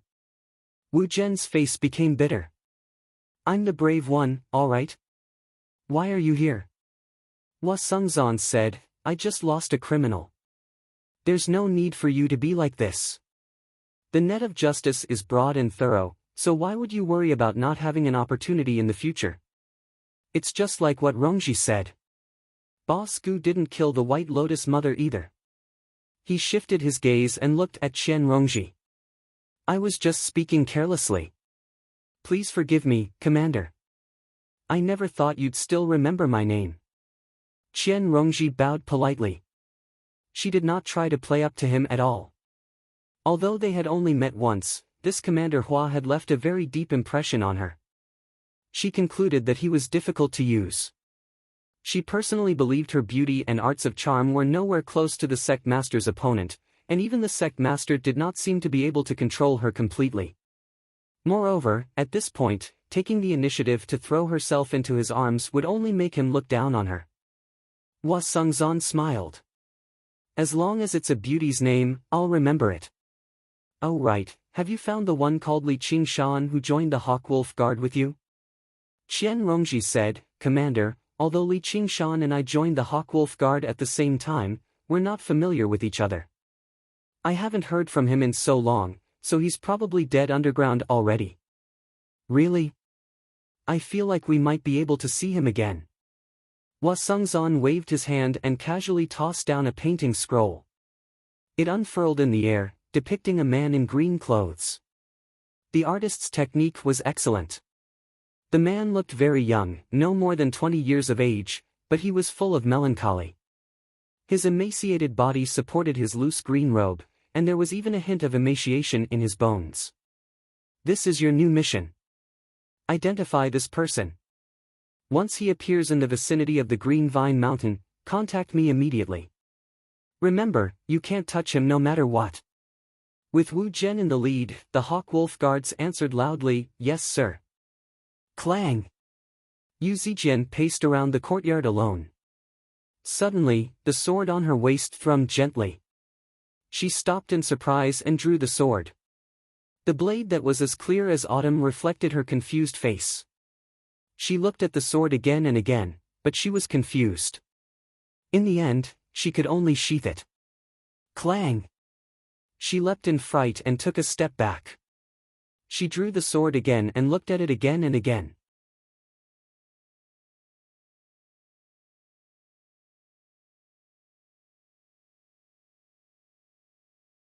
Chapter 241. Before the ceremony, too, the long sword was placed horizontally on the marble table in the small courtyard. The sun was leaning towards the west, burning the sea of clouds into a sea of red clouds, reflecting on the long and narrow blade. That ordinary long sword suddenly had a glorious luster. Yu Zijian squinted her eyes and crouched beside the stone table, staring straight at the sword. The sword was silent. It did not move at all. Clang! Yu Zijian suddenly stood up. The sound was so clear that it seemed to be right by her ears, yet it also seemed to originate from the bottom of her heart. She stood up and pushed open the door, making her way onto the verdant path. She was in a daze, as if she had fallen into a dream. She could not control her own body, as if something in her heart was calling out to her. The path twisted and turned a few times before suddenly opening up. What appeared before her were ruined walls, like the ruins of an ancient city. The stone pillars that supported the hall rested in the grass. The hall had already collapsed a long time ago, and the statues had been corroded beyond recognition by time and wind. However, their past glory was still vaguely visible. Was there a place like that on the Green Vine Mountain? A question crossed Yu Zijian's mind, but she forgot about it in the blink of an eye. The setting sun dyed the ruins red. Even the most numb and vulgar person could not help but sigh when they arrived here. As she strolled through the ruins that were about to be swallowed by grass, she felt like she had returned home. She was like an exiled princess, and this was her homeland. She suddenly stopped after turning around the white, stone passageway tangled in vines. A small pond sat in the embrace of verdant trees. The sunset glow from the west reflected on the surface of the water, dyeing it a gorgeous color. A man in black sat on a round rock beside the pond. His young, thin face was covered in stubble. He gave off a sense of melancholy that only an old man who had seen everything in the world possessed. He was like a lonely king sitting on his collapsed throne, constantly reminiscing about the glory of the past and lamenting the current melancholy. He was currently fishing, but he did not use a fishing rod, but a sword. He gripped the hilt with both hands, and a strand of black hair hung down from the tip of the sheath, sinking into the still, mirror-like water. Yu Zijian did not look at the scenery. She did not look at the person. She only stared at the sword as if she had become infatuated. For some reason, she became certain that the graceful thrum she heard just now came from the sword. Have you seen this sword before? The green-clothed man turned around and looked at her with some surprise. As if Yu Zijian had suddenly jerked awake from a dream, she looked around. She almost wanted to ask why she was here. She became dazed. I've never seen you before. You're not a disciple of the Green Vine Mountain, right? At a closer glance, he was also dressed in green, but it was very different from the uniform of the Green Vine Mountain. It seemed extremely old, just like the sword in his hand. The man in blue said, "No, are you?" Yu Zijian said, "I'm not either. You must be a guest that's been invited up the mountain. Fishing is forbidden on the mountain. Since you're not a disciple of the Green Vine Mountain, why do you care about me?" Forget it. You continue fishing. I'm going back. I won't disturb your fishing." It was rather inappropriate for a man and woman to be together here alone, but her gaze never left the sword. The familiar feeling was basically like when she met Niu Jusha in the past.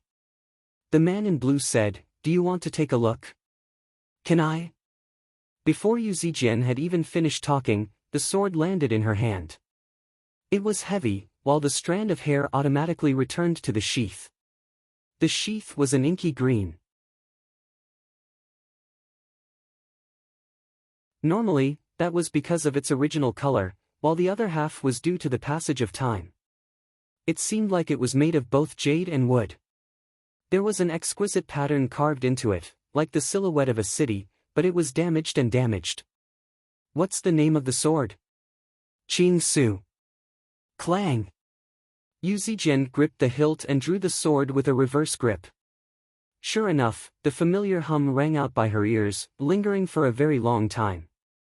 It did not emit any light at all, but the light from the sword seemed to absorb the rainbow and autumn waters. What a sword! The man in blue's expression was even more surprised, or even shocked, than when he saw Yu Zijian just now. I'm done. It's time for me to go. Yu Zijian sheathed the sword and tossed it back to the man in blue reluctantly. The man in blue stood up. Can you wait for me here? At this moment, the afterglow on the horizon had already begun to recede. I can't. I still have matters to attend to. Yu Zijian skipped off into the distance. She thought, who are you? Why do you want me to wait for you? What a strange person. What's your name? I'm Yu Zijian said without even looking back. I'm Fu Qingjin. Yu Zijian had already left the ruins and entered the jungle, vanishing. Fu Qingjin's voice sank as if he was murmuring to himself. He could step in and out of the green ruins illusion at will, and he could draw the green ruins sword. The divining elder was right, the first star lit up on the horizon. His eyes shone like the stars too. The scenery around him suddenly twisted like a mirage, vanishing and dispersing. Only the pond remained, reflecting the black shade of the surrounding trees. Fu Qingjin's gaze passed through the trees and landed on the hall at the top of the mountain. There was only a single lantern in the gloomy hall, illuminating the entire space. The three elders sat around the lantern. They remembered Hua Sengzan's warning. They did not dare to split up, just in case they were picked off one by one. The disciples of the various sects waited outside the hall. They were not here to lend a hand, but to immediately report to Hua Sengzan as soon as they heard any disturbances. There was a flash of green light, and the three elders suddenly discovered that their surroundings had changed. They were currently in ruins. Above them was the endless night sky, filled with stars. Since when? The golden pheasant elder paled in fright. Thank you for waiting here. You've saved me quite a lot of trouble. A voice rang out from behind. The three of them turned around at the same time, only to see a man in blue descend from the tall steps. He was young and old, lonely and noble. The Green Vine elder said, "Why, you're the one. That Commander Hua has told you everything that needs to be said, right?" Fu Qingjin said calmly as if even explaining the reason was exhausting. The three of them stood in a triangular formation. Although they were old enemies, their teamwork was flawless. I haven't come for the three mountains. My mission isn't to defeat you either. The three elders basically let out a sigh of relief at the same time. Though, it's best if I defeat you first. Don't worry, I won't harm you. Before the three elders could even become furious, the glow from the green glowing sword turned into thousands of strands and flew over. A while later, the three elders emerged from the hall, and the door closed firmly behind them. Master, do we keep watching? There's no need. We're going down, the Green Vine elder said rather tiredly. The three of them looked at one another. There seemed to still be lingering fear in their eyes, as well as some realization. No wonder Hua Sengzan had personally come to inform them. That person's mission was actually, the Sword Collection Palace really was as resolute as the legend said.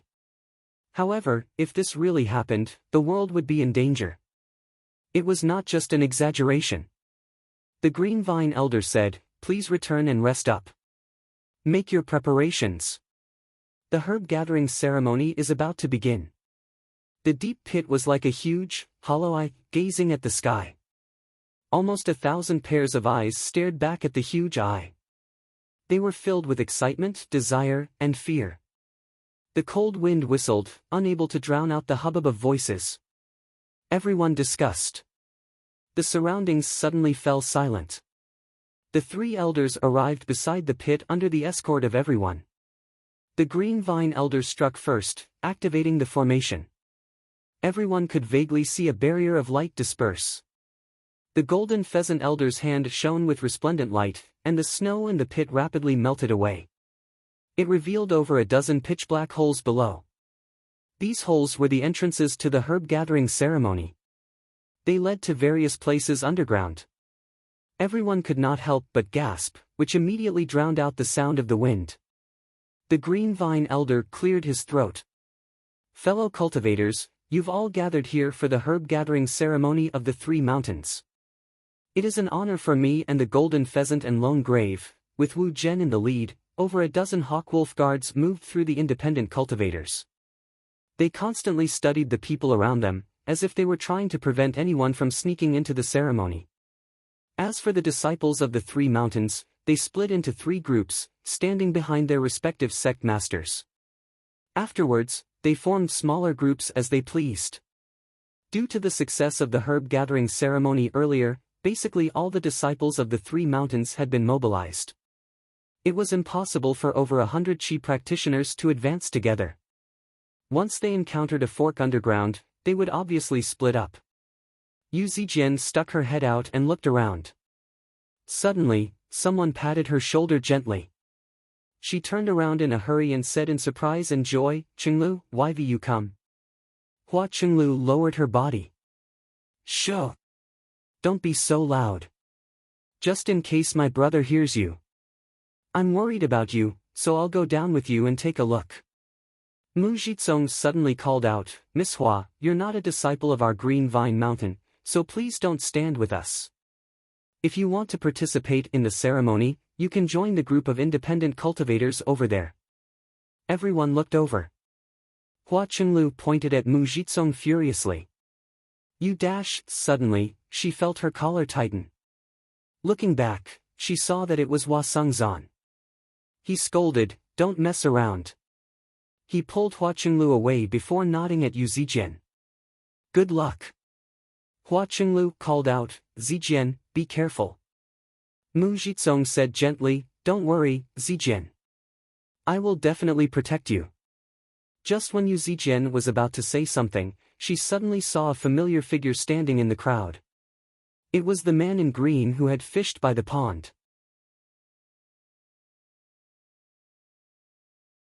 He had changed into the uniform of the Green Vine Mountain, and he gave off the aura of a 4th-layer Qi practitioner. He just stood there by himself, not talking to anyone around him. For some reason, no one else seemed to notice him. He sensed Yu Zijian's gaze and turned around with a smile. Yu Zijian asked in confusion, "Senior Brother Mu, since when did the Green Vine Mountain gain a new disciple?" "What new disciple?" Mu Zhizong followed Yu Zijian's gaze and looked over. There was a flash of green clothes, and Fu Qingjin's figure had already vanished. Yu Zijian rubbed her head. How strange. At this moment, the Green Vine Elder's speech ended. The 3 elders looked at one another and nodded at the same time. They did not glance at Fu Qingjin the entire time, nor did they show any strange expressions. Hua Sengzan, who had been observing their expressions from afar the entire time, eased up slightly. The 3 elders said at the same time, "The herb-gathering ceremony of the Three Mountains officially begins."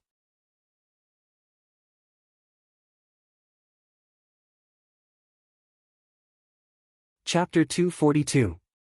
The enemy of humanity. In the depths of the endless underground, numerous ferocious demons were gathering from all directions.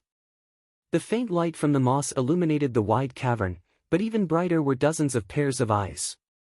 Most of their pupils were squinted into slits, as if they were not used to such a bright environment. Fierce, cold, or arrogant gazes clashed in the air, creating sparks. Their breaths, filled with the stench of blood, rose and fell, like the restlessness of a volcano before an eruption. Occasionally, a low roar could be heard, like thunder rolling across the sky, echoing endlessly in the cavern. Their demonic auras gathered in the darkness, entangling with one another and exchanging information. However, they maintained a cautious distance between each other. Their enormous bodies formed black shadows in the dim light, wriggling, swaying, and twisting. In the past, they had never interacted with each other, but today, they had been summoned by a single person. Suddenly, their gazes converged in the same direction. Thump, thump, thump. Heavy footsteps shook the ground. They were still very far away, but a violent wave of demonic aura rushed into the cavern first. This was how the demons greeted each other, but it was filled with arrogance and provocation. Normally, it would cause a fight. All the demons retracted their demonic auras and lowered their heads, as if they were subjects waiting for the arrival of their king.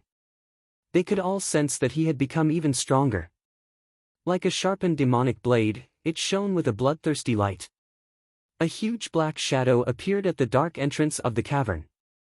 The entrance was diagonally above the cavern and was several meters wide, but it was still not big enough to accommodate his body.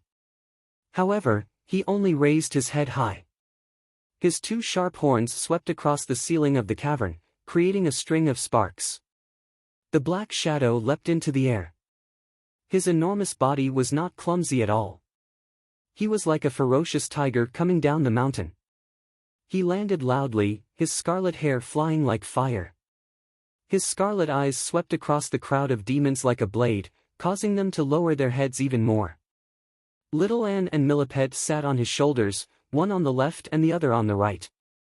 Little Anne had turned into a skeleton, and two skull prayer beads floated above his head. Millipede, on the other hand, was dozing off against Li Qingshan's head.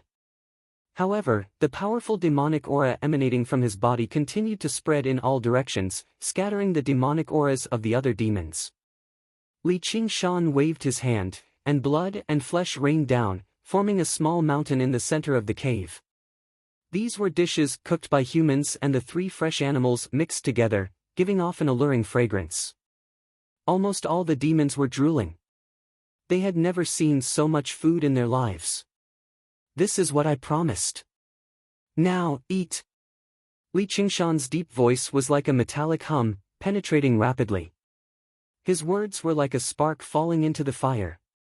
The demons swarmed forward, each more ferocious and vigorous than the last.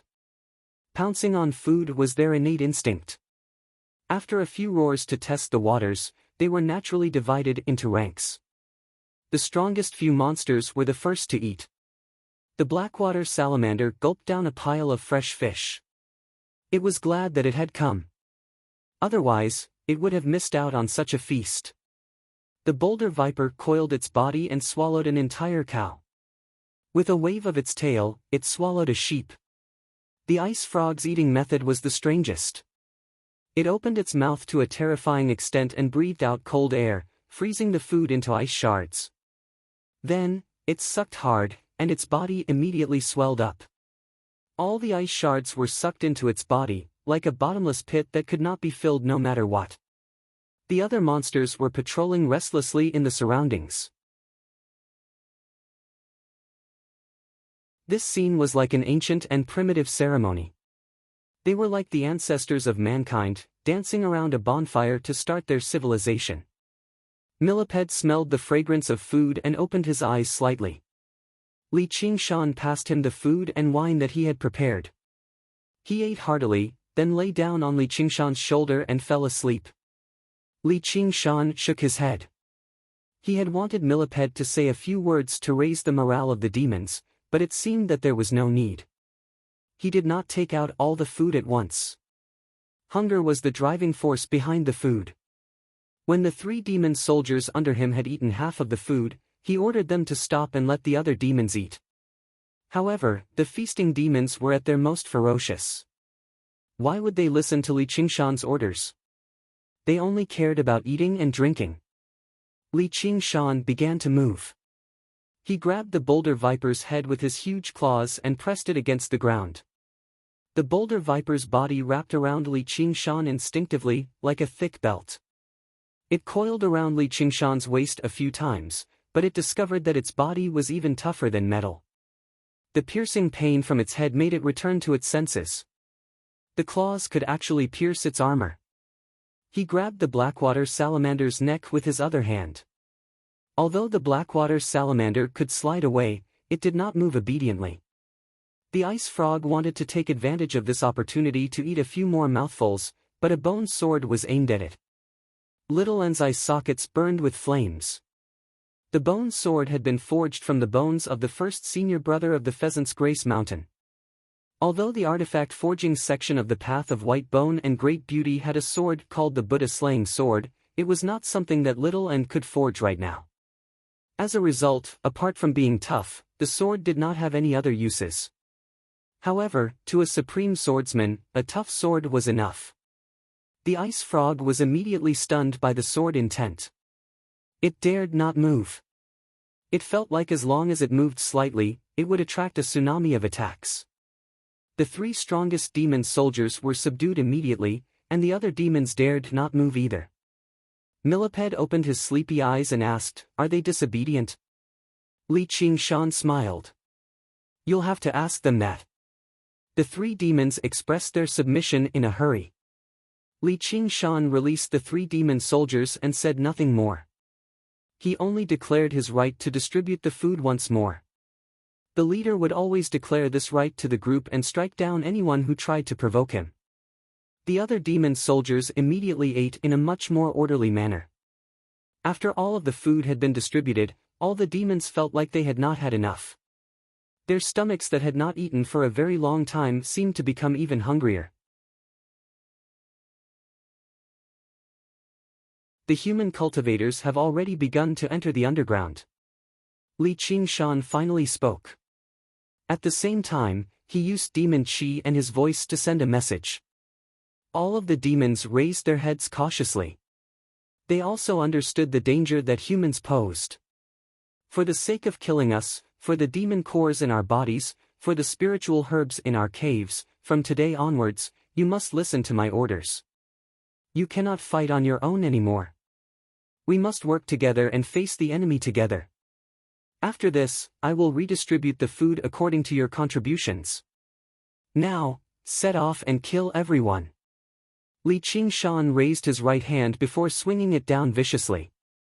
Various howls and howls shook up the cavern, causing rocks to fall down. The demon army set off. Li Qingshan stood at the very back. When all of the demons had entered the cavern, he muttered to himself in an extremely low voice, "The codename for this operation is Enemy of Humanity." A strange smile appeared on his face. It seemed to be a cruel smile, a bitter smile of sorrow, or a cold smile of self-mockery. Then, it all disappeared, replaced by silent determination. This was the path he had chosen. He would not hesitate or regret it. "All right, go to sleep." Li Qingshan put Millipede down from his shoulder. There would not be any Foundation establishment cultivators entering the underground. With his current strength, he could kill any Qi practitioner. "Be careful," Millipede muttered.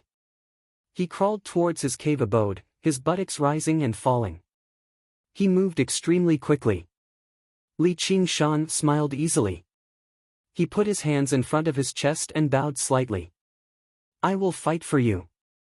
Then, he nodded at little N and for you. Finally, he stood up and said proudly, "Fight for me." With large strides, he disappeared into the depths of the cavern. His footsteps landed on the ground silently, advancing steadily and quickly. The disciples of the 3 sects had already split up underground, advancing towards their respective targets and paths. Normally, it would be a Qi practitioner at the 6th layer or above leading a few weaker Qi practitioners. This group was led by the person who called himself Caretaker Lu Fengrui. However, his face was sunken. He completely ignored the flattery of his junior brothers beside him. Recently, he had been very unhappy on the Green Vine Mountain. He had never thought that bringing back a little girl would actually cause so much trouble. Not only did he earn the cold glances of his senior brothers, but even the Green Vine Elder did not treat him kindly. He was not afraid of the cold glances of his senior brothers, but once he lost the favor of his master in a small sect like this, it would be extremely terrifying. He could not help but grind his teeth in hatred towards Yu Zijian. He was eager for her to die in the ceremony this time. If there was a good opportunity, he did not mind contributing to this matter. "Senior brother, there's a demonic beast's nest up ahead. There should be quartz grass growing in the surroundings. That's an essential spiritual herb for refining stone grain pills," a disciple of the Green Vine Mountain said in surprise and joy as he held a small mental map in his hand. He interrupted Lu Fengrui's thoughts and said in displeasure, "What kind of high-grade spiritual herb is quartz grass? We're still very close to the surface." If you want to find the good stuff, you'll have to go even deeper. It's just a demonic beast, and it hasn't even condensed a demon core yet.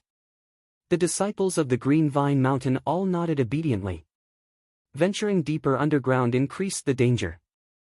How could demons with demon cores be so easy to deal with? Although demonic beasts did not have demon cores, their skin and bones were all great materials for forging spiritual artifacts. Their flesh and blood were of great use too. Let's go take a look, Lu Fengrui ordered.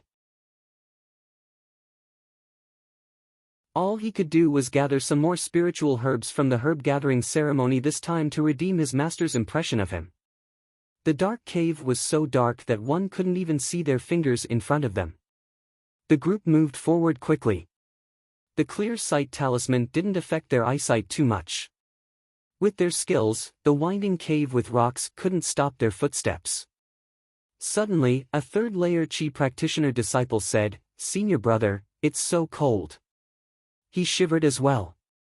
Lu Fengrui also sensed the coldness in the surroundings.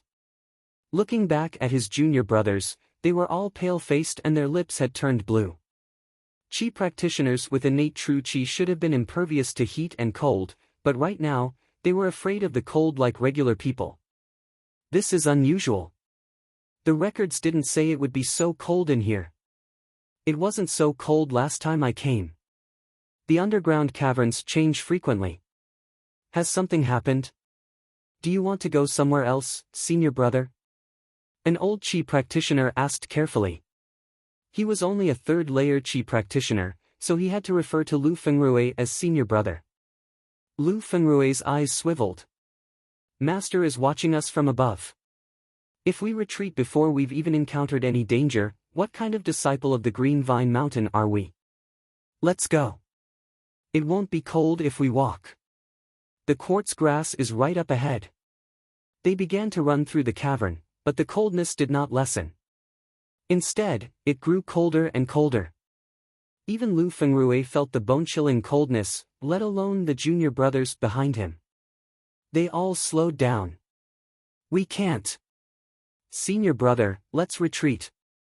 Croak, croak. Just when Lu Fengrui was about to order them to retreat, a loud croak rang through the cavern. It's a demonic beast. Everyone responded. Apart from demonic beasts, what other animals could survive here? We'll leave after we kill this demonic beast. Lu Fengrui beamed with joy and hurried off with the others. Cold mist permeated the darkness, and a layer of frost formed on the gray quartz grass. An icy blue frog hopped around on a rock. Croak, croak. Lu Fengrui could not help but feel disappointed. The strength of a demonic beast was often related to its size. The larger it was, the more powerful it was, and the more valuable it was. The frog was so small, so it had clearly only recently evolved from a beast to a demon. Suddenly, he thought of something. How could a low-level demonic beast give off such a heavy coldness? Who's there? A few blurry figures appeared in the cold mist. Lu Fengrui's eyes narrowed, and he raised his hand and struck out. It had already been a secret for Qi practitioners to kill one another for the sake of spiritual herbs and demonic beasts. Underground, humans were even more dangerous than demons. Even more terrifyingly, he actually failed to sense their presences. Clearly, they were hiding on purpose and wanted to launch a sneak attack, which was why he showed no mercy right from the start. However, the figures did not move at all, allowing the true Qi to land on them. There was a crisp sound, and the wind from the palm dispersed the cold mist, revealing the figures. Lu Fengrui immediately felt like all the blood in his body had frozen. He finally understood why he could not sense their presences. It was because they had all been reduced to ice sculptures. Dead people obviously did not have any presences. They all wore the uniform of the Pheasant's Grace Mountain. One of them had 2 chicken feathers embroidered on his chest. He was an inner disciple before the 6th layer, but now, they were all dead. They were all dead, but their bodies were still in the same position as before they died. They were still trying to wield their spirit tools and conjure their spells. Their expressions were frozen with fear, and they were all looking in the same direction, the ice-blue frog. What demon is this? In his fright, a disciple of the Green Vine Mountain swung a green staff that flickered with light at the ice frog. The ice frog opened its mouth and sprayed out a ball of white, cold air. The disciple was immediately frozen into an ice sculpture. The cold air gushed out, and his seniors and juniors behind him immediately followed in his footsteps. The cold air was like thousands of tiny, invisible blades, piercing their protective true chi. Crack, crack. The air was filled with the sounds of freezing, like the notes of death. Lu Fengrui summoned his flying sword as he roared out before maintaining the same posture forever. One final thought flashed through his mind. They were not facing some demonic beast, but a true demon, and a powerful one among demons at that. However, why would a demon appear at such a shallow level? It was just like how a 10th-layer Qi practitioner killing a group of weaker Qi practitioners was a piece of cake. Croak, croak. 11, croak, croak. That's enough for 10. The ice frog opened its mouth and sucked. The ice sculptures shattered into ice shards and were sucked into its mouth. Only the spirit artifacts in their hands and the 100 treasures pouches on their bodies remained intact. Croak, croak, the leader wants this. The ice frog collected all of them and placed them in a cave not far away. This was the token used to calculate contribution points. Inside the cave was a huge rabbit-like demonic beast. Its body was shriveled up and it was trembling non-stop. It was unknown whether it was because of fear or the cold. It was originally the target that the Qi practitioners were looking for. Fellow Green Vine, looks like even your disciple failed to defeat the demon there, the Golden Pheasant Elder said coldly. In the location of the herb gathering ceremony, the three elders stayed in a bamboo pavilion together.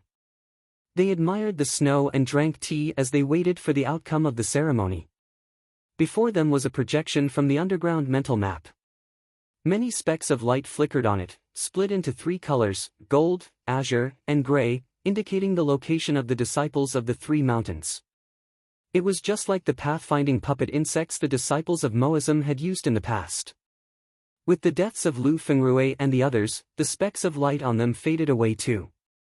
Before that, the golden specks of light that represented the disciples of the Pheasant's Grace Mountain had vanished there too. The Green Vine Elder said, there must be a powerful demon there, but that shouldn't be. It's only a shallow layer.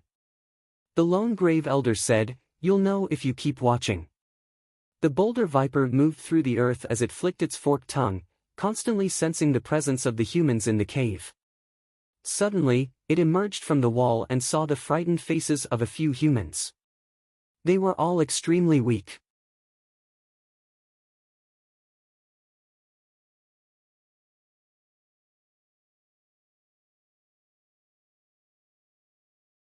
Chapter 243.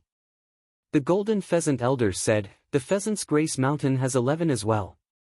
The Great Wall. The Lone Grave Elder said, 7. However, they all knew that this was not because the Burial Mound Mountain's disciples were strong enough, but because they could manipulate corpses as shields. Close to 30 disciples had all died in less than 4 hours. Although the number of inner sect disciples lost was not that many, it was enough to shake the foundations of the three mountains. Hua Sungzan furrowed his brows. No one would have thought that the herb gathering ceremony would have such a turn of events. Could it be that the monsters underground had already made their preparations and were waiting to ambush the Qi practitioners? Perhaps the demon general in this area could no longer tolerate the humans running amok underground and began to react. If that was really the case, then death was just the beginning. It was very likely that all the cultivators participating in the herb gathering ceremony would be wiped out. He was already unable to imagine what sort of waves the death of nearly 1,000 human cultivators would cause. He couldn't help but let out a long sigh as he gazed at the surging dark clouds in the sky. The general situation of the world is really about to change. The three elders felt their hearts bleed.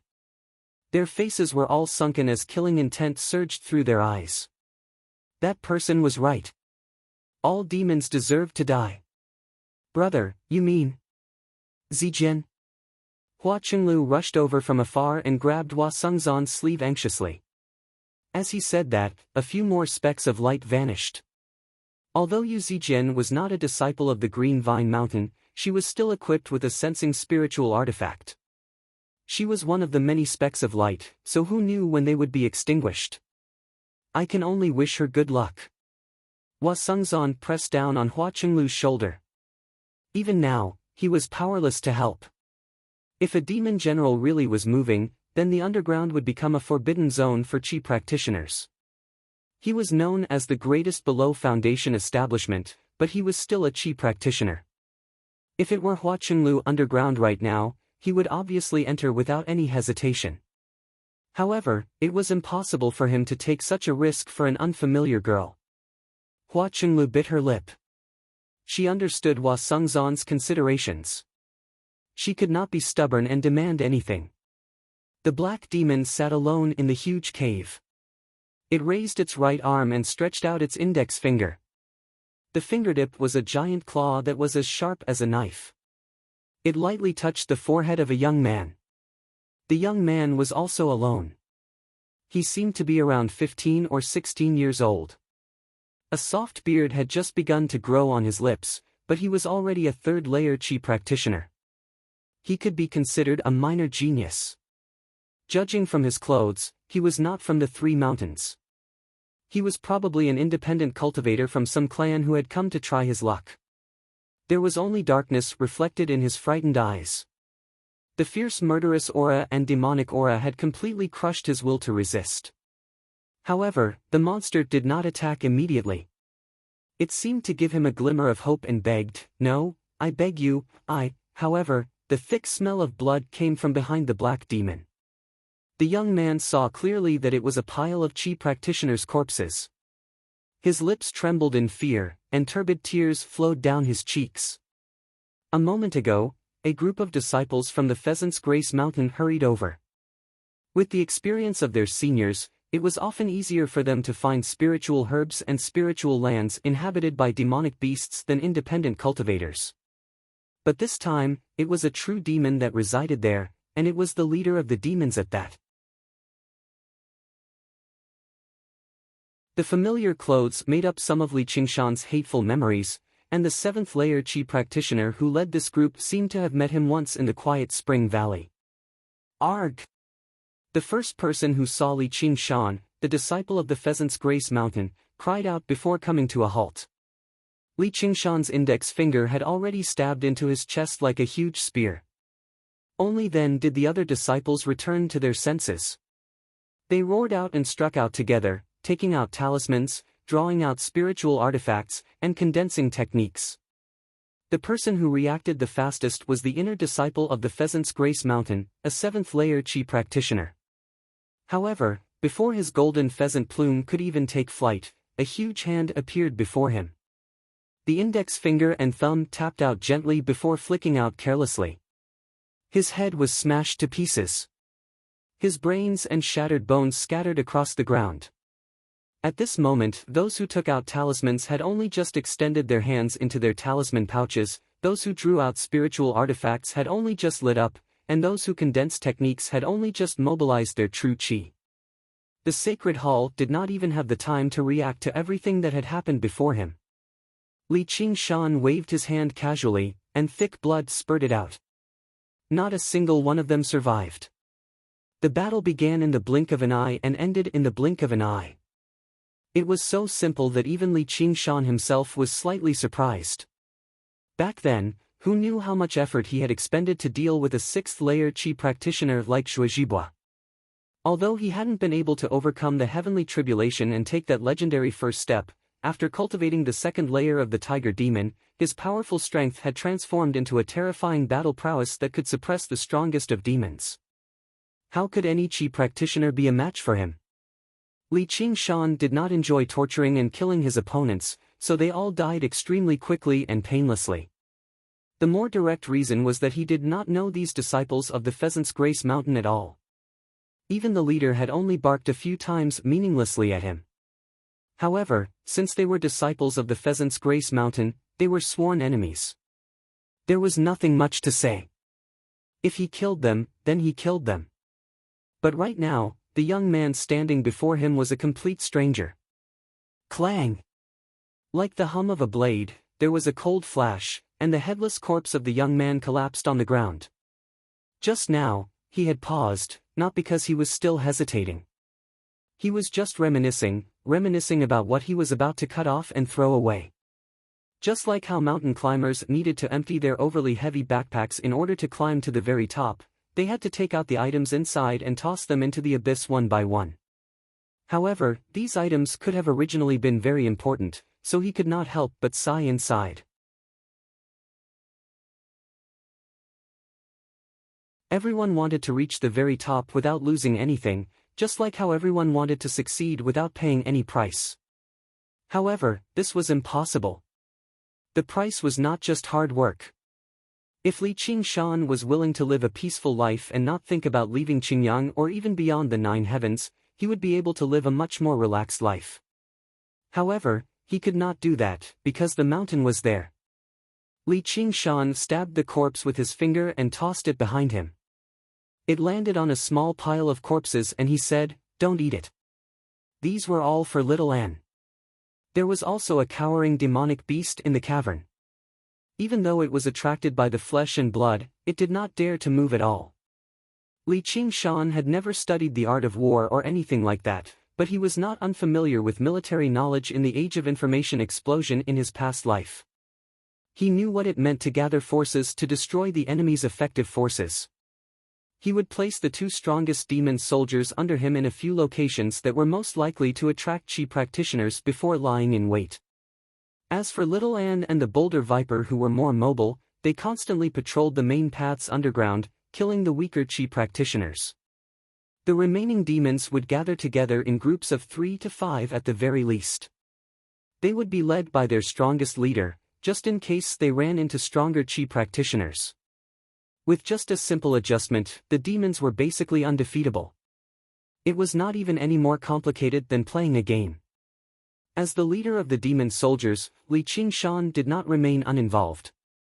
Instead, he chose a place where spiritual veins gathered and spiritual herbs flourished, beginning his wait and slaughter. Li Qingshan exhaled deeply and stowed the 100 treasures pouch away. He leaned on his hand and continued to wait. Killing strangers was not exactly fun, but obtaining the 100 treasures pouch made him quite happy. After this battle, the pills he obtained would be enough for him to break through to the second layer of the spirit turtle's method of sea suppression. Suddenly, he raised his head and sniffed the air gently. Through the heavy smell of blood and the familiar scent, he recalled some of his past memories. He could not help but frown. Why was she here? Although it had only been over a month since they parted, waiting in the gloomy underground for a while felt like an eternity. "Let's go out and take a walk." Li Qingshan stood up and made his way out of the cavern. After taking a few steps, he turned around and said to the demonic beast, "You're not allowed to eat it." If the demonic beast could cry, it was already close to tears from fright. Their jade-green and blood-red pupils danced about in the darkness. A few colossal demons surrounded a few Qi practitioners. Their mouths were filled with sharp teeth as they spat out a heavy stench. "Senior brother, what do we do?" Cheng Jili paled. Mu Jizong's forehead was covered in sweat. He controlled a flying sword and wandered around in the surroundings. However, with his strength, a single demon was already very difficult for him, let alone several demons at the same time. Even his chances of survival were pitifully minuscule. How did this happen? How did this happen? This was clearly just a nest of demonic beasts, so why were there so many demons gathered together? And they were all different species. Mu Jizong was filled with fury and doubt. The spiritual ground had only been cleaned out once during the herb gathering ceremony, and it was a disciple of the Green Vine Mountain who had killed them. Even if new demonic beasts took over this place, they should not be much stronger than wild beasts. He had only come here to try his luck. If he came across demonic beasts, he would use them to test his strength and show Yu Zijian his might. He could also let his junior brothers and sisters warm up so that they could venture even deeper underground. However, he never thought he would barge into a nest of demons and end up in dire straits. The demons used demon chi to communicate with each other in a way that humans could not hear. These people are too weak. Let's eat them. If it weren't for the leader's idea, you would have been eaten a long time ago. I want to eat the one at the very front. Move! The one at the very front is mine. Be careful. This human is a little difficult to deal with. Don't let him injure you, and don't let him escape. Humans have many tricks up their sleeves, the strongest demon ordered. The other demons immediately obeyed. They were cautious as wild beasts, so they did not swarm over together. It was just like how a pride of lions surrounded a wild ox. They would never attack recklessly, just in case they were injured by the ox's horns. The demons possessed intelligence that wild beasts did not possess. They constantly growled and roared, destroying the mental defenses of the chi practitioners. Their colossal bodies formed a perfect encirclement, exactly to prevent their strongest prey, Mujitsong, from escaping during the chaos. Arg! With a howl, a demon that seemed like a huge lizard bit a disciple of the Green Vine Mountain and dragged him away.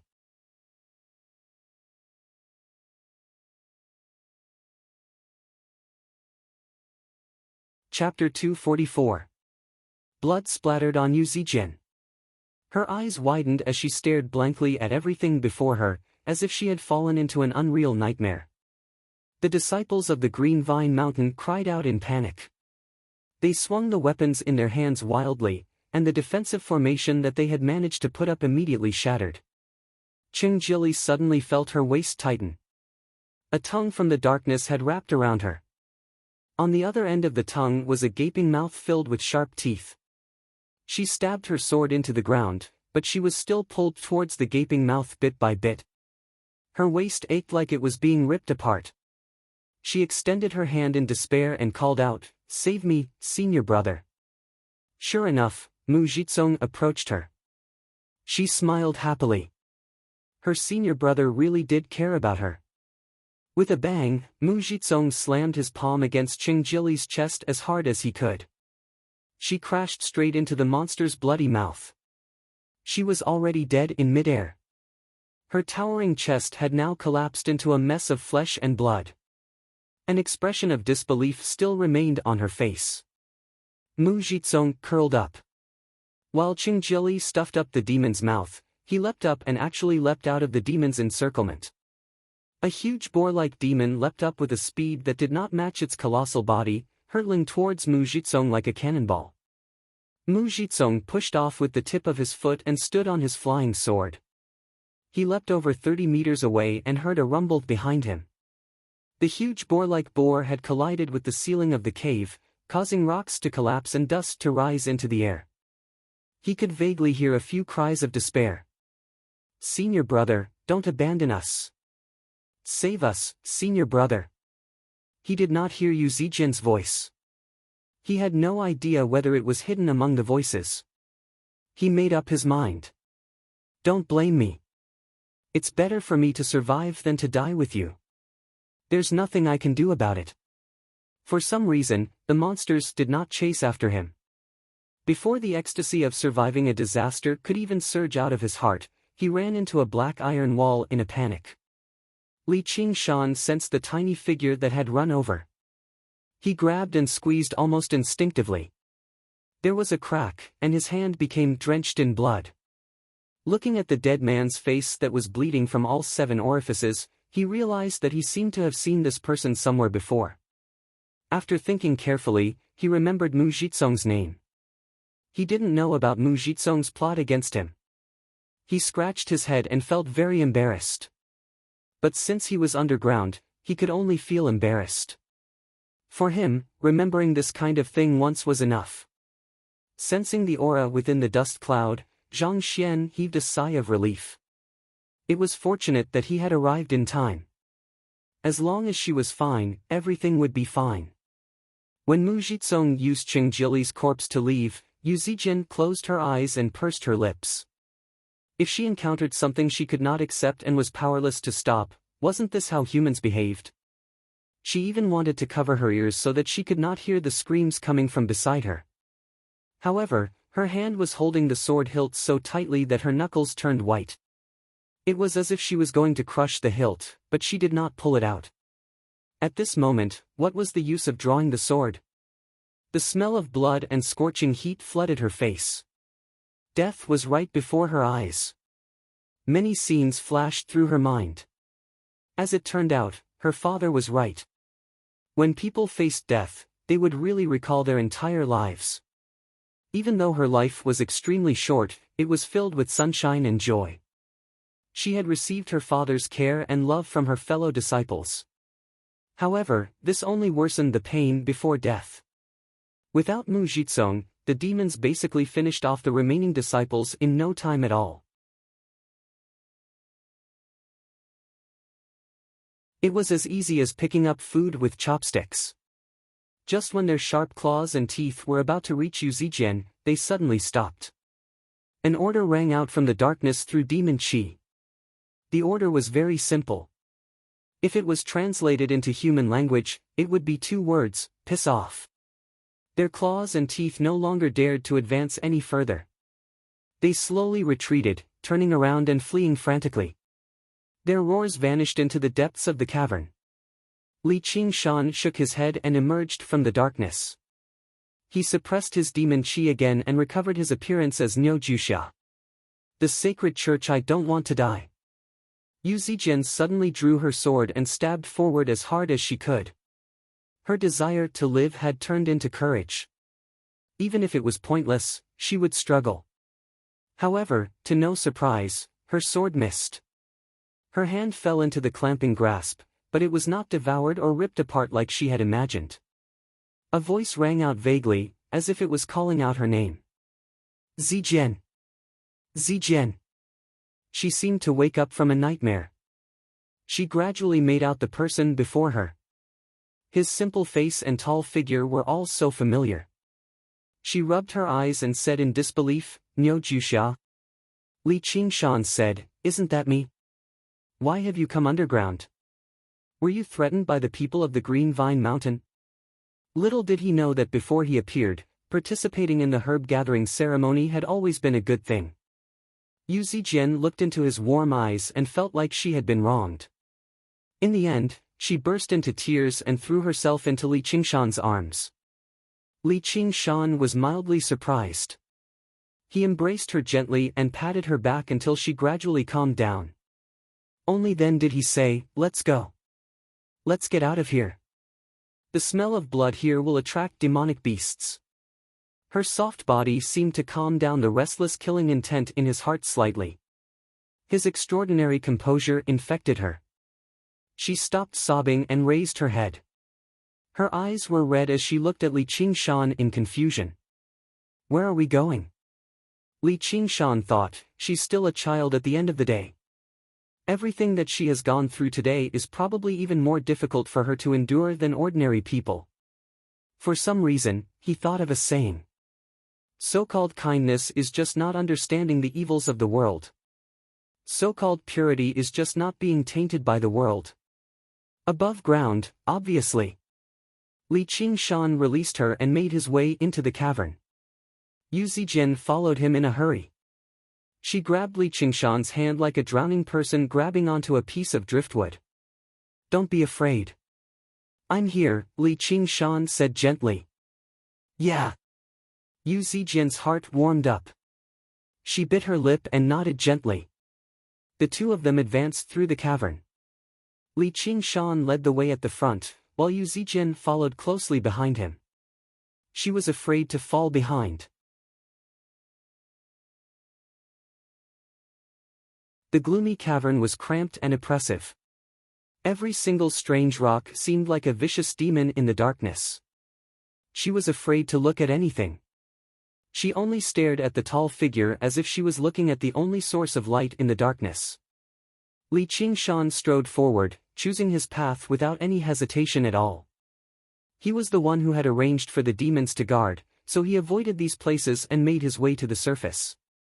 However, as Yu Zijian's cultivation was just too low, she struggled to keep up with him, even when he did his best to slow down. Suddenly, he stopped and turned around to Yu Zijin. Let's hurry up.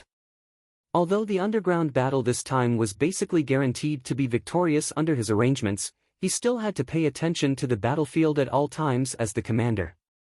He could not help but feel slightly uneasy. Before Yu Zijin could even respond, she felt like she was riding on a cloud, landing on Li Qingshan's arm. Can I? Li Qingshan lowered his head and asked. He also knew that it was inappropriate for men and women to touch each other, but she was as light as a fallen leaf. If she was unwilling, he could carry her on his back, or carry her on his back. He could even carry her by hand. Yes, Yu Zijin also lowered her head and said softly. Li Qingshan nodded. Like a fierce gust of wind, he moved through the cavern quickly. All Yu Zijin saw was the still cavern suddenly begin to move. It twisted left and right rapidly, constantly widening and narrowing. From time to time, a huge cavern would appear. It was like they were advancing through the wriggling intestines of a huge beast. As they moved upwards, Fu Qingjin constantly moved downwards. He had broken away from the group from the Green Vine Mountain right from the beginning, moving underground alone. He was like a speck of green light that flowed through the darkness. Just as the other Qi practitioners were still in the shallower depths of the cavern, picking spiritual herbs and killing demonic beasts, he had already reached the very depths. He had no idea about the battle and slaughter happening above him. Even if he knew, he would not care. It was like he had a clear objective. He advanced, advanced, and advanced. He did not hesitate at all when he chose a fork in the road. Along the way, he encountered a few demonic beasts that blocked his way. However, before those demonic beasts could even react, all they saw was a streak of azure light flashing past them. There was no way for them to chase after him. Furthermore, the spirit flowers and spirit herbs that grew in the darkness could not stop him at all. He only had a single objective this time. Apart from that, nothing else was worth the risk of leaving behind traces. Finally, a speck of blue light flashed through his eyes. Only then did he stop and observe the wondrous flower dancing in the air. Blue butterfly flowers. It seemed like this was the place. He continued onwards, finally arriving before the sea of blue butterfly flowers. A sliver of shock appeared in his tired eyes. Originally, he thought he had seen all the beautiful scenery in the world, but he never thought there would be an unknown holy land like this underground. He looked past the sea of flowers and saw Millipede lying on the platform. He smiled. It was the smile of a hunter who had found his prey. Demons were not worthy of a place like this. Fu Qingjin crossed over the sea of flowers alone. Countless blue butterflies fluttered around him before suddenly falling back into the sea of flowers together, turning back into petals. Not a single butterfly danced in the air anymore. Millipede, who could not wake up no matter how he slept, opened his eyes and straightened up. He looked at Fu Qingjin blankly. Their eyes met and killing intent surged. Fu Qingjin was in no hurry to draw his sword. Instead, he took out a stick of incense from his 100 treasures pouch. The stick of incense was not particularly thick, but as soon as it was lit, it immediately gave off a heavy smell. Millipede was originally a demon transformed from a venomous insect, so he was not afraid of any poison. However, as soon as he caught a whiff of the fragrance, he felt extremely intoxicated, like a person who had starved for 3 days running into a table of delicacies. Fu Qingjin suddenly turned around and left. He left even faster than he had arrived. Millipede chased after him involuntarily. A man and a demon, one fleeing and one chasing, they rushed towards the surface.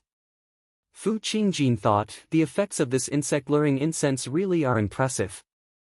Even though carapace demons have transformed into demon generals, they still act on instinct. They're as stupid as can be. As long as I lure them to the surface, I can kill them openly. The 3 elders will be waiting for me outside. You're tuning into the Passion Pages YouTube channel. We're so grateful for your support, and don't forget to subscribe to join us on this incredible journey through captivating stories. Your generosity through donations truly makes a world of difference, as it's the primary source of revenue that allows me to expand and enhance this channel for you. Thank you from the bottom of my heart for being a part of this adventure.